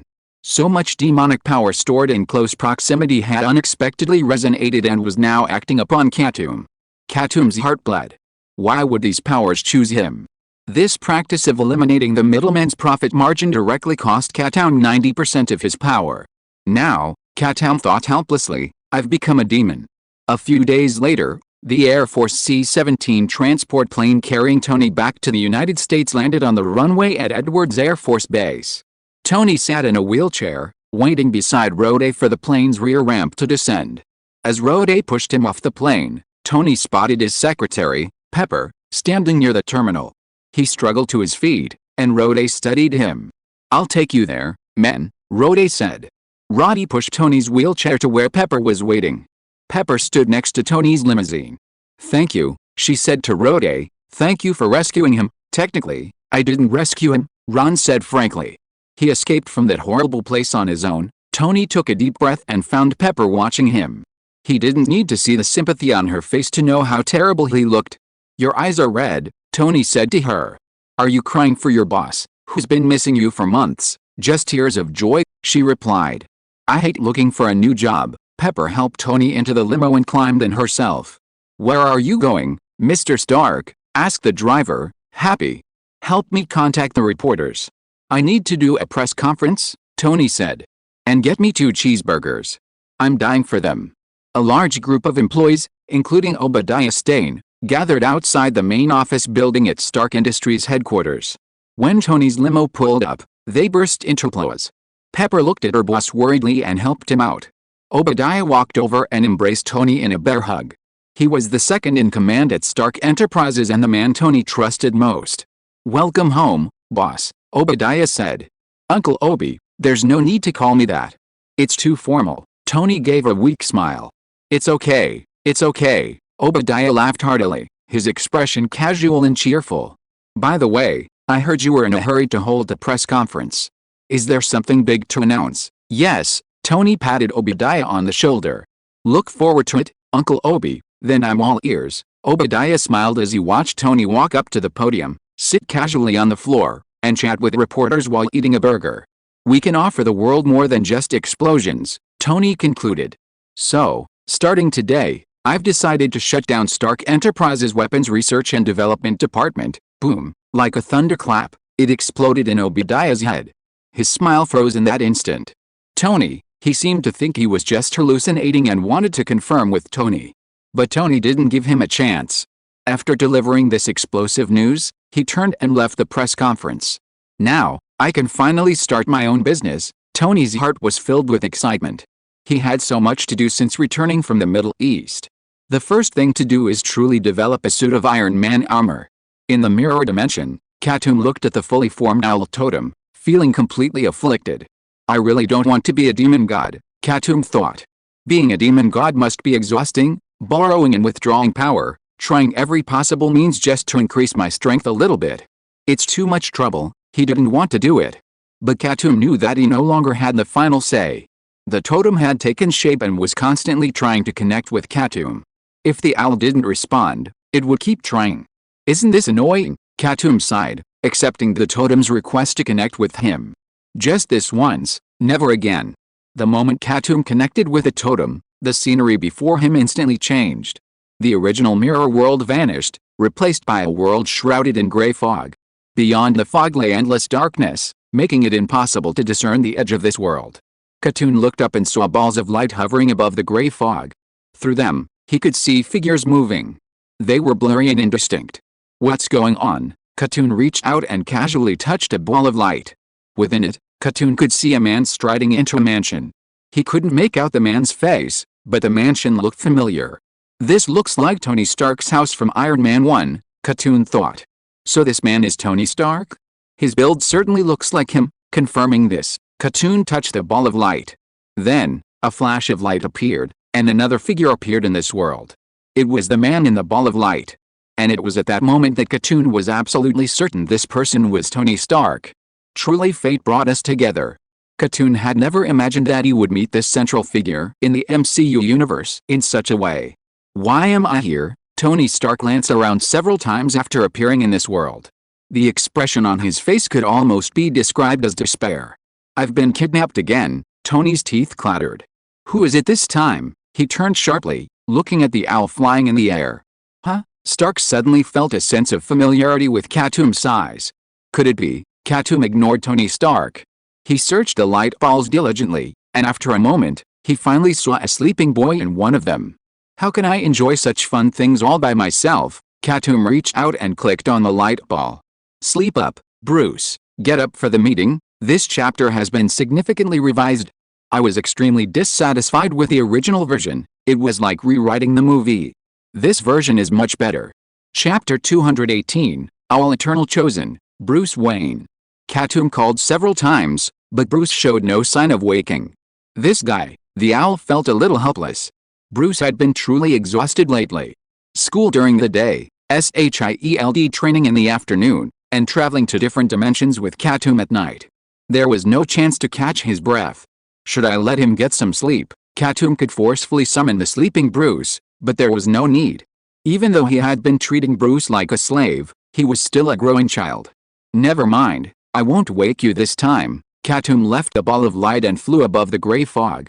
The surrounding scenery looked familiar. I must have read too many novels in my past life, Katoom thought. Even the totem scenes he had constructed after becoming a demon god were scenes he had seen in novels. If I bring in a few more people, we could form a secret society code-named after the tarot cards, but given the dynamics of the Marvel Universe, forming a secret society could be as quick as forming it one moment and then erupting into civil war the next. Forget it, let's not waste time. Before Katoom could speak, Tony spoke first. It's you, isn't it? He examined Katoom with an uncertain look. You're the owl I saw earlier? Where have you taken me? What do you want? Katoom tilted his head, feeling that Stark's words carried a lot of weight. He'd seen another owl as clever as himself before. Apparently, that one was a fake. Katoom was silent for a few seconds before chuckling softly, his tone low but steady, like a polite greeting from a visitor. This is an experiment. Katoom felt strangely refreshed as he spoke these words. But to Tony, the words became a series of owl coos. Unable to communicate with animals, he naturally couldn't understand what Katoom was saying. Do you have something to tell me? Stark asked. Where's the little boy who was with you earlier? This question confirmed Katoom's suspicions. Tony Stark had indeed seen the fake Birdman duo before. This was crucial information. Katoom had brought Bruce into this world precisely to deal with these two beings who shouldn't exist. Looks like they've found Stark, Owl thought. From now on, I just need to keep an eye on Stark and wait for him. Stark's reaction made it clear he didn't know any more information, and further questioning would be fruitless. Besides, bringing Tony in was merely an experiment in the first place.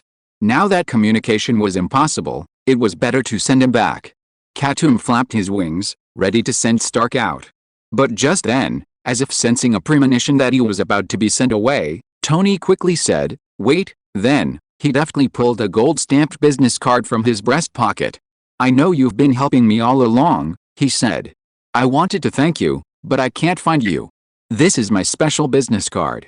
Take it to Stark Enterprises and you'll see me directly." Without even asking Katoom's permission, he thrust the card into the owl's wing. "I really have a lot to say to you," Tony said, displaying a touch of emotion he hadn't previously displayed. "I'd be delighted if you could come and see me." After he finished speaking, he heard the owl hoot twice. Stark couldn't tell whether it was an agreement or a refusal, but the next moment, his vision went black. When he opened his eyes again, he was back at Stark Manor. Reflecting on his recent experience, he couldn't help but check his body. Nothing unusual.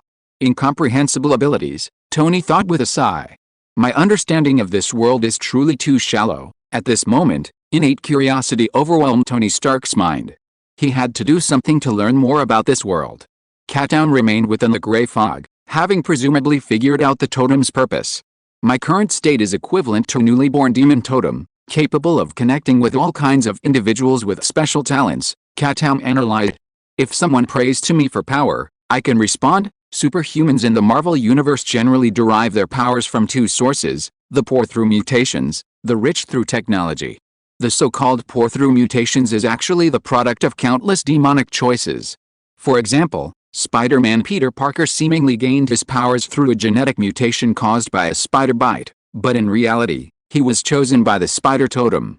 Peter Parker is not alone, there are many such cases. Banner's transformation into the Hulk appears to be a mutation induced by gamma radiation, a choice from the devil himself.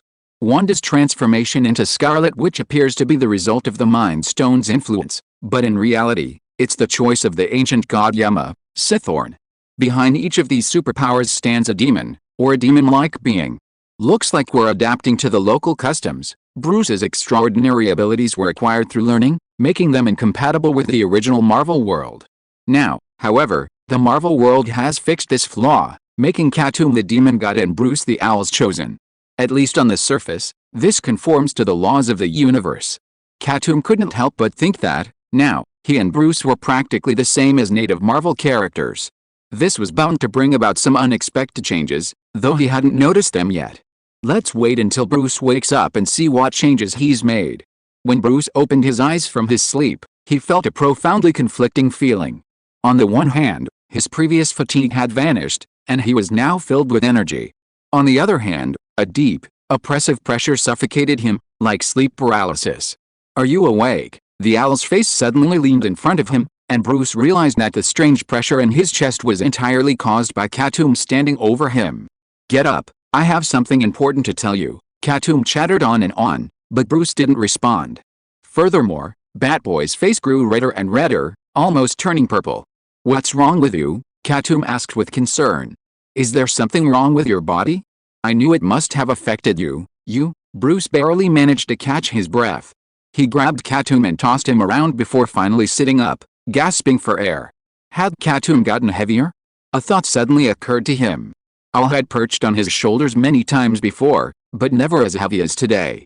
And the last few days when they'd met, they'd been in spirit form.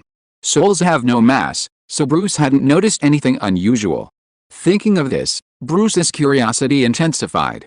He had to find out, had Katoom really gained weight? Elsewhere, Katoom, tossed aside by Bruce, didn't take it seriously. He skipped around and sat down with Bruce, then said, "You'll never believe what happened last night." He told Bruce everything about the demon totem. "I called you for ages, but you didn't wake up. It's a shame. Otherwise, we could have tricked Tony Stark together," the owl said, pulling a business card from its feathers. "This is something Stark left behind. Keep it, Bruce took the gilded card. It bore Tony Stark's name and his personal contact information, a card Stark wouldn't share lightly. I can't imagine we could have anything to do with Stark, Bruce said. He's going to become Iron Man and usher in a new era. None of this has anything to do with us. He reached for Katoom's back. Bruce embraced the owl like a good friend, then couldn't help but give it a few times. As expected, Owl's hand had grown incredibly plump and fleshy without him noticing. Bruce wondered what kind of diet Katoom had been eating lately to have gotten so fat. You're right, but the situation is that our existence has become like that of Marvel natives, Katoom said. So I'm worried we might be entangled in some strange fate. Wait, what are you doing? He finally noticed Bruce's little movement. He scratched him a few times for no apparent reason, and it was really itchy, so he couldn't help but notice. Nothing. Bruce naturally withdrew his hand. He asked, Katoom, haven't you felt any difficulty flying in the sky lately? A little. Katoom thought for a moment, and said, it must be because I've gained so much power, which has inadvertently enhanced my physical fitness. With your enhanced physical fitness, shouldn't you be able to fly faster? Bruce asked. Why is it more difficult? What are you trying to say? Katoom was puzzled. He was seriously discussing business with Bruce, but Batboy kept talking about irrelevant things. Does it really matter whether he's flying hard or not? Can you please be serious? The owl said. What I'm discussing with you is something very important. The situation is that a new demon totem has appeared in the Marvel Universe, corresponding to Katoom. Because of this totem, the fates of many people may be linked to it, and conversely, the owl will be implicated in their fates. Don't think this has nothing to do with you, Katoom warned Bruce seriously. You and I are bound together. If anything happens to me, you can't escape. I know. Although Bruce wanted to listen to Katoom, seeing the owl's current chubby appearance, he couldn't help but pay attention. Katoom himself seemed to have not noticed his weight gain. Batboy racked his brains and finally asked a serious question. What changes will your becoming a demon god bring? The most obvious is that you become my eternal chosen, Katoom said. Not only that, but besides you, there might be several owl chosens. Anyone could become one. After all, owls possess almost all the powers of demon gods. Chapter 219 I won't talk to you anymore. It sounds like you've become Marvel's hidden villain. Bruce didn't show much surprise. Being the eternal chosen of an owl? There was really nothing to be excited about. And an overweight owl, that was even more embarrassing. Can you decide for yourself who these so-called owl chosen are? He asked. Like, you choose someone and appoint them as your spokesperson. It was a good question. Katoom sighed and said, of course I can choose freely, but there's the problem. Even if I chose a group of spokespersons, they wouldn't understand me, unless they all chose Kamartaj apprentices, but that obviously wouldn't please the Ancient One. So what's your point? Bruce guessed what Katoom was going to say. You become the Demon Lord, Katoom said. Be my stand-in. From now on, you'll be Marvel's Bat Lord. Starting from scratch as a Demon Lord in Marvel, he could last at least 10 years. Bruce frowned at that. Bat Lord? That name is useless. Don't either. It's settled. Katoom made the choice for Bruce. From now on, I'll be an ordinary owl, and you'll be Bruce, the great demon, the new demonic bat of the Marvel Universe. Alright, Bruce was somewhat frustrated. This so-called demonic god was just an empty title to him. By the way, one more thing, Katoom said. I think I have some information on the whereabouts of those fake zombies. He then explained to Bruce what Stark had seen in the desert. From Tony's words, he knew he had probably seen the man and the bird at least once. They're also keeping an eye on Tony Stark, Katoom said. We don't know what their purpose is, but if we contact Stark, we'll definitely find some clues about them. That is fine, Bruce finally nodded. In truth, his first impression of Stark was just average. Stark was a little too flamboyant, and Bruce instinctively wanted to stay away from him. A superhero shouldn't be so conspicuous, Bruce thought. Otherwise, his enemies will surely target those he loves, or those who love him. Furthermore, frequent public appearances can unconsciously carry the weight of idol status that shouldn't be present. Bruce had long experienced this in the world of black robes. At the Hall household, it was breakfast time as usual. Bruce and Wanda sat together. On the other side of the living room, a flickering television screen played Tony Stark's press conference on a loop. I've decided, starting today, to shut down Stark Corporation's Weapons Research and Development Department. The scene froze on Tony's shambling figure sitting on the ground. The stunned expressions of the reporters present were almost synchronized with the expressions of every viewer outside the television. The program's current affairs commentator began to express his views at this time. According to Obadiah, the president of Stark Group, Stark may have suffered severe mental trauma, which is why he made such a decision. And we still don't know what kind of torture Tony Stark has experienced in the Middle East. Pop. Wanda turned off the TV with an expressionless face. Pietro, who was sitting next to her, also said with a gloomy face, "This is impossible, it must be a businessman's trick, for example, hype and so on. The purpose is to make more money." Tony Stark is a war criminal, Wanda said coldly. Even if his actions are true, it can't wash away his sins. The hatred these two siblings have for Stark will not change because of what they said at the press conference. Bruce had been eating breakfast in silence without making any comments. Today is Saturday, which is supposed to be a day of rest, but Bruce and the others have important arrangements.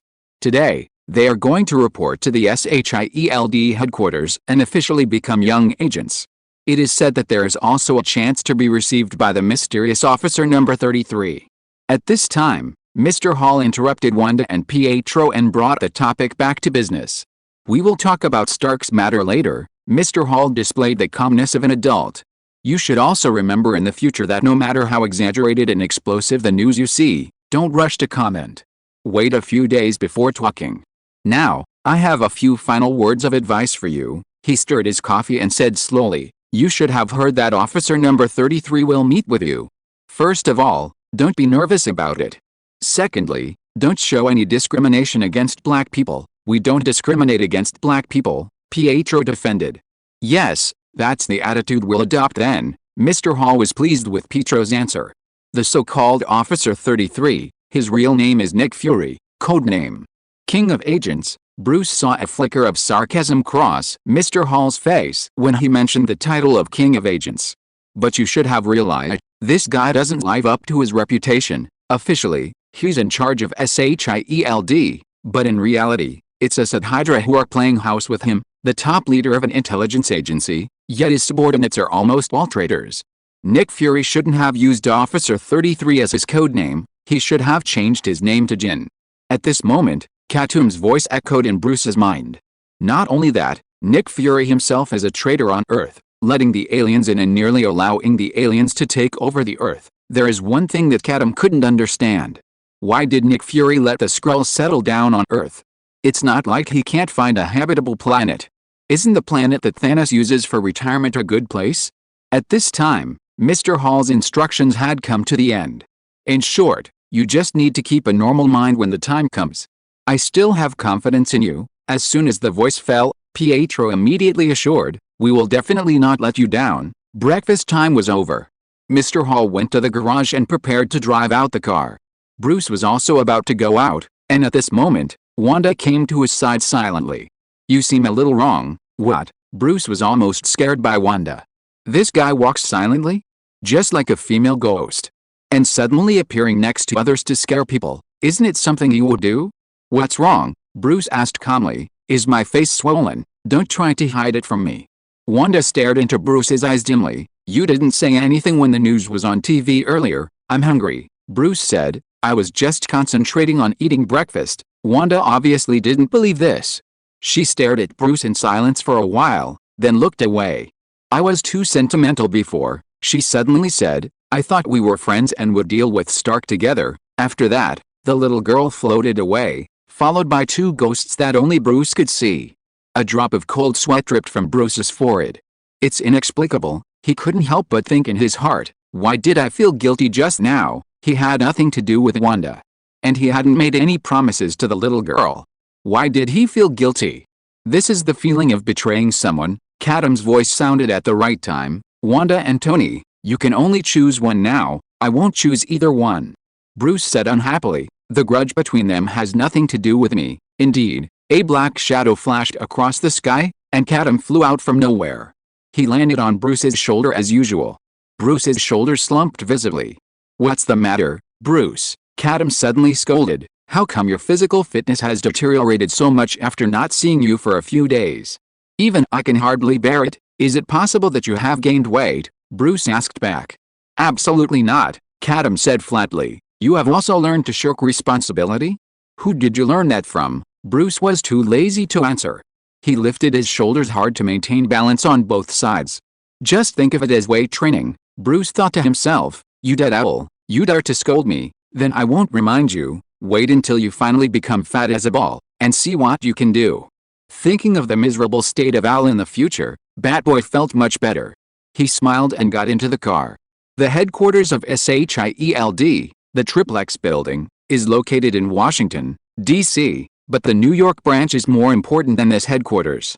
After all, the headquarters may be suitable for senior executives to retire, but the New York branch is more suitable for work. On the way to the New York branch, the back seat of the car was particularly silent. Even Pietro, who was usually the most restless, felt like sitting on pins and needles. The three children sat in the back seat, and Pietro sat in the middle. Although he was a thick-skinned person, he also found that the emotions of the people on both sides seemed to be a little wrong. What's the matter? He lowered his head and asked Wanda. Weren't you fine just now? Why are you suddenly angry now? Wanda usually looked like she was daydreaming, and now she is the same. Only her brother Pietro could see some difference in her expression. Don't ask me, Wanda said coldly. Go ask that traitor. Traitor? Pietro couldn't help but turn around and look at Bruce with a questioning look in his eyes. Is she talking about you? Bruce shook his head slightly, saying nothing, not wanting to defend himself. To be honest, he was also confused and had no idea what Wanda was angry about. Seeing that neither of them spoke, Pietro felt even more uncomfortable.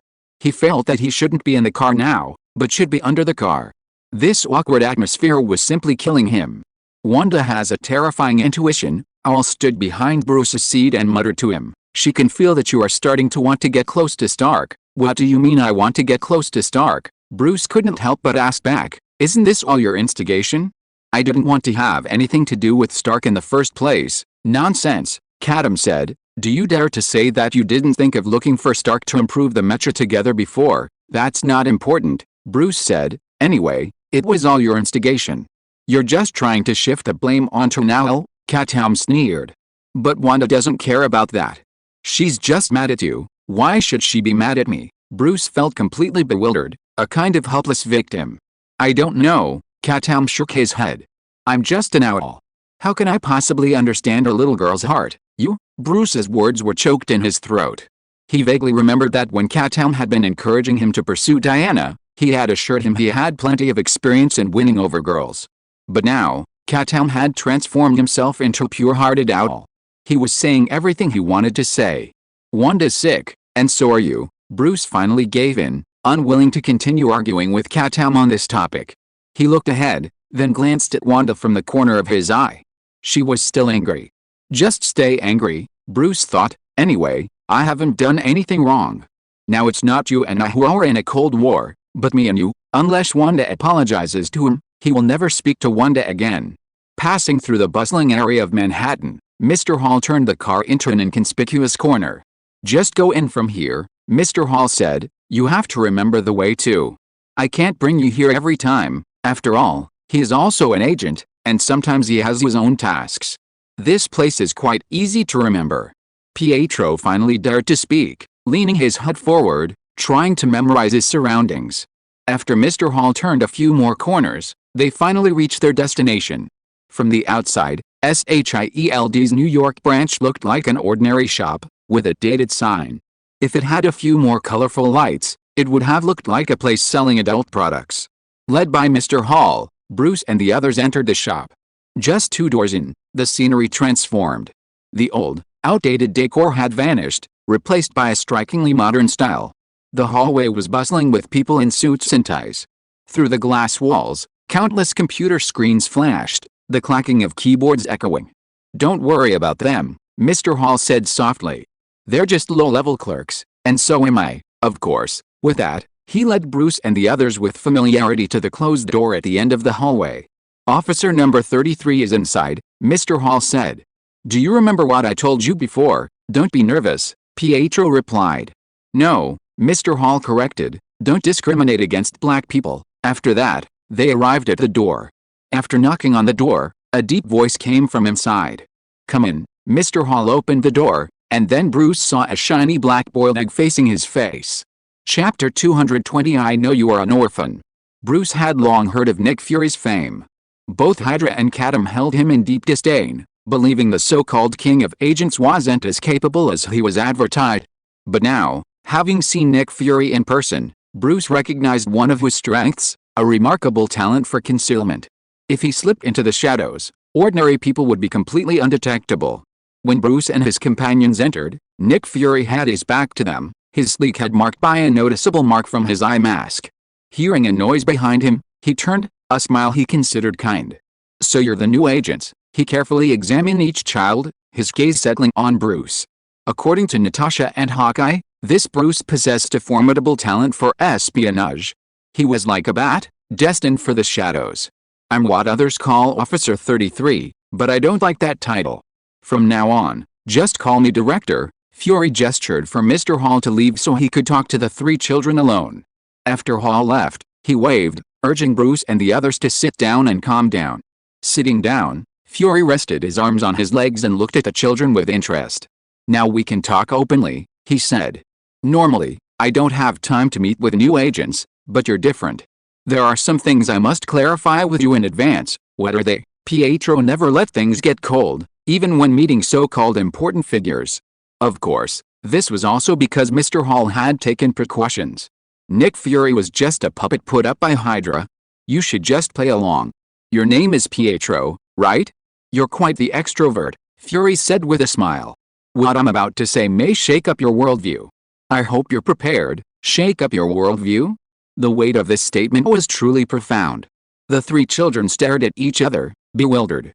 Bruce and Wanda's eyes met, and they both turned away with gloomy expressions. Go ahead, Mr. Commissioner. Pietro waited for Fury's next words with a prepared expression.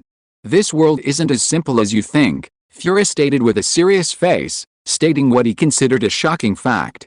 Do you believe that people with superpowers exist in this world? Wanda and Pietro were stunned by this statement. They said it would overturn their worldview, and this was the end? What's wrong with superpowers? They'd seen them every day in the orphanages in Eastern Europe. Bruce was the only one who wasn't surprised. He even joined Fury, his pupils trembling slightly. I know this situation is a bit shocking for you. Seeing the children's reactions, Fury smiled with satisfaction. But this is an objective fact, he continued. And more importantly, you three also have superpowers. This statement truly surprised Wanda and Pietro. Wanda's brow furrowed, and Pietro's words began to stutter. Director, are you kidding me? Pietro pointed at himself. How could I possibly have supernatural powers? He hadn't undergone the Baron's metahuman experiments. I knew it, but you guys are completely unaware of it. Fury produced 3 files and distributed them to Bruce and the others. This is your assessment report. Take a look at the data. Bruce took his and saw the familiar handwriting of Natalie, along with Hawkeye's evaluation of his training. Honestly, Bruce's performance in various training sessions was indeed impressive, but even with his controlled efforts, he hadn't exceeded the limits of an average 13-year-old boy. The comments on the files also confirmed this. Hawkeye only described his talent as extraordinary, but didn't point out any unreasonable aspects of it. When Bruce turned his attention away, Pietro was still reading his own.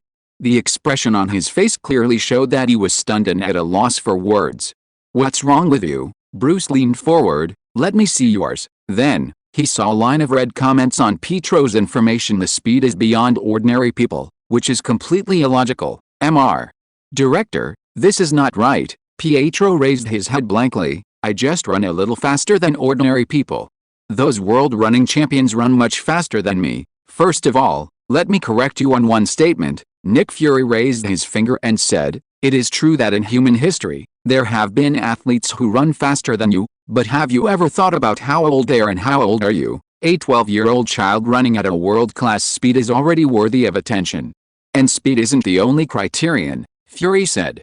Pietro, let me ask you, have you ever felt tired after running so hard? No, Pietro answered instinctively, but then he explained, it just means I have great endurance, right, better than an agent who's gone through rigorous training. Nick Fury simply smiled. He didn't elaborate further, waiting for Pietro to notice something was wrong. A 12-year-old who never tires while running, and whose speed increases with time, is simply not something a normal person can achieve. These were the talents Pietro displayed. But what truly astonished Fury was Wanda's. According to relevance evaluations, Wanda possesses an astonishing sixth sense. Her instructors repeatedly reported that she felt like she was being spied on by the little girl. The subtle hints of talent displayed by the Maximoff siblings couldn't have escaped SHIELD's notice. Except this, Fury reassured the children. This talent isn't a bad thing, it's a gift. SHIELD will help you master it. At that moment, Fury was overcome by indescribable emotions. Long ago, he had a chance encounter with Captain Marvel, Carol Danvers. At that moment, Fury witnessed the vastness of the universe and felt the power of aliens. From then on, he harbored a hidden ambition to form a team of extraordinary beings, called the Avengers, for Earth. And now was the time to begin. Wanda and Pietro would become superpowers trained by SHIELD, veterans of the Avengers. Nick Fury was overwhelmed with joy at the realization of his long-cherished wish. But then, a voice brought him back to reality. Mr. Director, Bruce asked, "What are my superpowers?" He had reviewed his profile but found nothing special. Fury didn't directly answer the question. In truth, SHIELD hadn't discovered any special talents in Bruce. But Fury felt that since Bruce could be with the Maximoffs, there must be something extraordinary about him. Just like how he'd met Captain Marvel, it was because he was born extraordinary. As for what that extraordinary thing was, Fury hadn't discovered it yet, but he was definitely extraordinary. "Bruce, that's something you'll have to wait for," Fury said. "But I have faith in you. The future belongs to you young people." Bruce frowned inwardly. Was Fury just making false promises? But those promises weren't particularly appealing. "Black Braised Egg is experimenting," Katoom's voice chimed in. "He doesn't necessarily think highly of you. He just wants to see if an ordinary person can undergo miraculous changes after prolonged contact with a superpowered being. He's using me as a guinea pig." Bruce frowned. "And without my consent, that's outrageous, isn't it?" Katoom said. "Now you probably understand Nick Fury a little better. He's just so self-centered. Don't worry, Bruce. I'll teach him a lesson for you." "Wait," Bruce called to Katoom. "What you just said was just speculation, wasn't it?" Bruce sensed something was amiss. "Isn't it a bit too much for you to lecture someone without proof?" "Yes," Katoom admitted frankly. "But I know Nick Fury. He's worth all this suffering." "Bruce, if you still have doubts, I can wait and see what Fury has to say about you." "What?" "Let's wait and see," Bruce said. "I don't want to hurt anyone else, unless they start first." "Okay," Katoom said this and fell silent. Owl hadn't followed them into the office and was now hidden in some corner. "Okay, that's about all I have to say." Fury checked his watch. "It's a pity I have work to do next, otherwise I'd really like to chat with you guys. There's definitely a chance later," Pietro said tactfully. Fury pressed a button next to his chair, and a female voice spoke. "Mr. Director, what can I do for you?" "Agent Hill, I'm done here," he said. "These kids are now in your care." "Yes, Director." A moment later, the office door opened, and Maria Hill, Nick Fury's confidant, walked in. She seemed like a friendly older sister.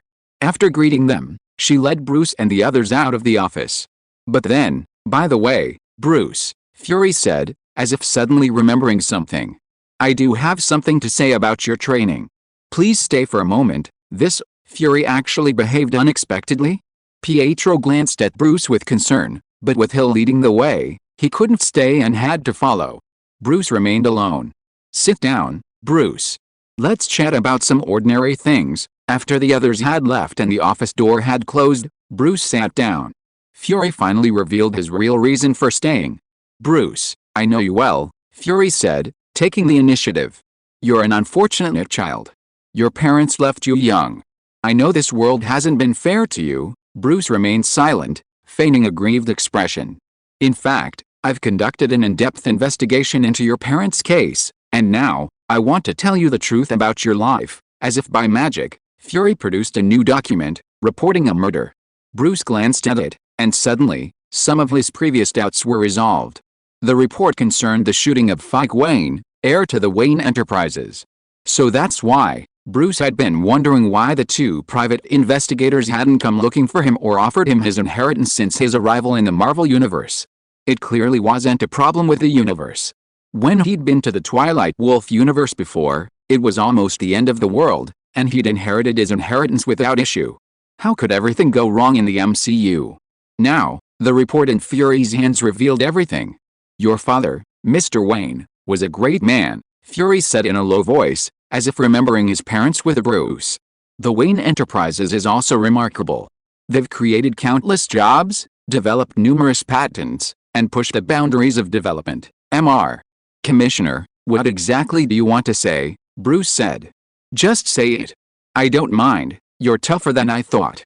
Fury glanced at Bruce, his eyes filled with approval. Any other child would have been overwhelmed by Fury's performance and would have immediately grown trusting of him. According to the reports, your parents died in a shooting in an alley, Fury said. But that's not the truth. Your parents were killed by a superpower. It was a startling statement. Bruce could never have imagined that things would unfold this way. No one knew the truth better than he did. The so-called fake Wayne, the character whose sole purpose was to die and leave Bruce his inheritance. But now, Fury had given him a different meaning. He's lying to me, isn't he? Bruce asked Katoom in his mind. Of course I'm lying to you, Katoom said. I told you, Fury's actions deserve the suffering he'll endure. He actually used his parents' death to deceive a child. He was audacious. Mr. Commissioner, what's going on? At this moment, Bruce's acting skills reached their peak. He truly portrayed the image of an orphan who suddenly learned there was a hidden story behind his parents' deaths. Of course, this performance was also bolstered by his own personal experience.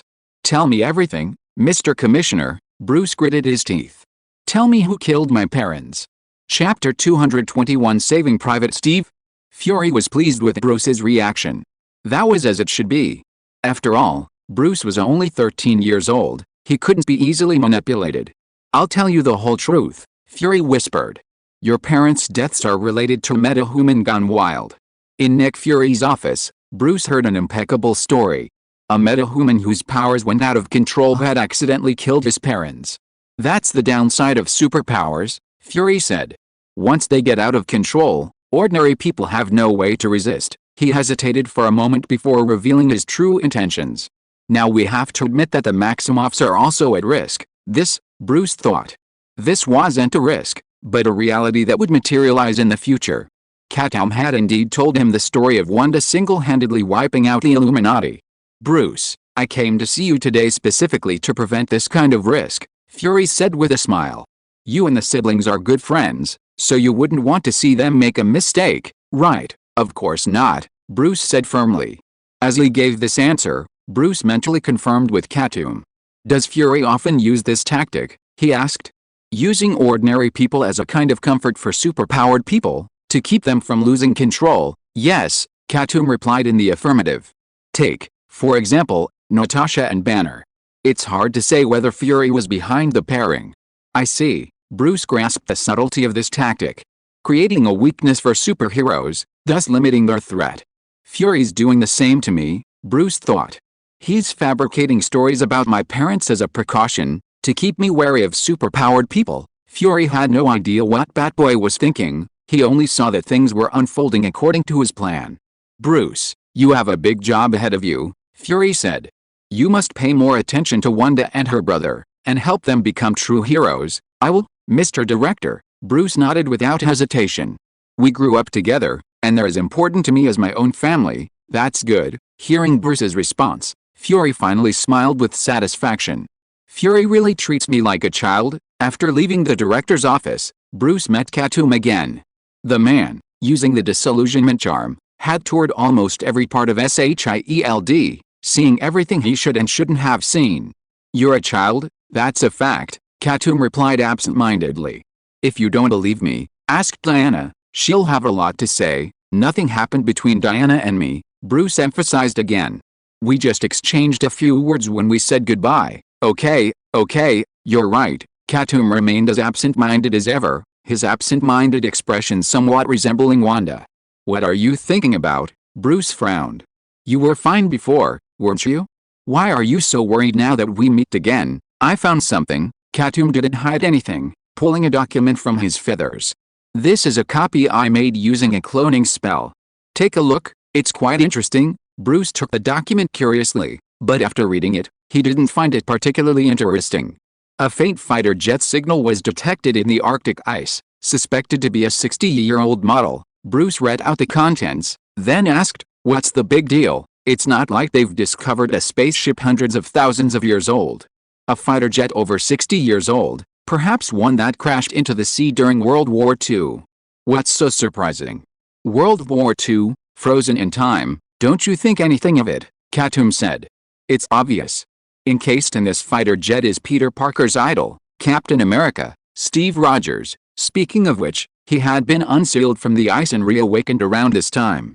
Since SHIELD had detected the fighter jet signal, they were probably already planning a salvage operation. Captain America, Bruce was familiar with the name. Katoom had picked up one of his shields. "He's the man Red Skull has been obsessed with for 50 years, right?" Bruce said. "I heard he's a role model of virtue. I wouldn't get along with someone like him." "Indeed," Katoom nodded. "Not to mention, we're undercover Hydra agents right now." "Wait." Katoom suddenly had an intriguing idea. Could he and Bruce dig out Steve beforehand? Let Captain America and Batboy develop a bond, foster a relationship, become both mentor and friend, and then, at a crucial moment, reveal Bruce's true identity as Hydra to Steve. What would Steve's expression be then? Would he cry out, desperate to rescue Batboy from his wrong path, becoming something Batboy couldn't get rid of? Katoom thought it over and decided it was feasible. Captain America possesses a unique aura. No matter who he fights, he's always on equal terms. He can go back and forth with Thanos, and even with small groups of soldiers. Embracing such an opponent, Bruce's growth will surely be rapid. The more Katoom pondered this plan, the more feasible it seemed. But just then, Bruce spoke suspiciously. "Are you trying to trick me again?" "What?" Katoom flatly denied. "What gives you the right to slander me like that?" "You're laughing," Bruce said coldly. "I've seen that malicious smile of yours countless times, and every time you do, I'm the one who suffers." "You can always find a pretext to accuse someone of something," Katoom complained. "Can't I just be a smiling owl? You really need to work on your paranoia. What I was thinking just now is clearly a good thing for both you and me." "What good thing?" Bruce asked. "I want to rescue Captain America," Katoom said. "If he is rescued by SHIELD, he will definitely be used by Hydra in the end, which is a very cruel thing for him." "How can Hydra use Captain America?" "Katoom should be the one to do it." "You?" Bruce always felt that Katoom's idea was not that simple. Owl never does business at a loss. But he had no way to refute this point of view. If a superhero is used by Hydra, it is indeed not a good thing for the people. After thinking for a moment, Bruce nodded. "Okay," he said, "but have you thought about how to accommodate Captain America after we rescue him? It's impossible to find a place for him to live randomly, right? That's too conspicuous." "Don't worry, I know a place that is suitable for accommodating this kind of superhero." Katoom patted his chest and said, "And there, my face is good, and those apprentices listen to me very much." The place the owl was talking about was naturally Camartage. As a hidden monastery, if Captain America was hidden there, no one would be able to find him. "This is okay." Bruce was still skeptical, thinking that Katoom had other intentions. "I'll just watch from the side," Bruce thought. "Besides, I'm not a child anymore." "Katoom, don't think of tricking me like before." The Arctic, a white world covered by ice and snow for tens of millions of years. Under the cold sunlight, the endless ice field was like a huge piece of white silk, flashing a dazzling cold light. After a noise, Bruce and Katoom paraded here. As soon as he landed, Bruce couldn't help shivering. "It's really cold." He grabbed Katoom and held the owl in his arms as if it were a stove. Fat people usually have a high body temperature, and fat owls are no exception. In just a moment, most of the coldness on Bruce's body was relieved. "Are you being a little too disrespectful to me?" Katoom stuck his head out and asked. "Do we still need to be so polite?" Bruce asked back nonchalantly. "We've been through thick and thin together for so long, why are you still angry?" After he finished speaking, he ignored Katoom and walked forward in the wind and snow. On the ice field in front of him, huge ice blocks squeezed and piled up each other, forming ice mounds and ice ridges of various shapes. Some were like sharp swords piercing the sky, and some were like giant beasts crawling on the ground. Bruce walked alone in it, and under the cover of wind and snow, he looked particularly small. The cracks on the ice field were like the Earth's open mouth, deep blue and bottomless, as if hiding countless secrets under the ice field. "This is it," Bruce said. "The coordinates given by SHIELD are this area." He crouched down, swiping his hand across the ice. After brushing off a layer of snow, The scene beneath was revealed. Beneath the seemingly impenetrable Arctic ice, a fighter plane slumbered silently. The ice, like a vast, cold coffin, tightly encased the fighter. Through the cracks in the ice, the fighter's outline could be vaguely seen, its metal fuselage long since eroded by the icy seawater, leaving it mottled and gritty. The cockpit window was covered in icy frost, as if frozen in time. This old fighter plane had crashed here, then been swallowed by the ever-shifting and thickening ice, becoming a forgotten secret. I have to say, this picture is quite artistic, Bruce said, peering through the ice for a moment. In fact, I'm a little moved by this atmosphere, the snow, the ice, the silence, the solitude. It was a perfect place for Bruce to be alone, to contemplate his future. If possible, I'd like to build a Batcave here, Bruce said. Then it wouldn't be called the Batcave, Katoom said. The one built in the Arctic should be called the Fortress of Solitude. The Fortress of Solitude? What a good name, Bruce said. It suits me very well. This is the name given by Superman, Katoom added. I guess so, Bruce said lightly. Only Superman can experience the same loneliness as me. When he said this, he put his hands behind his back, looked up at the snow and wind, as if accompanied by boundless loneliness. Loneliness, you big-headed ghost, Katoom cursed, pulling Bruce back to reality. You are a sophomore in junior high school, and you always think you are the loneliest person in the world.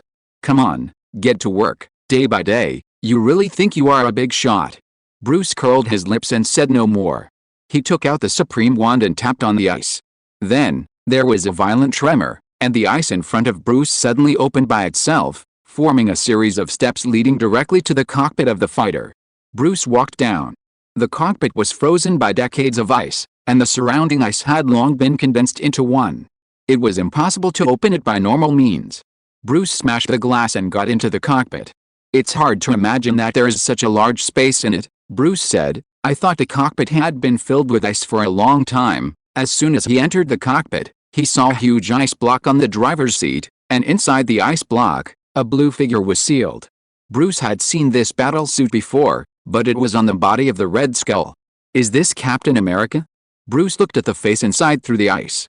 Steve Rogers was very handsome, very much in line with the American aesthetic of handsome men.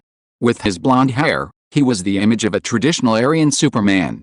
Are you sure he's still alive? Bruce asked. Why do I feel like he's become a specimen? Of course he's still alive. Katoom flew into the air, flapped his wings, and the ice block containing Captain America floated into the air.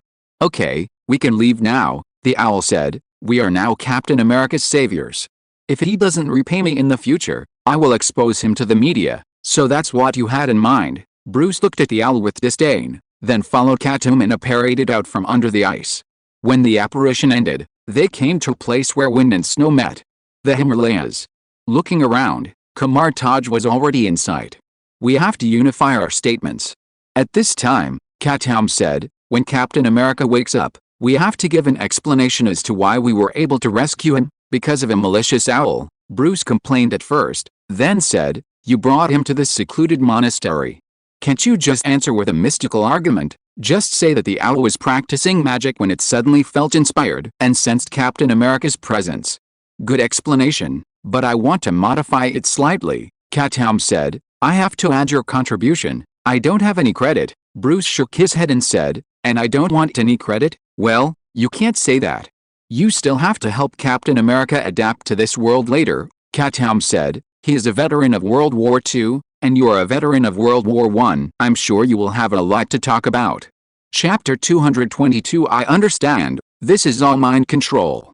Captain America awoke to a Dodgers baseball game on the radio. He sat up and looked around. He was in a room, perhaps a hospital ward. The sun was shining brightly outside, a gentle spring breeze streaming in through the open windows. He was wearing a Strategic Research Office t-shirt, khakis, and boots. Steve's head was spinning. The last thing he could remember was piloting the Valkyrie into a dive, which seemed like 5 minutes ago. On the radio, the Dodgers game was in progress, and leadoff man Pete Reiser hit a home run, a great one. But something seemed off. Steve was weak, but not in any pain. The occasional dizziness was just the usual oxygen deprivation that comes with long sleep. A deep breath would do the trick. Steve slid his legs over the edge of the bed, sat up, and continued to examine himself. He was indeed fine. The intense crash had left no marks on his body. This must have been thanks to the super soldier serum. But where were his shield and uniform? Just then, a woman in a uniform entered the room. "Good morning," she said. Or should I say, "Good afternoon." Steve didn't know how to respond. "Where am I?" "You're in a post-operative recovery room in New York," she said. The score came on the radio. The Dodgers were ahead, 8-4. Steve looked at the woman. She was a beautiful blonde who bore a resemblance to Paige. Steve remembered his pre-crash appointment. The store club, 8 o'clock sharp. What day was it? He hoped it wasn't Saturday yet. As he pondered this, the radio announcement reminded him. A home run grand slam? Steve remembered sitting in the grandstand at Ebbets Field when Pete Reiser ran from third base. Steve's guard was on edge. This room was definitely not what it seemed. "Where am I?" Steve asked. "I'm afraid I don't understand you," she said. "This match," Steve nodded at the radio. "It happened in May of 1941. I was there." He stood up and faced the woman. Something was amiss here, and he had to know what it was. "I'll ask you again, Captain Rogers." The woman kept backing away, as if frightened by Steve's appearance, but this only confirmed Steve's suspicions. If everything was normal, why wouldn't she dare answer his questions? Suddenly, Steve took a deep breath, pushed past the woman, and rushed to the door. The woman screamed, but didn't try to stop him. Steve quickly reached the door, turned the handle, and opened it. He stepped out, mentally bracing himself for a fight. Perhaps he had been kidnapped by Hydra, caught up in some strange experiment. Opening the door would reveal Hydra's soldiers everywhere. Captain America wouldn't mind fighting his way out. However, at that moment, something strange happened. As Steve rushed out of the room, the scene before him suddenly flickered, like the noise that often appears on a movie screen. Steve couldn't help but blink. When he opened his eyes again, he was in the room again. He stepped through a door, but instead of leaving, he found himself back inside. The woman was still standing there, stunned. Steve didn't know what was happening. He gritted his teeth, turned his head, and rushed out the door again. Time and again, nothing changed. No matter how hard he tried, he would always end up back in this room. What the hell? Steve couldn't help himself. What had just happened was beyond his comprehension. In his clear mind, the only explanation he could come up with was the portal Howard Stark had explained to him. "You used the power of the Tesseract." Steve clenched his fists, already imagining a possible explanation. His efforts had failed, but Hydra still had the Tesseract and mastered its portals. That's not the case. The woman held her hands out in front of her, as if trying to explain, but Steve, a seasoned veteran, could already see she was trying to stall for time. "Sorry," he took the initiative, trying to restrain the woman, but just as he reached for her arm, he missed. Steve's fingers pierced the woman's body. How could? Steve's pupils constricted at that moment, as if he had seen a ghost, completely unable to comprehend what was happening. The woman continued apologetically, but this time, her voice was that of a teenager. "I'm so sorry, Captain," she orally said. Steve stared at the woman, a chill running down his spine. "Look, I'm so sorry about that performance," the woman said, "but we thought it would be best to reveal the truth to you slowly." "Reveal what?" Steve asked. "You've been asleep the entire time, Captain," the woman continued, and Steve saw sympathy in her eyes. For nearly 70 years, in the next second, everything around them shifted. The original ward vanished, and before Steve's eyes, the room transformed into something else entirely. This room resembled a rural monastery. On the wall hung something like a painting, playing something Steve couldn't understand. A TV? Steve wondered, but the TVs he'd seen were always huge. How could they be this thin? The screen displayed a city, a forest of steel. Skyscrapers rose, traffic swarmed, and countless roadside structures were constructed of gleaming glass, taller than Steve remembered. Billboards resembled giant display screens, remarkably similar to the advanced equipment only Hydra and the Strategic Research Office possessed at the time. These massive billboards reached a full 10 stories tall, their screens scrolling with images and text. This was the future Howard Stark had once described to him. Elsewhere, a woman's form shifted like mercury, transforming into a dark-haired boy in an instant. Steve was stunned. Was this something technology could achieve? He didn't feel like he'd arrived in some future 70 years in the future, but rather like he'd been transported to another world by a plane crash. "I'm sorry, Captain Rogers," The boy introduced himself.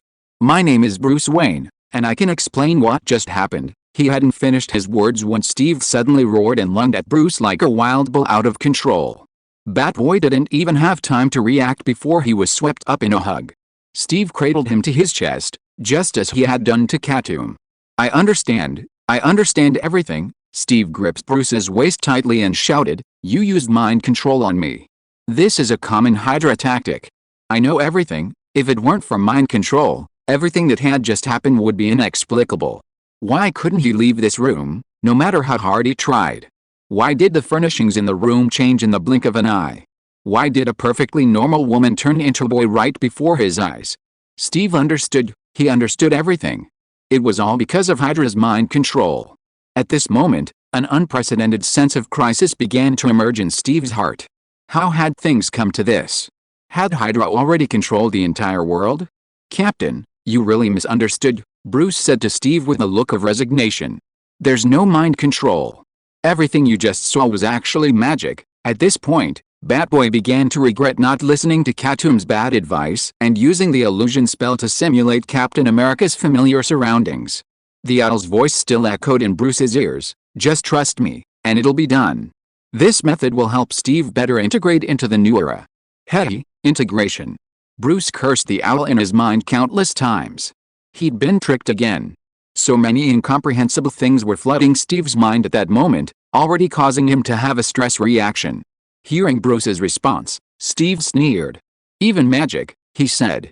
"So, are you going to tell me you can ride a broom and have a black cat?" "No black cat," Bruce thought for a moment. "But I do have an owl. Do you think I've never read fairy tales?" Steve's emotions were on the verge of losing control. He knew nothing about the world he was in, and he was overwhelmed by extreme insecurity. His only thought was to get out of here as quickly as possible and make sure Peggy was safe. Sigh, Bruce sighed softly. He hadn't expected Captain America to lose his composure so much, to let things get to this point. "Captain, I apologize in advance for everything that's going to happen," Bruce said. "Please believe I'm a good boy." Huh? Steve didn't understand why Bruce said that, but before he could process it, a strange feeling suddenly spread through his body, and his feet began to dance uncontrollably. The sudden movement of the dance caused Steve's hands to loosen unconsciously, and Bruce took the opportunity to leap out of his arms, landing safely on the ground. "This is also a kind of magic," Bruce said. "It can make people dance uncontrollably, but without getting hurt." Korea. Steve was suddenly shocked, thinking of the fairy tale he had heard before, the cruel story of a little girl who put on red dancing shoes and danced herself to death. He had never thought that such a thing could happen to him.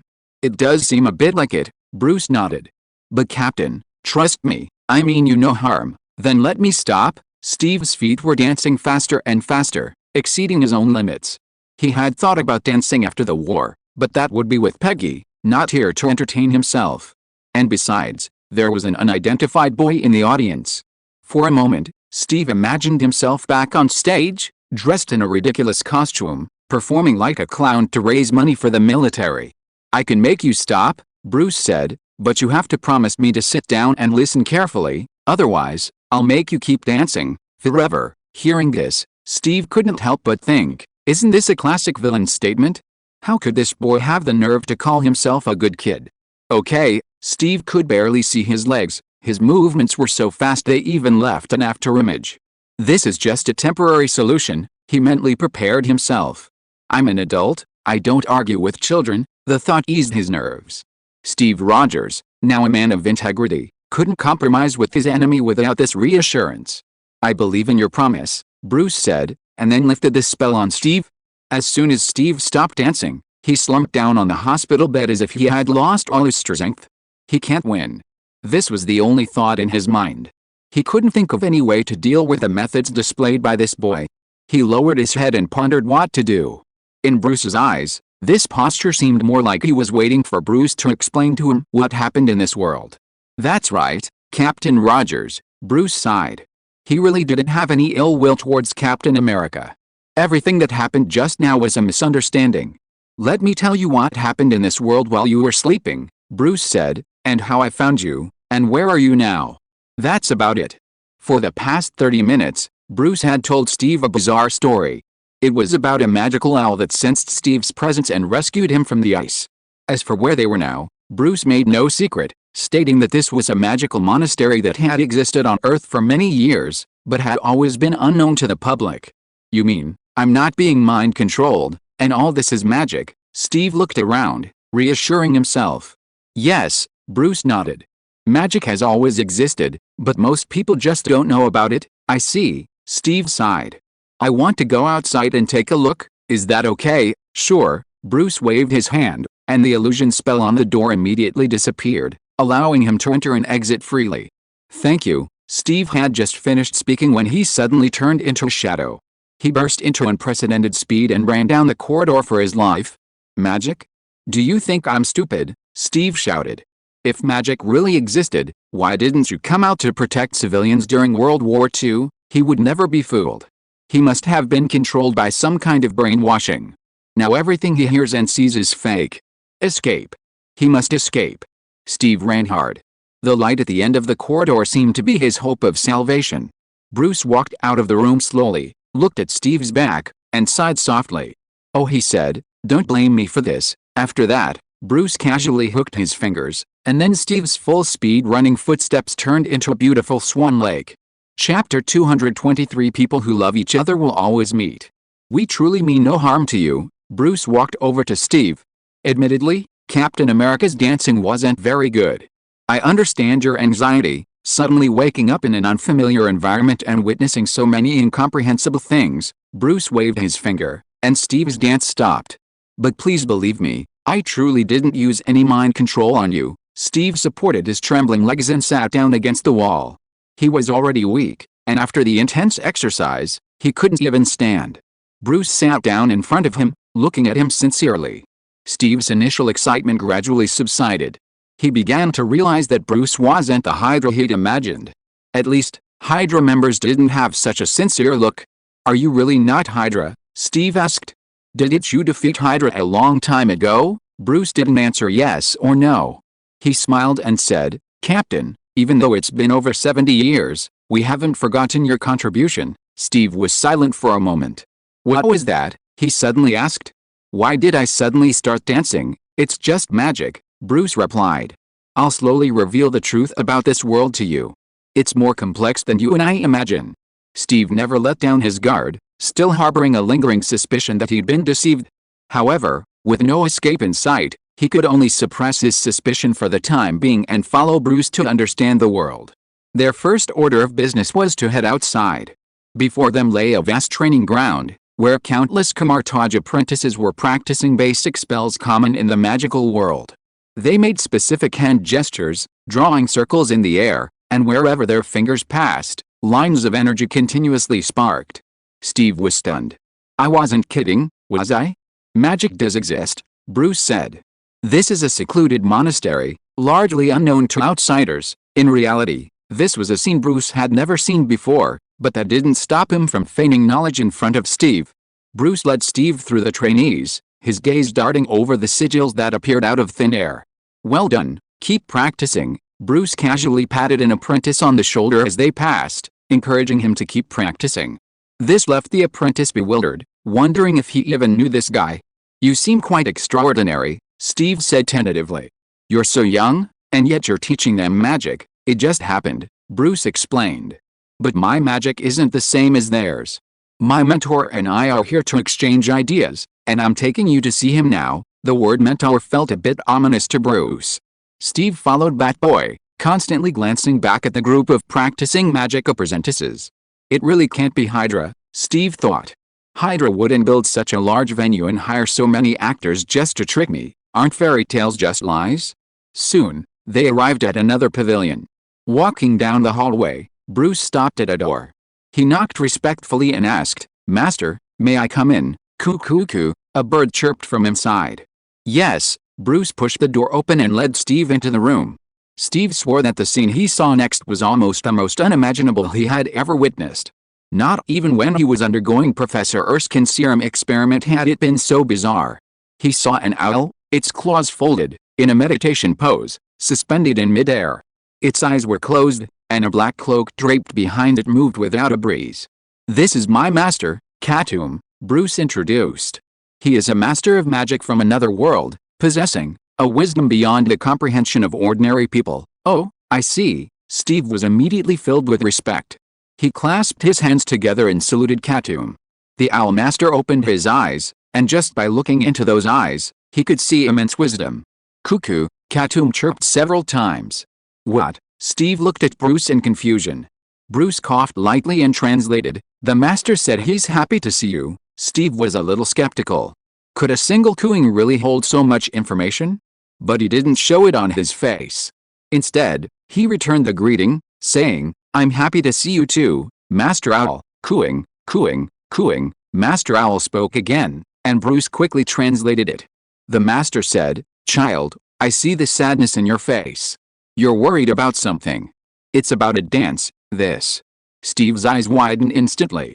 So accurate. Not many people knew about the agreement between him and Peggy, and the fact that Master Owl could so easily reveal it meant he wasn't just some charlatan. He was a true genius. Master, as expected of the Master, Steve nodded solemnly. I did miss a dance. Meanwhile, Bruce was also communicating telepathically with Katoom. Does this really help? Bruce asked. I see all those other mediums and the like. They just tell people they're going to have a bloody disaster. Of course it does, Katoom said. Trust me, Bruce, after today, Steve will be completely devoted to magic. Steve's spirits had sunk. Katoom's words touched upon the deepest regret in his heart. 70 years ago, at the moment of his plane crash, he had made a promise to dance with his beloved, Peggy. Now, when he opened his eyes again, over half a century had passed, and it was uncertain whether his beloved was still alive. Cuckoo, Master Katoom suddenly spoke again. Steve looked up in confusion, then heard Bruce's translation. She's still alive. What? Steve was momentarily stunned. Master said, the person you're obsessed with is still alive, Bruce repeated.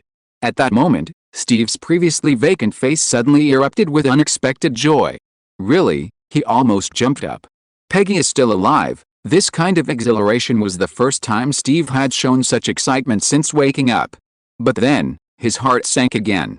Peggy was still alive, which was certainly a blessing, but 70 years had passed, and even if she were still alive, she would have been very old. Meeting her would probably only add to his sentimentality. Suddenly, the Owl Master barked sternly, his voice relentless, as if he were scolding Steve. Steve was stunned, and naturally looked at Bruce. The little bat coughed twice and translated. The Master said, how can you be so prejudiced? She's waited for you for over 70 years, and you're not even willing to see her? And, Bruce hesitated for a moment before continuing, the Master also told you to change your mindset. Remember this, women are like fine wine, they become more fragrant with age? Huh? Steve was new to this view, and for a moment, he was a little confused. But after thinking it over, he felt the Master's reprimand made sense. Of course, it wasn't about the idea of aging becoming more fragrant, but rather that he should meet Peggy. But I can't go see her right now, Steve said dejectedly. You just said it, this is the Himalayas. I don't have any legal status. So there's no way I can get to America. Bruce blinked, thinking that entering the US without legal status was perfectly natural. If Steve wanted, he could even introduce a few professional human traffickers. Of course, he kept this a secret. Goo, the Master said there's no need to bother. If you want, you can definitely see her, even across the Pacific. A glimmer of hope flashed in Steve's eyes at this. Really, Goo, really, please help me. Steve clasped his hands together again and bowed deeply. Goo, Katoom was particularly pleased with Steve's attitude. He flapped his claws and suddenly leaped from the air, landing in front of Steve and flapping his wings. Before Steve could understand what was happening, a sense of detachment washed over him. By the time he realized what was happening, he was already floating in the air. He saw his body, sprawled on the ground. Steve looked at his translucent hands. Through his palms, he could even see the ground. Out-of-body experience, Bruce explained. In this form, you can enter Peggy's dream without worrying about being seen, but how do I get there? Steve was puzzled. He was still in the Himalayas. This way, suddenly, Bruce pulled a diary from his pocket and opened it, revealing a completely blank page. Bruce tapped the page, and a powerful suction force erupted. Steve had no chance to resist, and with a gasp, he was sucked into the pages. I hope I don't scare Miss Peggy, Bruce thought as he closed the book. An elderly man nearing retirement suddenly saw his beloved from his youth, in spirit form. It's easy to interpret this as someone coming to take him away. Peggy was still alive, but in poor health. She was delirious and often in a trance, which sometimes made communicating with her difficult. Peggy remained bedridden and rarely moved. When Steve appeared in her room, she had her eyes closed, sound asleep. Even in her dreams, she remained asleep. Steve looked around, taking in the room. This was the home where Peggy had raised her children and lived out her life. Steve sat by her bed, looking at a face so aged it was almost unrecognizable. These were the marks left by 70 years. But in truth, for Steve, the last time he and Peggy had seen each other was yesterday.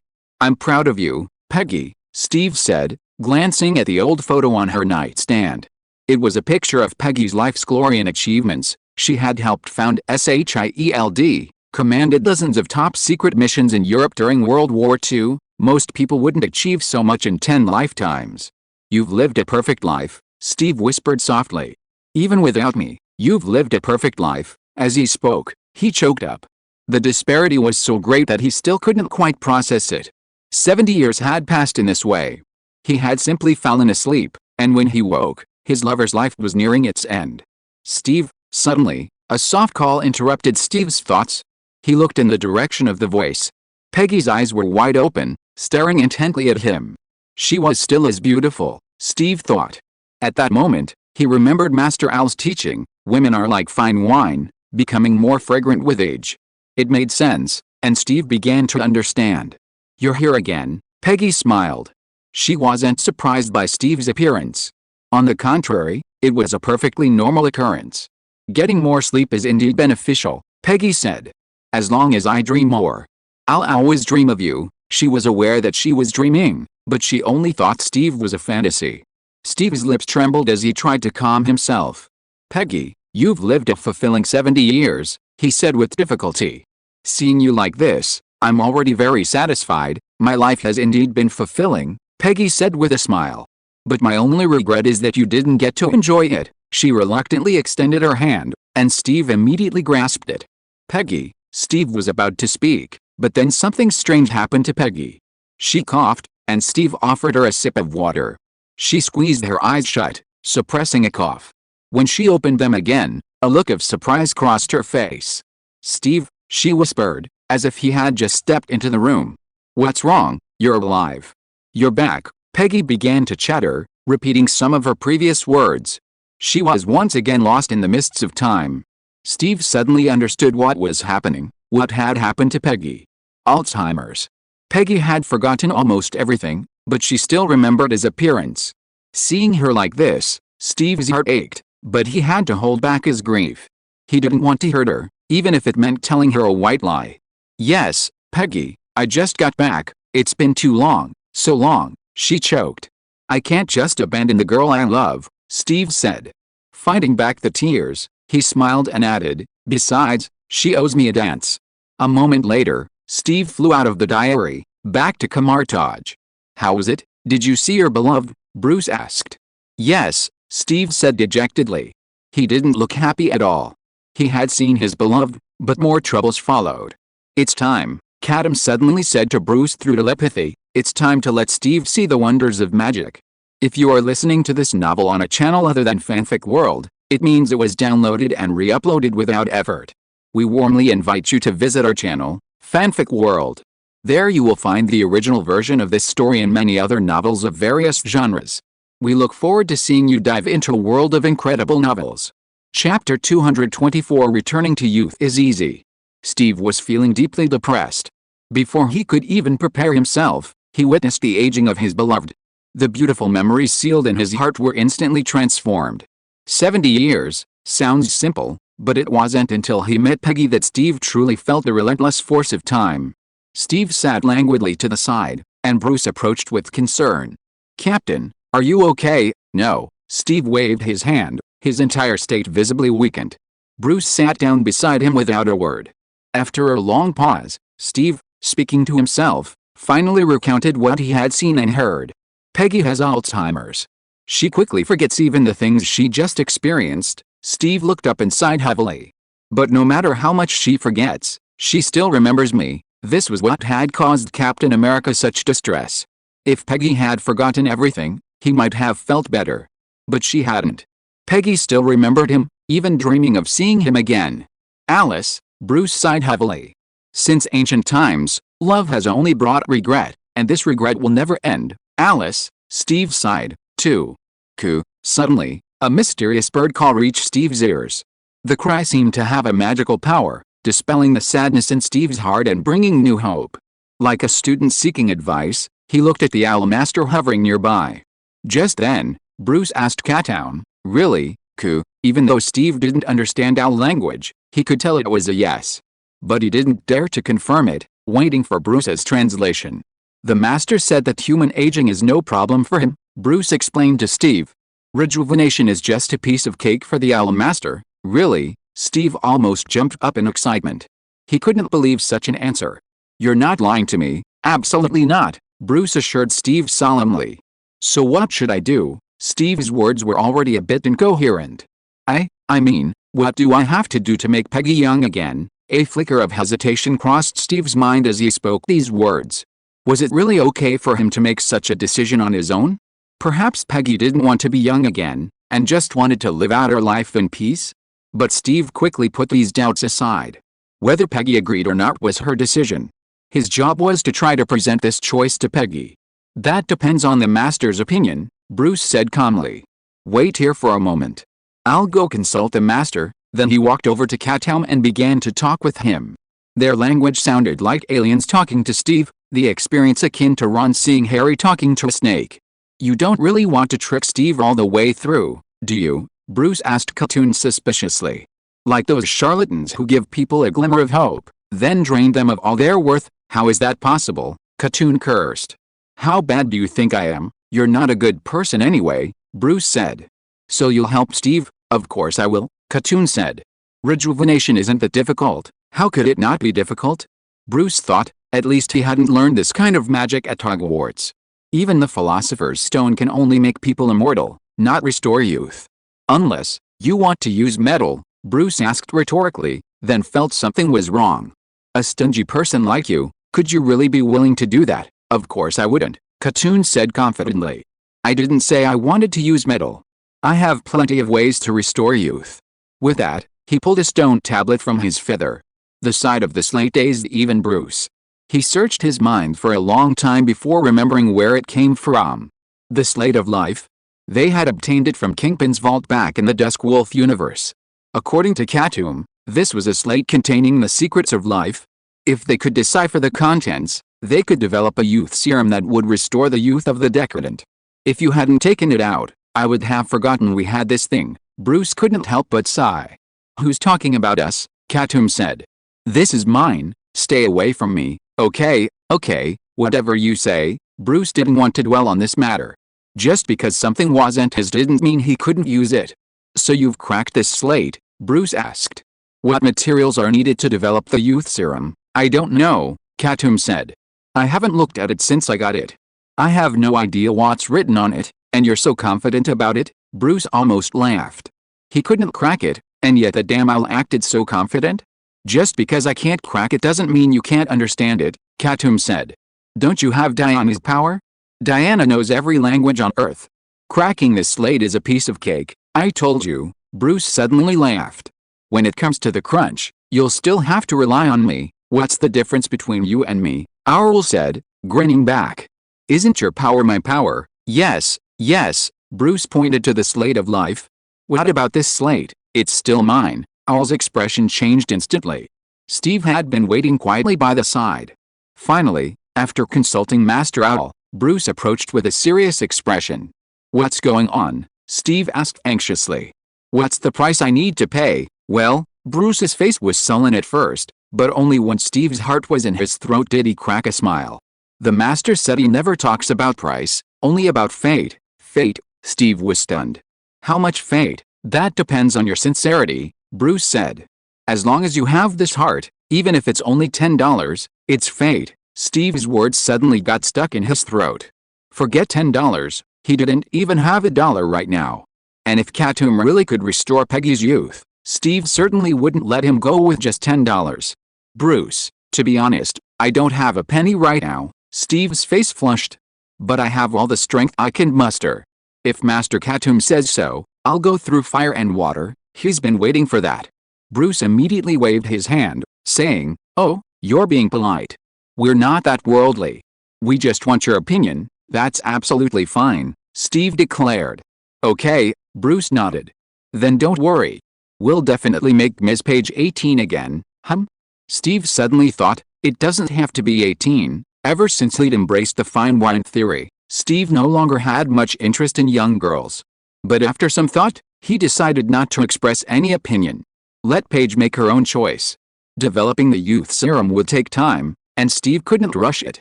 He was placed in a guest room at Camartage, equipped with a laptop specifically for him, allowing him to keep up with the modern world. As the night wore on, Steve lay in bed, his eyes wide open, staring at the ceiling with mixed feelings. He'd slept for 70 years, and now he couldn't close his eyes. "I hope everything goes well," he thought to himself. "Master Owl wouldn't lie to me. He's a real talent." The out-of-body experience, coupled with the dream he had of Peggy, had already convinced Steve. Now all he had to do was wait. Steve pulled out a pocket watch from his pocket and opened it. Inside was a photo of Peggy. Looking at his lover, Steve's heart slowly calmed down. Elsewhere, in Katoom's room, Bruce lay sprawled across the stone slab, copying the words on it. Katoom sat on the other side, holding an owl doll and muttering to himself. "Can't you come over and help me?" Bruce said angrily. "You're such a big owl, and you still like playing with dolls. Just do your job." "Why are you talking so much?" Katoom said nonchalantly. "And I'm not playing with a doll, it's a communication device. I can use it to talk to the person on the other side." "Who are you talking to? What do you think?" Katoom smiled maliciously. "Of course it's Diana. I'm talking to her about what happened between you that day." "What?" Bruce suddenly stood up from the stone slab, walked quickly to Katoom, and reached out to grab the doll.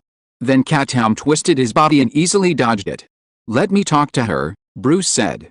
"Why didn't you tell me earlier that you had this method of communication?" "She doesn't want to talk to you right now," Katoom said. "In fact, she's disgusted by the mere mention of your name. If she heard your voice, she'd probably throw up." "Why?" Bruce was puzzled. "She wouldn't do that to me," Katoom shook his head. "It shouldn't have been possible, but you have to understand, 5 years have already passed in the DCEU. Bruce had already broken his promise. "So soon?" Bruce was incredulous. "I've only been out of the DCEU for a few months." "No way, let me explain things to Diana." "That's unnecessary." Katoom hid the doll behind his back. "Diana's furious right now. What good will talking to her do? Can you even go see her?" Bruce was speechless. "Besides, someone's whispering in her ear," Katoom said. "She really hates you right now." "Who's fanning the flames?" Bruce asked. "Me." Katoom puffed out his chest. "Diana and I were in jail together, and we're close. I told her everything about your behavior here." "So what?" Bruce thought, he hadn't done anything shameful. He just said it, so Diana shouldn't be so angry, right? Unless, he glared at the owl fiercely, thinking the owl must be exaggerating. "Okay, enough teasing." The owl suddenly shook its head. "Just work hard. Once this big job is done, I'll let you talk to Diana. She's still mad, after all, and you need to calm her down." "Big job?" Bruce's tone was laced with sarcasm. "Tricking Captain America, is that a big job?" "Hey, don't say that." The owl tucked the doll into its feathers, jumped off the chair, and came to the slab of life. "You probably don't even realize how great a job you're doing." "Then tell me," Bruce replied expressionlessly. "Think about this, Bruce," Katoom said, hopping back and forth on the stone slab. "Based on past experience, you should be rich by now, but look at yourself now. How much money do you have?" "Billions," Bruce replied. Selling the gold bars and collections in Katoom's feathers would easily net him billions. "That's all my money," Katoom said. "I'm talking about the Wayne family's money. Thick Wayne is dead, but none of his wealth has come to you. Don't you find it strange?" "Didn't SHIELD take it?" Bruce asked. "I thought that was obvious." "It's not that simple," Katoom said. "SHIELD likes to embezzle other people's things, but the disappearance of such a large inheritance for no reason can't be a big deal for them. If it was SHIELD, they should have silenced Bruce. So I want to find out who took your inheritance." Katoom reminded him. Bruce, don't forget, back in the DCEU, you promised me that this inheritance would be mine. Indeed, that was the case. Owl had been deeply displeased with Bruce's careless use of Katoom's gold bars, hence his promise. Now, someone had appropriated Katoom's inheritance. Given Owl's personality, it would be strange if he didn't fight that person head-on. So what are you going to do? Bruce asked.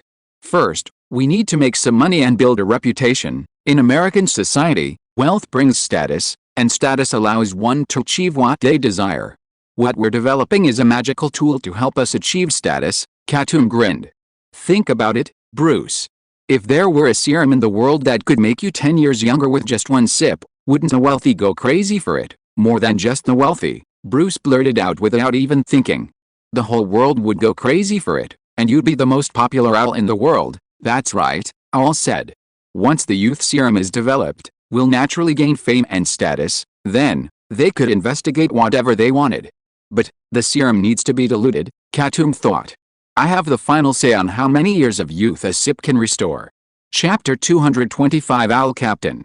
After making a copy of the slate, Bruce entered the meditation room, hoping to analyze it in a quiet environment. Only after making sure Bruce was gone did Katoom retrieve the doll. That's roughly what happened, he said to Diana, who was on the other side of the doll. It's only been 3 months here. Bruce didn't mean to break his promise. Then, he put the doll to his ear and heard the reply from the other side. The owl kept responding. Well, since you chose to wait for a boy to grow up, this is inevitable. Yes, you still have to be angry. I won't tell Bruce. You can do whatever you want to him when the time comes. Don't worry, I'll keep an eye on him for you. The next day, Steve woke up early. As a soldier, he had an extremely regular and strict schedule, but even so early, when he opened the door, Bruce was already standing there. Good morning, Captain Rogers, Bruce said with a smile.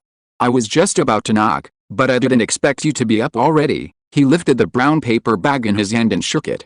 Inside was Steve's breakfast. I didn't know what you liked, Bruce said as he walked into Steve's room. So I packed you a sandwich and coffee. People back then probably ate the same thing. Thank you, Bruce. Steve followed him in. He was feeling a bit hungry. But right now, Steve was more interested in the brown paper bag in Bruce's hand, an interest that even outweighed his hunger. Is there any breakfast place around here? He asked. All I see is endless snow-capped mountains. No, Bruce put the bag on the table. I bought it in New York. Queens. Do you know that place? Of course I do.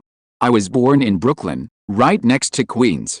Wait, Steve suddenly realized something was wrong. You said you bought this breakfast in New York. How could that be possible? This place is tens of thousands of miles from New York, right? Steve was so shocked that he couldn't speak coherently, his finger constantly pointing between himself and Bruce. This is magic. Amazing, isn't it? Bruce shook his head. Captain, I don't know what you're so surprised about. Did you go back to America yesterday? But Steve wanted to say that he was a spirit in a dream, unlike Bruce who just bought things directly.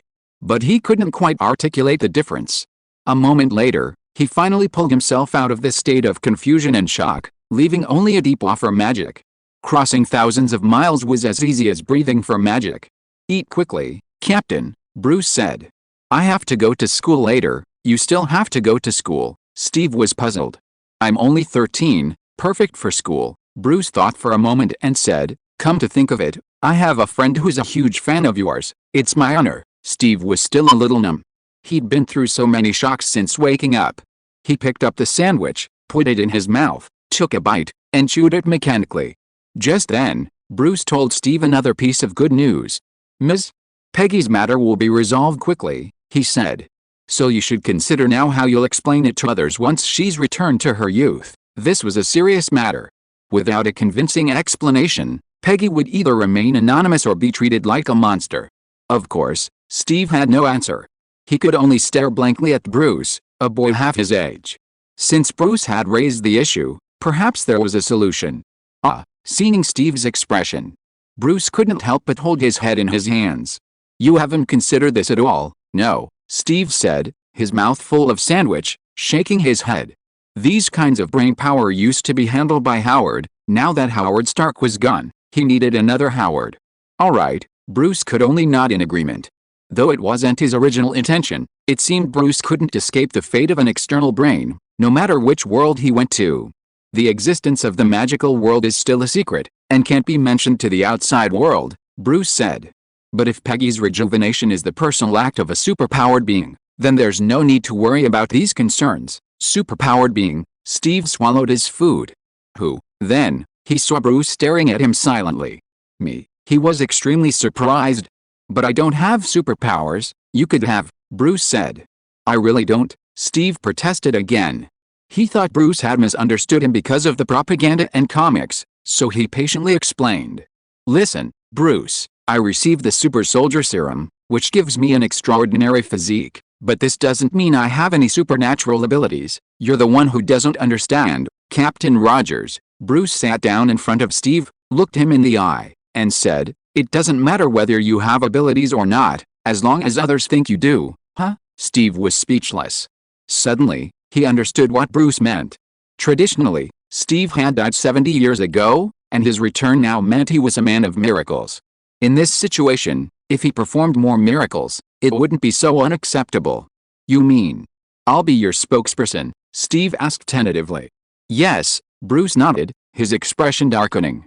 Owls familiar with him would usually know that when Batboy wore that expression, it was time to start spinning a story. Captain Rogers, why do you think we're hiding our existence from the world? Steve didn't know the reason, of course, but that didn't stop him from imagining it. Based on the novels he'd read, he naturally thought of a possibility. Are you upholding some kind of oath? Yes, Bruce nodded solemnly. Captain, what I'm about to tell you is a very long story, probably dating back to ancient Egypt. For the next few moments, Steve remained bewildered as Bruce gave him a history of magic. He talked about wizards, muggles, magic schools, and the International Statute of Wizarding Secrecy. Every word Bruce said was well-founded and without a single lie. Steve, a native of the 1940s, had never experienced such whimsy. He was completely absorbed in this world of fantasy. What happens next? Steve pressed. Is the Dark Lord truly dead? Why did Dumbledore say he'd return? You'd have to ask Dumbledore about that, Bruce said. You understand the situation now.